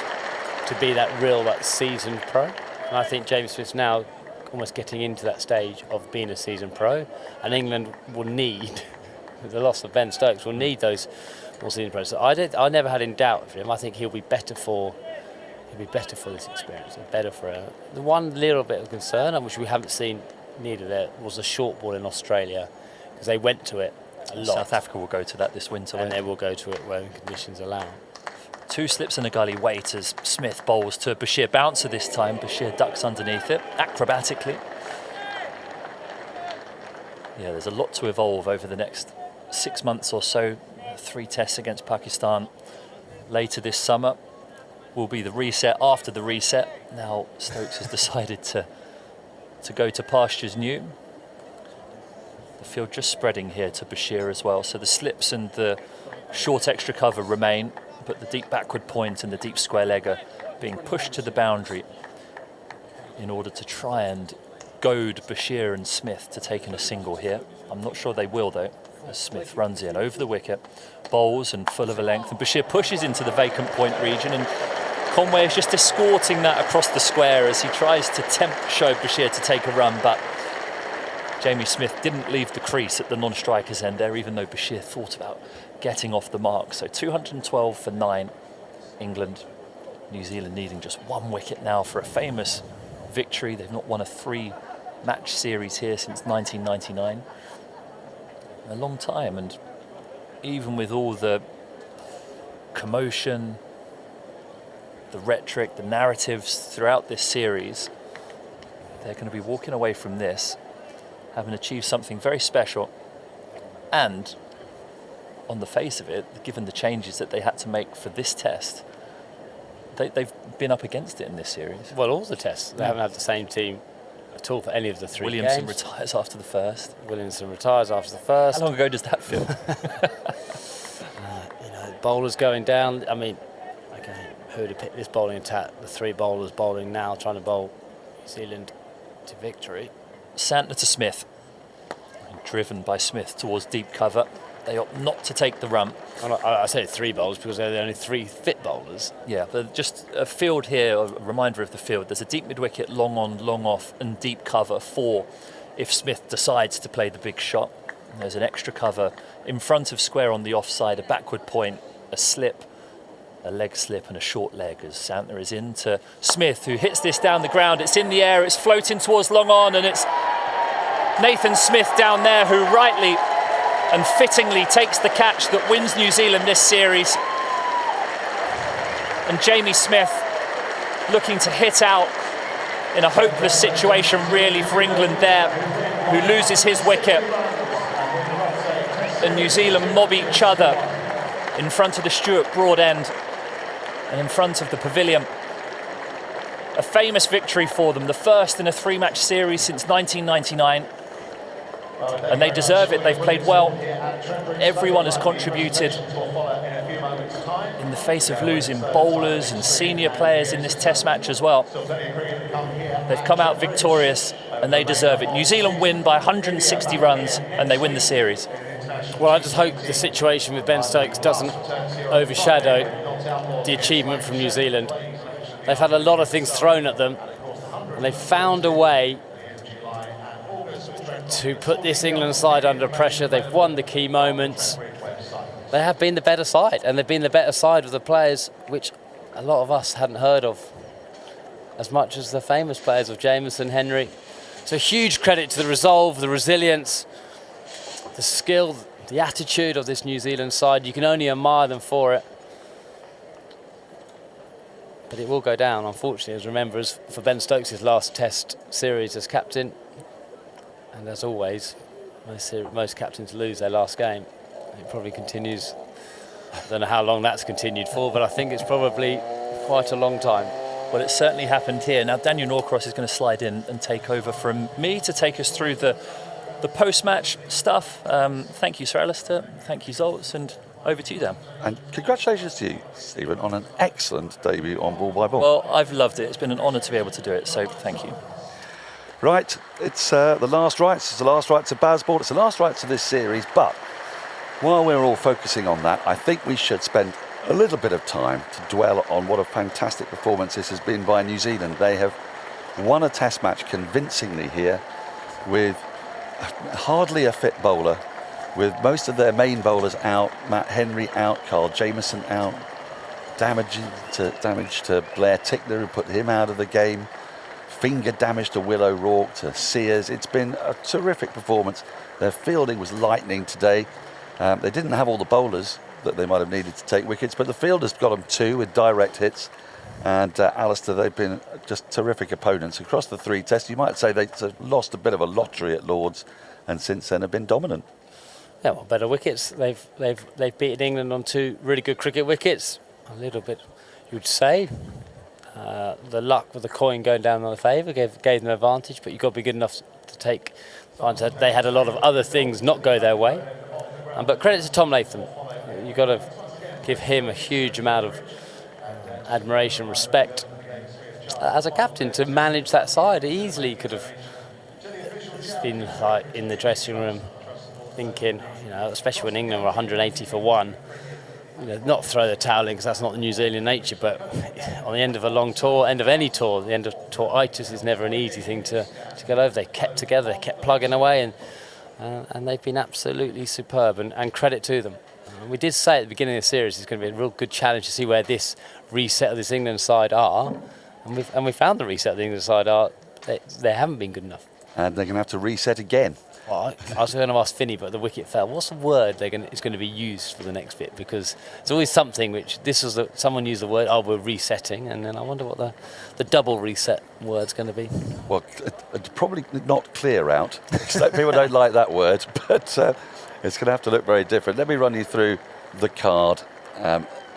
So it all began yesterday when Duckett and Stokes came out to open the batting. Stokes making a quick-fire 30 off 37 balls in an opening partnership of 50 off just 7 overs, which suddenly ignited hopes of getting this mammoth run chase. But then wickets fell in a heap. Stokes was caught at mid-wicket.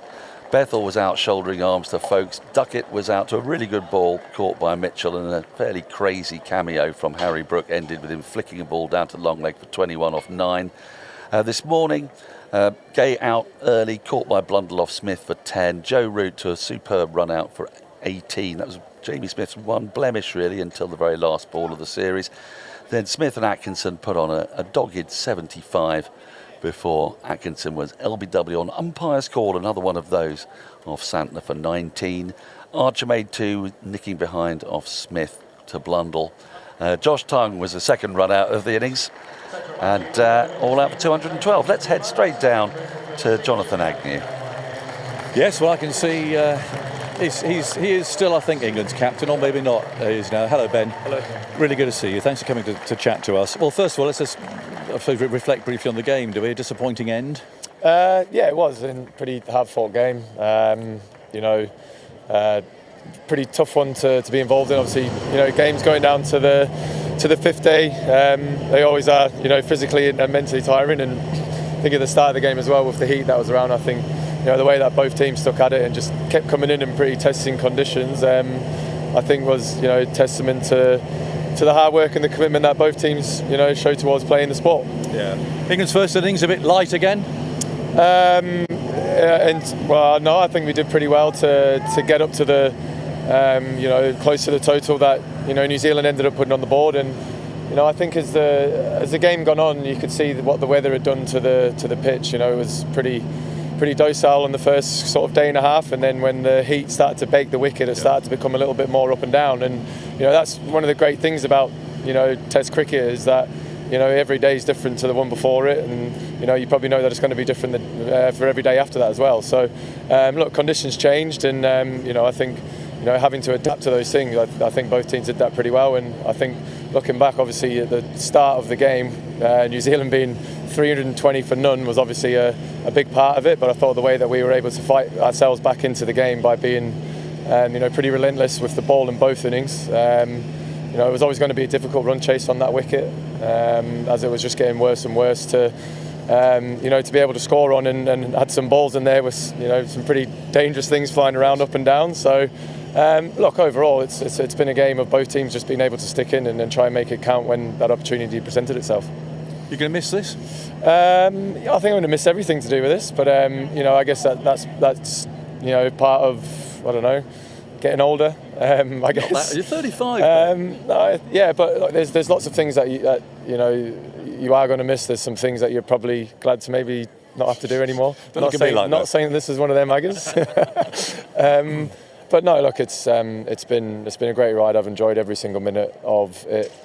When I first started out just as a player, and as I slowly grew into more of a leadership role, and then obviously over the last 4.5 years being able to be captain, it's been absolutely fantastic. It would have been great to have gone out with a series winner and a win, but that's in a perfect world, and this world certainly isn't perfect. But I'm very happy and very pleased with what I've sort of managed to achieve as a player, and as a captain, you always sort of feel like you want more, but. I've given it's a lot of sacrifice that have gone into it, not just myself but other people, and I guess all the emotions of knowing that you're not going to be doing this anymore, there's quite a few, but I've gone through them all, and there's sadness, but also there's a bit of excitement there today still as well. Yeah, I think people are you aware that people can't try to work out why you've done it as well, the timing and so on. I mean, are you aware of that sort of conversation? I think, and I accept that people might be asking questions, but at the end of the day, this is a decision that I've taken, and I hope that people can respect that. But I do have an understanding that people might be scratching their heads, wondering why. There could be many reasons, but I think the most important reason, and I hope people can understand and respect that, is that I've taken this decision because I feel it's the best one for me. Yeah, of course. But there's nothing to do with the last couple of weeks. Events of the last couple of weeks have had anything to do with this. Oh, look, I think again, there's been a series of unfortunate events happen, which I'm sure over the next couple of weeks you'll be able to maybe decompress and say it's probably has it contributed, maybe, but there's an overriding fact where over the last 6 to 12 months where I think that just everything that I've sort of done over a long period of time has taken its toll. And as I said yesterday, being in this role as captain, as good as it is, as exciting as it is, and as a bigger honour as it is, there is some negative effects to doing it, and that's I guess that's the unfortunate side that people don't always get to see. Of as good as it is, there are some moments where it does test you, and sometimes you feel like you've maybe just had enough of it, and Big one coming up. Are you really going to sit on the sofa next summer watching the Ashes from home? I mean, I don't know how we've gone from yesterday, I guess, you're asking me about because the I'm Ashes pushing next you on year. it. Come on. Don't flannel. Are you really going to sit on the sofa and watch the Ashes? Over the next year, I'm not sure of, what's physically, I won't be able to be in shape to be able to rock it out there and play. You're playing for Durham, won't you? Yes, a little bit different. Look, I guess, again, people have can say what they want to say. They can have an opinion about everything they want to do. But look, I am incredibly content with everything right now. It's a decision that isn't, you don't take lightly. It has taken a lot of time. I've spoken to a lot of people close to me. Of course. Yeah.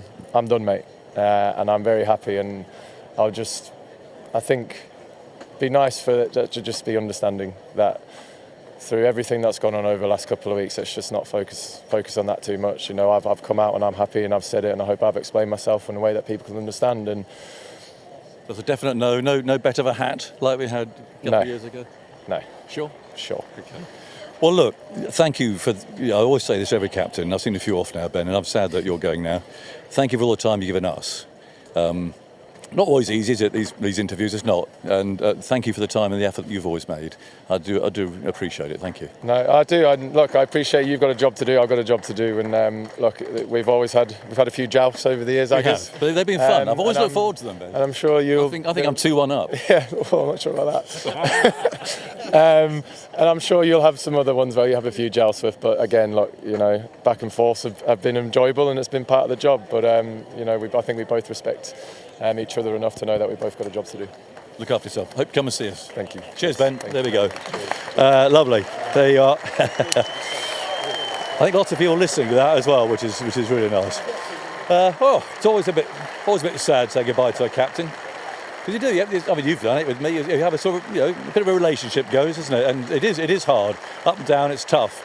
Tough for them coming out when they've lost and got to stand and talk in front of a microphone straight away. And he's always been good fun. It's always been challenging with Ben. Yeah, he has, and I think he answered my fuel on the fire question. I don't think I'm going to go looking for any fuel anymore. I'm done, mate. Yeah, I think my log collection in my garden will stay in my garden. Let's see, but he's been great, hasn't he? I mean, I think when you're the captain of England, you've got to have more to your kind of strings than just playing. You've got to be able to understand the media. You've got to be able to talk. You've got to be able to talk yourself through a few tricky positions. You obviously have to explain a few times why your team have lost, and you've got to be a very good actor. I think it proves that everyone's a human being, and when you're seeing Ben Stokes saying that he's done, he's gone, it just shows you can be as tough, and he's as tough as any cricketer that's ever represented the Three Lions. But eventually, everyone has a moment where you've just had enough, and it's obviously come for Ben Stokes now. Yeah, I'm done, mate. That kind of said it, didn't it? Really? And there was no doubt about when you look at him in the eyes. You can always tell, can't you? When you stood there looking someone in the eyes when they answer that question, and that can tell you if there's a bit of a glint there. And by the way that he spoke and what he looked like when he said there, it makes me believe even more that truly is the end. And the way that we've talked about his character, how about he latches onto situations and is impulsive on the pitch when making decisions that makes him a brilliant player. Maybe that has happened off it with his decision to retire, and as soon as he's decided that is what he believes is the right thing to do, he's done. Right, we're standing out here waiting for the presentations and so on. I think in a way, I think it's probably better for the team to know, because it'll stop the likes of myself, you, Finney, suddenly going. Just keep going, otherwise. Yeah, won't it will, and I think if he can make that decision, and in a few months' time, let's just wait and see what happens. But at the end of this season, he'll no doubt go and play a few games for Durham, and if he says, "Look, I'm completely done," I think it'd be quite good for the England team in a way, because then they know. They know that they've got to try and create a cricket team without an incredible all-rounder. How are they going to fill that void? It'll be down to Marcus North, the selector, to try and work out a formula with obviously the coach. Let's see who the coach is in a few weeks' time. Who knows what's going to happen? But English cricket now will have to find a formula without, if you look at, in the 80s, both of them, it's quite easy to pick a team because you've got an incredible all-rounder. I was very fortunate to have Freddie Flintoff, and obviously over the last 10 years, English cricket have had Ben Stokes. So your team almost picks itself. Needs one, didn't it? Yeah, it's a great opportunity for a load of young players. I can't think of any that stand out at the minute. I guess Rayan Ahmed would be a spinning all-rounder that has an opportunity, but it's an opportunity now for the team to move on without an incredible player, an incredible person. It's not just his game they're going to miss, it's that mentality. Yes. And I look around this England team and I think, where's that mentality going to come from? You said maybe when I said the last 2 weeks have an impact. I would say definitely. I think he's been thinking for a while, but when you have done it for such a long period of time and you've given English cricket so much, and it probably that kind of vulnerability stage which he was at, when you need your whole team to back you, i.e. the whole of the ECB to suddenly get behind you, and they didn't, I would think that was the final nail. Yeah. Well, players, actually, it's all a bit odd down here because, of course, we're not at the pavilion end anymore, but I can see the New Zealand players. England's, I think, are still in their dressing room. We're just waiting for the presentations to happen. Player of the series is a bit of an interesting one. Is it just one? I don't know. I didn't know if there's an England player of the series. It's might be a little more tricky to select. Cookie, I don't know how much you heard of the Stokes interview there. Did you manage to get some of it or not? Yeah, I stayed up and listened to it, and pretty much he hasn't said anything different to what he said yesterday, and the way I enjoyed your little joust with him. It was quite good fun at the end. Yes. But as far as coming back, no, I as you asked me at lunchtime, I don't think he is. I think generally, as I said, he hasn't played a huge amount of cricket the last couple of months, so that stuff has been on his mind by the looks of things, and he's come back here and he hasn't felt the same, and he hasn't. And Australia, going away to Australia and losing like they did as a captain is a really hard place to come back from. Yeah. And the energy that he puts into everything, to me, sounds like he's just he's just had enough. And it's not just the energy for himself; it's the energy for the team, the empathy he has, the care for the team he has, the care for his teammates. He properly has thrown himself into this job, so I am not surprised, and this is a day to remember what he's done rather than trying to add more and more narratives like that we like. Well, in a way, we're trying to kill the narrative, I guess, and just getting absolute clarity. Right, we've got the New Zealanders coming out. I wonder if Tom Latham might come and what have we got? We've got Jofra Archer's player of the series for England, Nathan Smith for New Zealand, and they're voted for by the opposing teams. So I've got my eye on Tom Latham over there because he's only the fourth New Zealand team to come here and to do this. So it's really quite very, very significant indeed for his team. It's just a few yards away from me. They haven't set up the presentations yet, so maybe if I just wander over here a little way, we might get Tom now. I think I can see the media manager saying, yeah, maybe.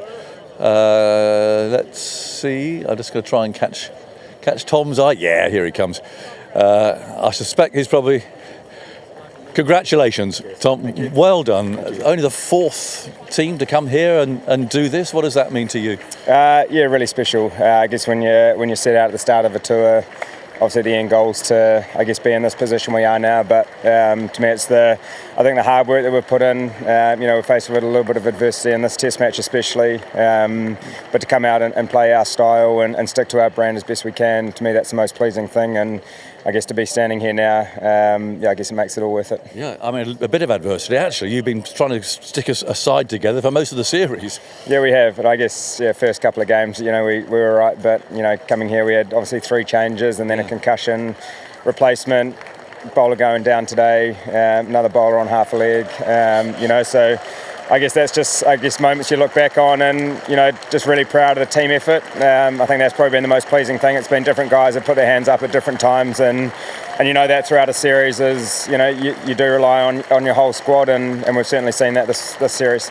Yeah, and to come back from Lords, I remember talking to you then, it was a crazy game and what happened and little cricket afterwards, to come back as you have, obviously really delighted. Yeah, I think in terms of the result, obviously didn't fall our way at Lords, but I said after that game that we did a lot of good stuff, throughout that Test match, and it was a bit of a flip of the coin in terms of which way the result could have gone. We obviously fell on the wrong side, but I think the way we were able to, come back and play our style at the Oval, and same here on a wicket that's was reasonably flat, to get as much out of it as we could, and the guys stood up over the last couple of days, which is really pleasing. Well, they did. Just one more. I mean, I see Darren Mitchell standing. I don't know how the camera homed in on his ribs up there, but they're horrible.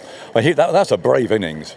Yeah, I think someone like Daryl, I guess when situations get a little bit tricky, he always tends to stand up for us, which is a perfect scenario for him to come in and I thought what him and Rutchin did yesterday to be able to, I guess, settle the nerves in the dressing room, throughout that first session, then for him to be able to kick on with the rest of the order, and for him to, I guess, bring up a milestone was, obviously really special and a really important innings in the context of the game. So hence why he's standing there with, the big champagne, which is great. Well, you could have had it too. I mean, you must be delighted as captain as well to contribute like that with a really big 100.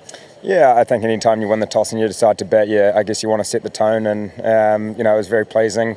Obviously, been a little bit light of runs this series, but I guess when the team needed it, it was nice to be able to stand up and I guess make a significant contribution. And I guess more the partnership with Dev, I think, was probably the most pleasing thing to put the guys in a really good position. Probably would have been nice to kick on, get a little bit more from the position we were, but I guess in the context of the game, it was a really good partnership to set the tone, and obviously very pleased. Enjoy the rest of the day, Tom. I'm sure you will. Thank you for speaking to us every time, by the way. It's much appreciated. No problem. Thank you very Congratulations. Tom Latham, captain of New Zealand. Oh, we've got a quick change. New Zealand to New Zealand. Brendan McCullum. Right, I don't know where to start, really. Well, not with that music for a start. That's come from. You can hear me okay, can you? Yeah, I can hear you. Okay, I'll cuddle up. Where do we start? Do we start with the result, I guess? Disappointing end to the series? Yeah, obviously disappointing. We came in with high hopes and going 1-0 up in the series. We were very confident that we were going to be able to get a series result, but unfortunately the relentlessness of a very good New Zealand side put us under pressure. We weren't able to sustain some of those moments throughout, which is a reflection from our point of view, and ultimately we're just a bit outclassed towards the end. Did the pitch and conditions create that sort of chase, if you like, last night, and the sort of rather unusual approach to chasing down a big target? Yeah, look, it was definitely situational. I guess from our point of view, we felt we were quite a long way behind the game with the pitch deteriorating the way it was, and obviously going to be faced with the trickiest batting conditions on day 5 as well. We also felt that scoring was going to be incredibly difficult once the ball got soft, and to be able to try and maintain a cruising speed which would be required on the last day if we weren't able to eat into the target enough last night was going to be very difficult. So look, we obviously didn't want to be 4 down last night, but I thought the approach to try and take out as much of the chase as we possibly could last night, and then hopefully be able to give ourselves an opportunity today. But in the end, a couple of direct hit run-outs as well didn't help. But again, it was we were a long way behind the game, so we had to try and find a way to be able to pivot and hopefully be able to come out with the result. But we weren't able to do it. We were beaten by a better side. Right, Ben Stokes, Brennan. Were you surprised by his decision? Look, surprised. I don't know if surprised would be the word. Stokes and I have been speaking a lot over the last couple of weeks, and I'm not going to go into those conversations, but when he tapped me on the shoulder yesterday morning when we got to the ground and said, "Baz, I'm done," my first reaction was to try and talk him down and to try and slow things down a little bit. You did try? Yeah, of course I tried. But Stokesy had made up his mind. It became pretty obvious that he was keen to step away, and from there I guess it sort of turned to just a bit sad, really. Sad because for 4 years we've worked intimately together and we've been through a lot together. We started this journey and we've sort of tried to build and shape what we think is the right way forward for this cricket team and to try and help English cricket. And it became obvious that it hadn't been easy on Stokesy. It's a long time to captain an international cricket team and the English team in particular, and the scrutiny and the pressures that come with it. But I'd rather look back on the fondness of our time together rather than sort of focus on anything else. I think he was an inspiration to work with. I call him a good friend, and I wish him all the very best for the future. Talk about the journey. Are you still on that journey, Brendan? Do you want to carry on? Yeah, of course I do. Look, my commitment to English cricket has never wavered. I firmly believe in the direction that we can get this team to take, and this is a disappointing result because we would love to have been able to get the right result in this series and show some of the improvements that we'd tried to implement from Australia. I thought Lords was an excellent example of that. The second test match was clearly difficult, and in this test match we had our chances whilst not being able to get across the line. But I'm excited about the level of talent which sits within English cricket. I'm very confident in the direction that we need to go and what changes are needed to be made and how we keep improving. And with that, the enthusiasm for the job, it doesn't waver. How about the new captain? I mean, have you even sat and thought up there about that and what the process might be to who that new captain will be? Yeah, look, we've got lots of options, right? There's a lot of good leaders within the side and lots of guys who will, I'm sure, do a fabulous job when the time comes. But I think for now it's just a matter of us trying to enjoy Ben's last day as England captain, and then over the coming days, weeks, we'll start to put some plans in place there. But for now, I just want to kind of focus on Ben and everything he's achieved for English cricket. He wore his heart on his sleeve throughout his entire time, not just as a player, but even more so over the last 4 years as a captain. And we want to make sure that he enjoys his final day in this dressing room as England Test captain. Just the last one for me, Brendan. This was going to be a reset, wasn't it? This series, try and put things right and on track again. You lost the series. There's been off the field stuff. Do you think you have reset and gone forward? You've lost the captain, the most influential player. Where do you think English cricket stands now, as opposed to the first day of this series? I think we've got to admit that we made some mistakes throughout the series and ultimately didn't get what we came for, which was a series win. There's been a bit going on off the field. There's been lots of things we've had to deal with off the field, and some of those things can be quite big distractions. And one thing I was proud of is that the guys were actually able to still galvanise as a unit and stay close as a unit, and I thought that would give us our best opportunity in the series. We weren't quite able to get there, but there is some good stuff, and I still believe that we have a firm direction of what we're wanting to do and how we're wanting to play and what we're wanting to achieve. And just because you haven't won doesn't necessarily mean that those things are wrong. I think we will continue to look to improve, we'll continue to look to evolve, continue to look to, whilst having our identity, keep progressing and improving and ultimately become a better cricket team. And I'm excited about what that looks like. And as I say, my affection and enthusiasm for the job hasn't wavered, and I'm excited about what the future holds. Brendan, thank you for talking to us. I'll see you at the next one. Brendan McCullum, England's coach. We got our three over here. It's a very noisy setup here, so I'm hoping to right. Well, his enthusiasm for the job remains. No question of anything changing there, at least from his perspective, Michael. Yeah, we'll wait and see. I mean, to be honest, I guess with the noise, we couldn't hear the interview, so it was quite hard to know what he said. Look, let's let the dust settle, but the batting last night has been a continuous trend across the last 4 and a bit years. Nothing seems to have changed in terms of the smartness required in the key moments in Test match cricket. In the winter, they got a little bit of a leeway of maybe that was the time to make the change. But I've seen enough to suggest that the coaching team here are not getting the maximum out of this team. We saw that last night. It's been dumb cricket for too long, and for England to really get back on track, no Ben Stokes. Let's see who's going to be the captain.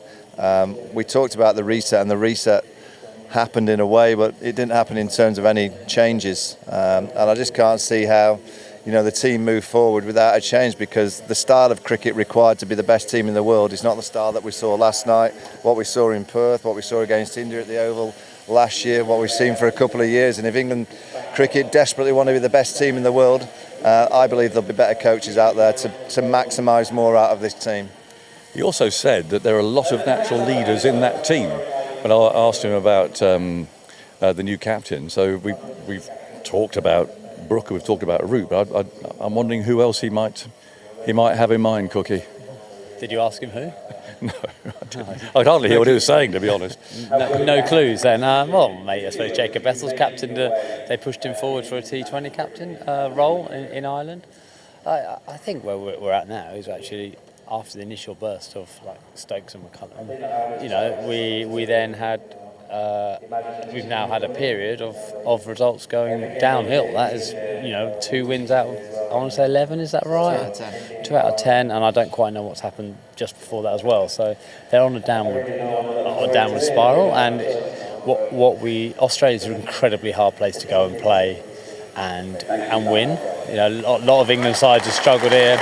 It's struggled there, but in English conditions is normally your banker. It's the banker series where you should win at home. That's why we say Australia so hard. It should be really hard to come play England. And New Zealand, and this is when the facts start to hurt, have come with a side who then got loads of injuries, possibly playing their third team bowlers, and have actually beaten England by 200 odd runs at the Oval and convincingly here. So that's the standard they're setting. That's the standard. They beat England, beat New Zealand on a 50-50 result. And at a 50-50 result wicket, they got the better of that. They played better than, but it was still quite a tight game. But in general, the performances we're watching aren't quite good enough for the talent that looks like in that team. Yeah. Do you agree with that, Finney? I do, and I think that the question now is going to be, how do you form a rock-solid bond between the new captain and the coach? And that's the question that's going to have to be asked by the hierarchy. Right, here's the man of the match, and well played too. I've seen those ribs on the telly. If I give you a quick, no, I'm not going to do that. They look sore. I'm not sure you want to see my rig on the telly, so I don't know how we've seen it already. I don't know how that snuck up there, but nice to get the win and win the series. That was a brave knock. Thank you. Yeah, I guess it's just part of the job, isn't it? When you play Test cricket, you try and find ways to get the job done, whatever it might be, and nice to get the win. Yeah. Well, what does it mean? I said to Tom Latham about you're only the fourth New Zealand team ever to come here and to win, and that's really significant. Yeah, look, I guess we look at our history. We did it in '99. We won a 1-0 series before the Test Championship a few years ago. But I guess to come here and do it in a style that's true to us as Black Caps and as Kiwis is something we're really proud of. And it's gonna be a cool one to reflect on. Yeah, well, there's a lot of talk about brands. I mean, England attempting this brand. What is the Black Caps brand then? Is it just that fight? Yeah, look, we're a small country down the bottom of the earth, and it's something that I guess we pride ourselves on, is that we get stuck into whatever's needed to be done and try and get the job done. Sometimes it's being pretty, and sometimes it's getting dirty and doing the little things really well. So just really proud of this group. I think the way everyone stepped up at different parts of the series as well as the squad is really cool to see. Yeah, and just one about the future of Test cricket, really. I mean, here you are, you're winning, you're beating teams. There's always kind of New Zealand's lumped in with those. Well, the future of Test cricket in New Zealand, kind of lumped in with the West Indies and others. Do you feel that as players or not? Are you constantly having to fight for Test cricket in New Zealand? Look, for us, it's probably for people more powerful than us as players to decide. But for us, we love playing for our country. We love competing across all three formats, and we've done it as a group for a long time now. So we'll just keep enjoying representing the Silver Fern in New Zealand, and what will be in the future. Daryl, it's lovely to talk to you. Thank you. Well played. That's a very brave innings. Daryl Mitchell, the man of the match. The noise continues here, but maybe I'll talk about it's interesting talking. You wouldn't have heard again. The noise here is ridiculous. The brand of New Zealand cricket that they're playing. I wonder if can we move away from here a bit? Let's just move away, because I think when Ben Stokes is up there now on the podium, I think it's going to be even noisier. So we'll just get away from some of this for a little while and get down here, which I think we'll hopefully be able to hear what everybody is saying. He's talking about the New Zealand brand, if you like, because everything's a brand these days, Michael. We know what the England brand has tried to be, and it's obviously come unstuck again. Fighting, hard work, is that sort of stuff that actually not rocket science, is it, Test cricket? No, I mean it isn't, and ultimately it's about winning. New Zealand have now won 8 of the last 9 Test matches away from home, so they're not a team that can only play in their own backyard, and they can get on the road, they can get on the plane, and they work away. I mean, Alistair mentioned, they won last week by over 250 runs, and this week by over 150. They've hammered England. Yeah. This is an England side that was at full strength this week, and New Zealand have got such resilience and just a get up and go attitude that, you lose Jameson, you lose Henry, you lose Glenn Phillips, and they just get on with it. The toss was a good one to win. Yeah. They won a good toss and they maximised it with that fantastic opening partnership. But I'm sick and tired of hearing about brands. I just want winning cricket teams. Your brand changes throughout the week. Because your brand might be aggressive. Conway and Latham that first afternoon, they got the chance to be aggressive, so they took it. Daryl Mitchell in the second innings, guess what he needed to do? He needed to dig in, because he needed to bat a long period of time to wear the pitch down. He knew the tactic that England were throwing at him with the keeper stood up was quite a tricky one. And That's Test match cricket. All this. It's being flexible. Yeah? Well, that's what I'm saying. This Test team from England have given us a great ride. It's been great fun, but they don't win. And they don't win against the better teams. They've been exposed against India, they've been exposed against the Aussies, and now they've been exposed against a good New Zealand side in their own backyard. And lacking a number of top players. And at the time of need last night, when they threw up a tactical manoeuvre in Ben Stokes at the top of the order, no problem. So you get to 50 for naught, and then a really good team goes, we've actually won the moment, just hold your chips a little bit closer now. But we continuously, and have done, with this Test match team, we just throw everything in. And then we lose 4 or 5 quick wickets and you lose the Test match. And, it's not just been last night, it's just been a continuous trend. And, English cricket has got to be brutally honest with itself. The T20 team got to the semi-final of the World Cup, but the last 5 T20 England teams in World Cups have made the semi-final. So whichever combination you have as captain and coach, for the last 5 times in World Cups, we've made the semi-final. The 50-over team over the last couple of years, you can't tell me that's improved. There's a lot of work to be done with the 50-over team. We were the world champions. Yeah. World champions to now just an okay 50-over team. And it's a challenging few weeks too. And the Test team has got our greatest batter at 4, a hugely talented batter at 5, one of our greatest, if not cricketers, at number 6. Ben Duckett, who's a wonderful opening batter. We've got Jofra Archer, Josh Tong, Gus Atkinson. English cricket has the talent. But to lose by 253 and by 150, I'm sorry, somewhere up at the hierarchy of the ECB, they've got to realise. It's unacceptable to keep losing Test matches, keep losing series. And if you lose against the better team because you get the wrong end of the conditions, you stick your hand up and say, look, we're a little bit unfortunate. We gave them a little bit of a week last week because of the changes. So we weren't quite as harsh on them at the over because they had 5 new players in, 3 debutants. So you have to be patient with that. This was the week. This was the week where England arrived full strength and they had to produce a result. And they couldn't produce the result. So in my eyes, I can't see what's going to change going forward unless you change a bit of the backroom, a bit of the management, and we need the reset to start now. They've tried the reset after the Ashes. Yeah. It hasn't worked. No, it hasn't. They're in a worse state now than when they pressed the reset. Absolutely. So now is a reset. Ben's just said he ain't coming back, so you can park Ben Stokes. Yeah. They've got to rebuild this England Test match team into something that's going to be very, very competitive. And they play Pakistan in a few weeks' time. They'll challenge England.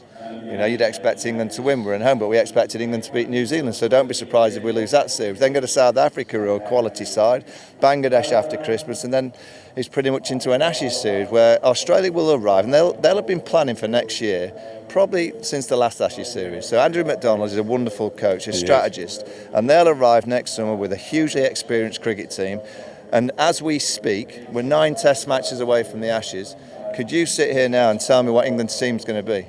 Australia will know their team pretty much now. They will. Going into next summer. We've got absolutely no clue. Yeah. Do you think there'll be changes, Cookie? I mean, you know how these things work. I mean, can a new captain come in and in the current structure and I don't know, click with the coach in the 4 years and actually produce a winning formula, do you think? Well, I feel McCullum's main method of coaching has been trying to take the pressure off players, trying to be relaxed in the changing room.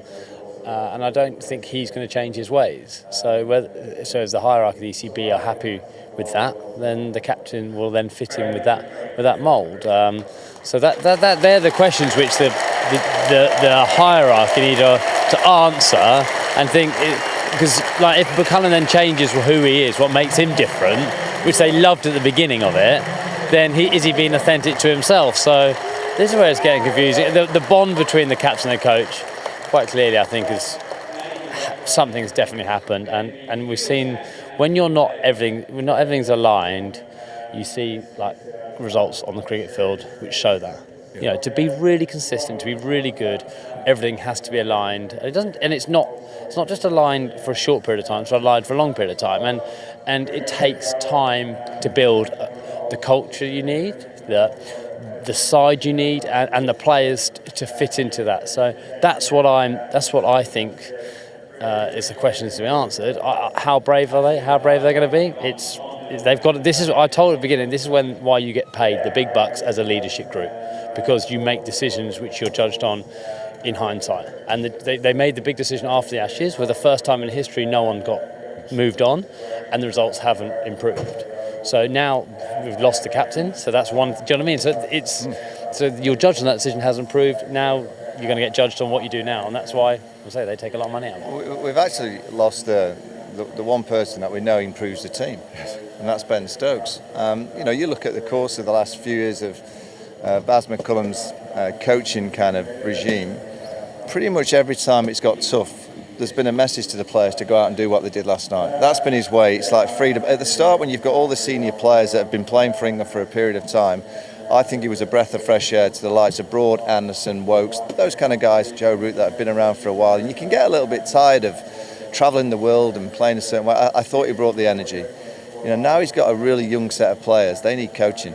And it can't be that in a pressurised situation, the only way that you can coach is to create a vibe in the dressing room. You send your young players out. Amedeo Gade walked out last night at number 6, played a reverse sweep first, but seriously. I mean, it's just madness. And it can't be that all you do is, there's no consequence performance. That's been a problem. Players have been allowed to pretty much get away with this method because the coach has allowed it to happen. Look, if English cricket wants to go on this roller coaster ride for a bit longer, I'll enjoy commentating on it because it's great fun. But if they want to be the best team in the world, and that's something I go back to Giles Clark when he was the chairman of the ECB, he publicly said we're going to be the number 1 team in the world. I don't hear anything like that from this ECB. I hear lots about other stuff, but they never say publicly we are going to be in 4 years' time the number 1 cricket team in the world. If you set that goal, you have to go and get the best of the best. And at the minute, I don't think we've got the best of the best. Right, I've got the best of the best, but you're off to go and do telly, I think, you guys. So thank you, Michael, Alistair, Stephen. Let's bring in Jeremy Coney, because we're about to watch New Zealand celebrate the lifting of the trophy here. Tom Latham just giving his thoughts over there. We heard them earlier on. That's quite something, isn't it? Just the fourth team to come here and to win. You've done it, and it means a lot, doesn't it? It'll mean a lot to this team. Different side than we had, but calmly resilient side. I think they play for each other, they care about each other, they grow up together. Actually, I've got families all around me every, breakfast time, and they're all together, and all the families are growing up. So if someone doesn't have a day, someone else fills the gap.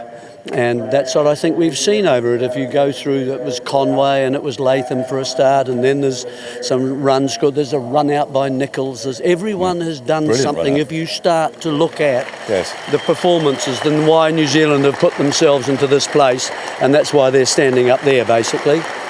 Tom Latham just given Ben Stokes a big hug. He's paid tribute to him there. And now the winning captain of this series, Tom Latham of New Zealand, is going to get his hands on the trophy. There's some champagne ready to go as well. So he was talking about. There we go. Not doing the hacker, are they? That'd be too much to bear. No, I hope not. Anyway, well done them. They do deserve it. And as he was saying, patching teams together, the retirement of their best batsman after the first Test match, injured, patching up bowlers here and so on. I mean, they've done it the hard way. They have. They've had a second side here, really, and certainly in the bowling ranks, haven't they? But as I say, someone drops out, someone comes in and does the job. Yeah. And so it's great to see Smith getting the player of the series, really.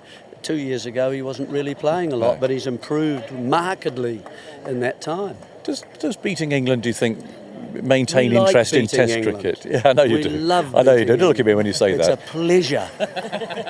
But I does beating can't England explain it more than that. Breathe life into New Zealand Test cricket? I mean, people talk about, New Zealand's always lumped with the countries that were, it's going to be the big three. Test cricket's on the way out. It's only going to be Australia, England and India. They never play Test cricket again. But actually, the fact they come here and they beat England here, that kind of defeats that argument, doesn't it? It kind of does, especially when you put it alongside going to India and beating them 3-0, which wasn't long ago either. Yeah, that was an amazing achievement. And we're going to Australia shortly. That could be tough. That's over Christmas, I think, isn't it? Oh, we'll wish you well, because we're actually, Jerry, we all love the Kiwis. Right. Thank you for your company this series as well, Jerry. Lovely to see you, as always. There we are. Jeremy Cody, part of our commentary team, of course. Right, OK, they've had their celebration in front of us here.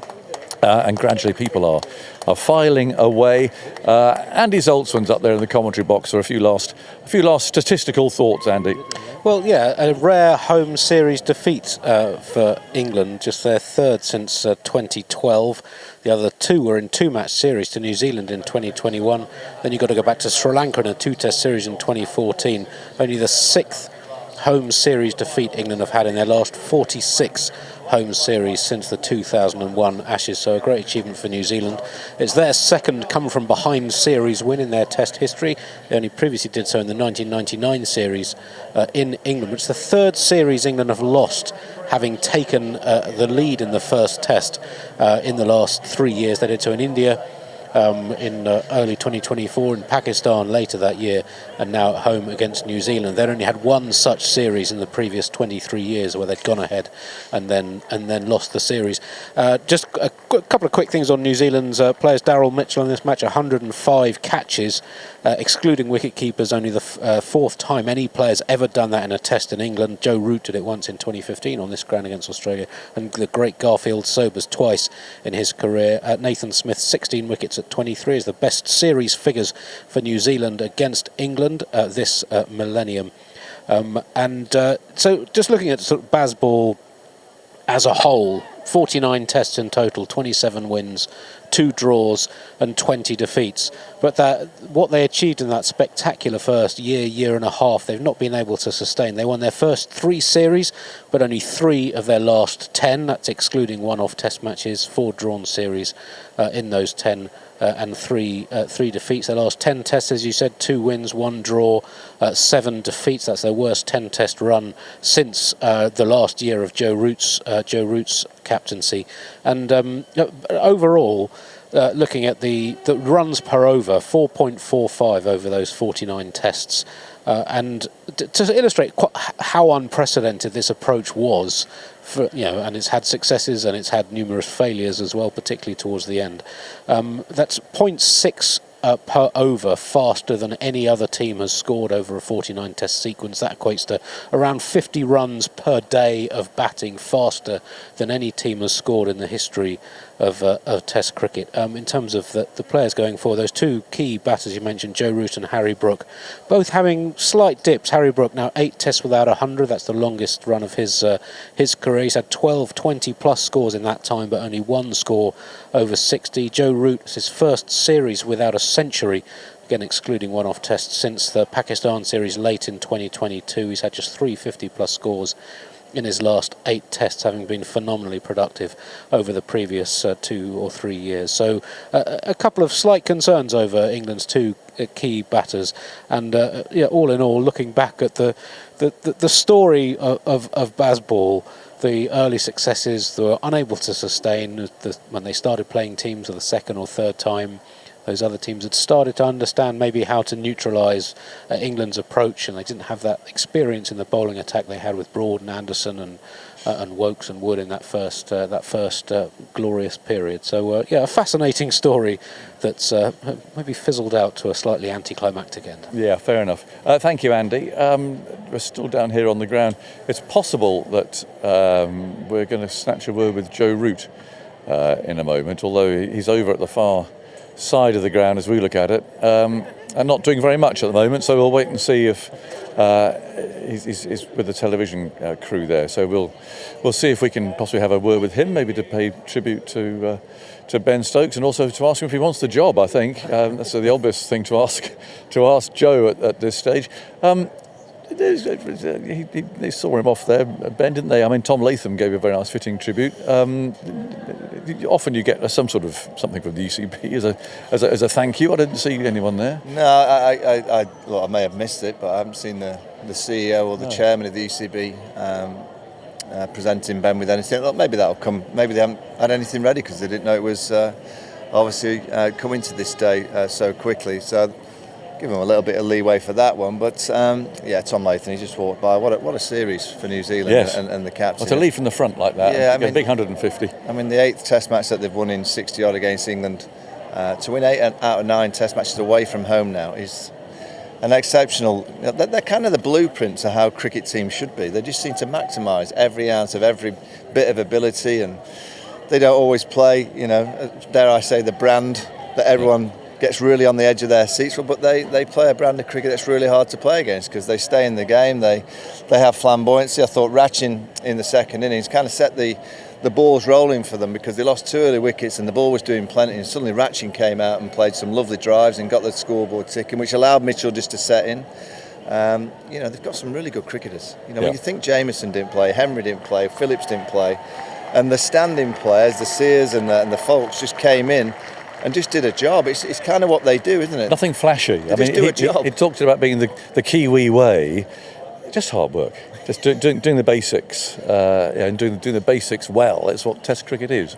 Well, they're like chameleons, aren't they? They do whatever situation it necessitates for them to play like, they do it. And the way that they've overcome, especially the injuries in this Test match, they were ravaged by injuries. We were wondering at one stage if they had enough players here to fill an 11 when the concussion sub was needed for Blair Tickner. So, yeah, it's the kind of cricket team that you want to take a leaf out of their book. If you were to restart and clear the decks and start again, you would look at teams like New Zealand, and you add the talent, and you talk about the young players, the exciting young players that we have in England. You marry that up with the attitude of New Zealand, then there's great nothing, combination. Well, there's nothing stopping England from doing anything. No. The thing we're lacking is a spinner, isn't it? You look at a Test team, a spinner and an all-rounder are the two positions that we need to look deep inside English cricket and think, where do we find those two players that are going to carry us forward for the next 10 years? If it's Rayan Ahmed and Shoaib Bashir, then fine, but those are the two positions. But you marry the mentality of New Zealand with the skill that's in England, there should be nothing stopping. Yeah, I mean, Finney's absolutely right to point out the skill sets that England require, but it's more the attitude of their style to batting. This England team generally lose games of cricket. The bowling attack's pretty good. The seam bowling kind of cartel that England have now, I think it's going to be competitive.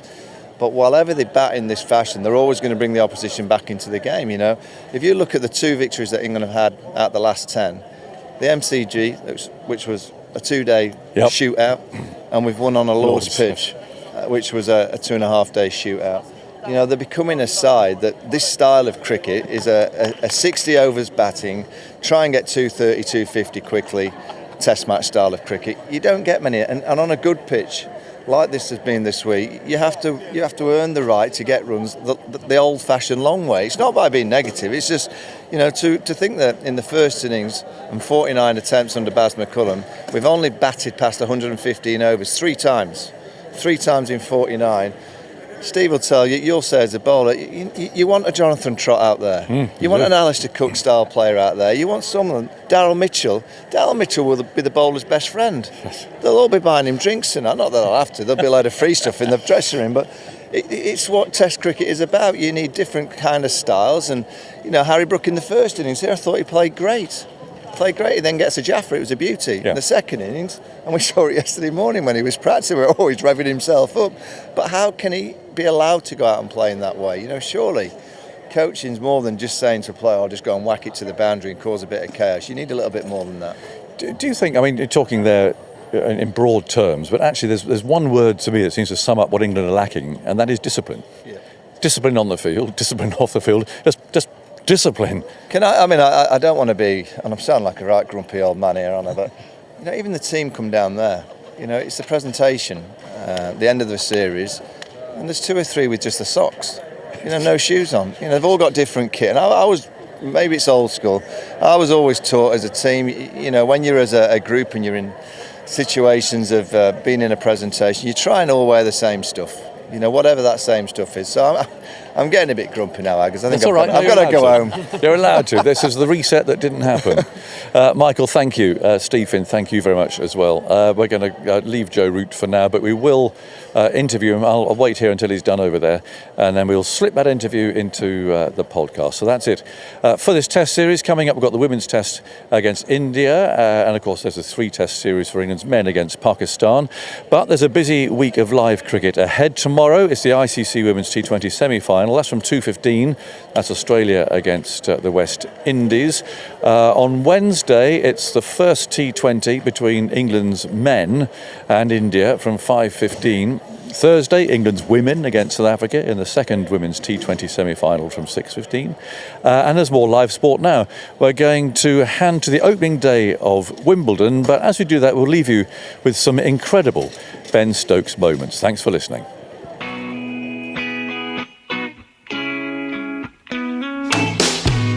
Stokes takes on the hook shot. He's got it fine. His arms are aloft. He punches the air. 100 for Ben Stokes. His top edge to hook shot, not the best shot he's played, but surely the best innings. As Stokes, with 2 balls left in this over, is on his way. He's there, he bowls to McCullum. Oh! Bowled him! He's bowled him first ball! Here's Broad coming in and bowling to Voges. Oh, he's brilliantly caught! Brilliantly caught! That is an outrageous catch by Ben Stokes. That was gone, it was past him. And he flung himself backwards and to his right. You won't see a better catch, I'm sorry. So here's Rabada with rhythmical approach. Short, pulled away by Stokes, 6 more. That was out of the middle. And it's 250 for Ben Stokes. Sweeps in the air and straight towards Stokes, who takes an incredible one-handed catch. Unbelievable. Jumping in the air and Summer plucking it out of nowhere. Well, you have to smile. What a catch. Bolt's on his way, bowls to him. That's a length, and he heaves it away into the leg side. That's going to go for 6. In goes Bolt. It's a full toss. Swiped in for leg side. They want to get 2 here, surely. Come on, Adil Rashid. Run. Stokes to the far end. He's desperately getting there. Dives.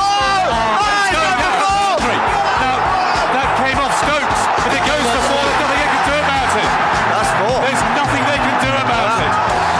Stokes is saying to the umpire, don't let it count. And in comes Pat Cummins from the far end. He bowls to Stokes, who hammers it for 4. And stands there with the back raised. I can't believe we've seen that. That is the most extraordinary innings ever been played by an Englishman. Ben Stokes says he's honoured to take up the role as England men's Test captain. He's been appointed by the ECB this morning following Joe Root's resignation. Now here we have got a declaration, and Pakistan need 343 to win. And England have won this match in the most thrilling of circumstances. The sun is just dipping behind the water tank. There may have been another 10-15 minutes or so of time. England have gambled, they've been positive, they threw the gauntlet down, and they have won this match by 74 runs on the blandest, flattest pitch you could find. Green bowls and he swings at the next ball, and that's gone for another 6. That has gone over deep backward square. This has been a crazy over, and the 100 for Stokes. 2 6s to go from 88 to 100. What an exhibition this is. 3 6s in the over, and the over isn't over, and Stokes isn't finished, that's for sure. This is the most extraordinary cricket at the moment.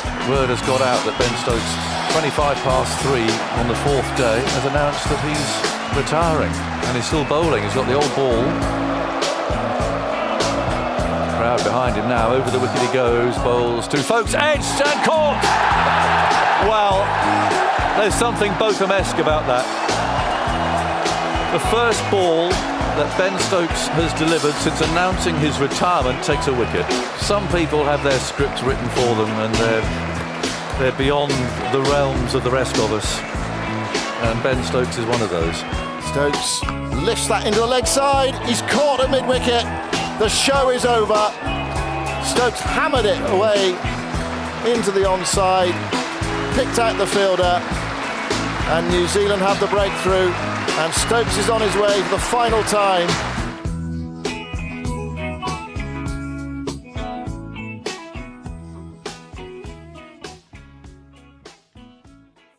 Wide, it's clipped the net, so he'll have another go at that one. There's a group of young men to my left who are so invested in this match. They keep being asked by our umpire to sit down, to just chill out a little bit.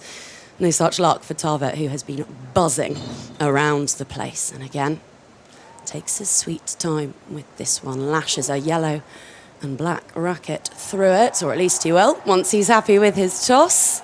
Here we go, serving at 4-5 in the first set tie-break. Finding only the net on this occasion.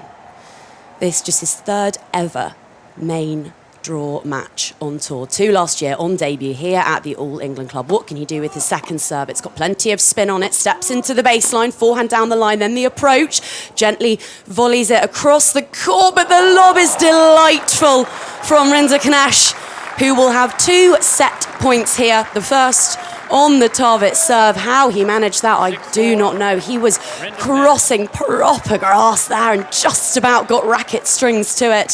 So, Ollie Tarvit to stay in this opening set, facing an opponent more than 200 rungs on the world ranking ladder above him. Not that he has faltered in confidence for a millisecond.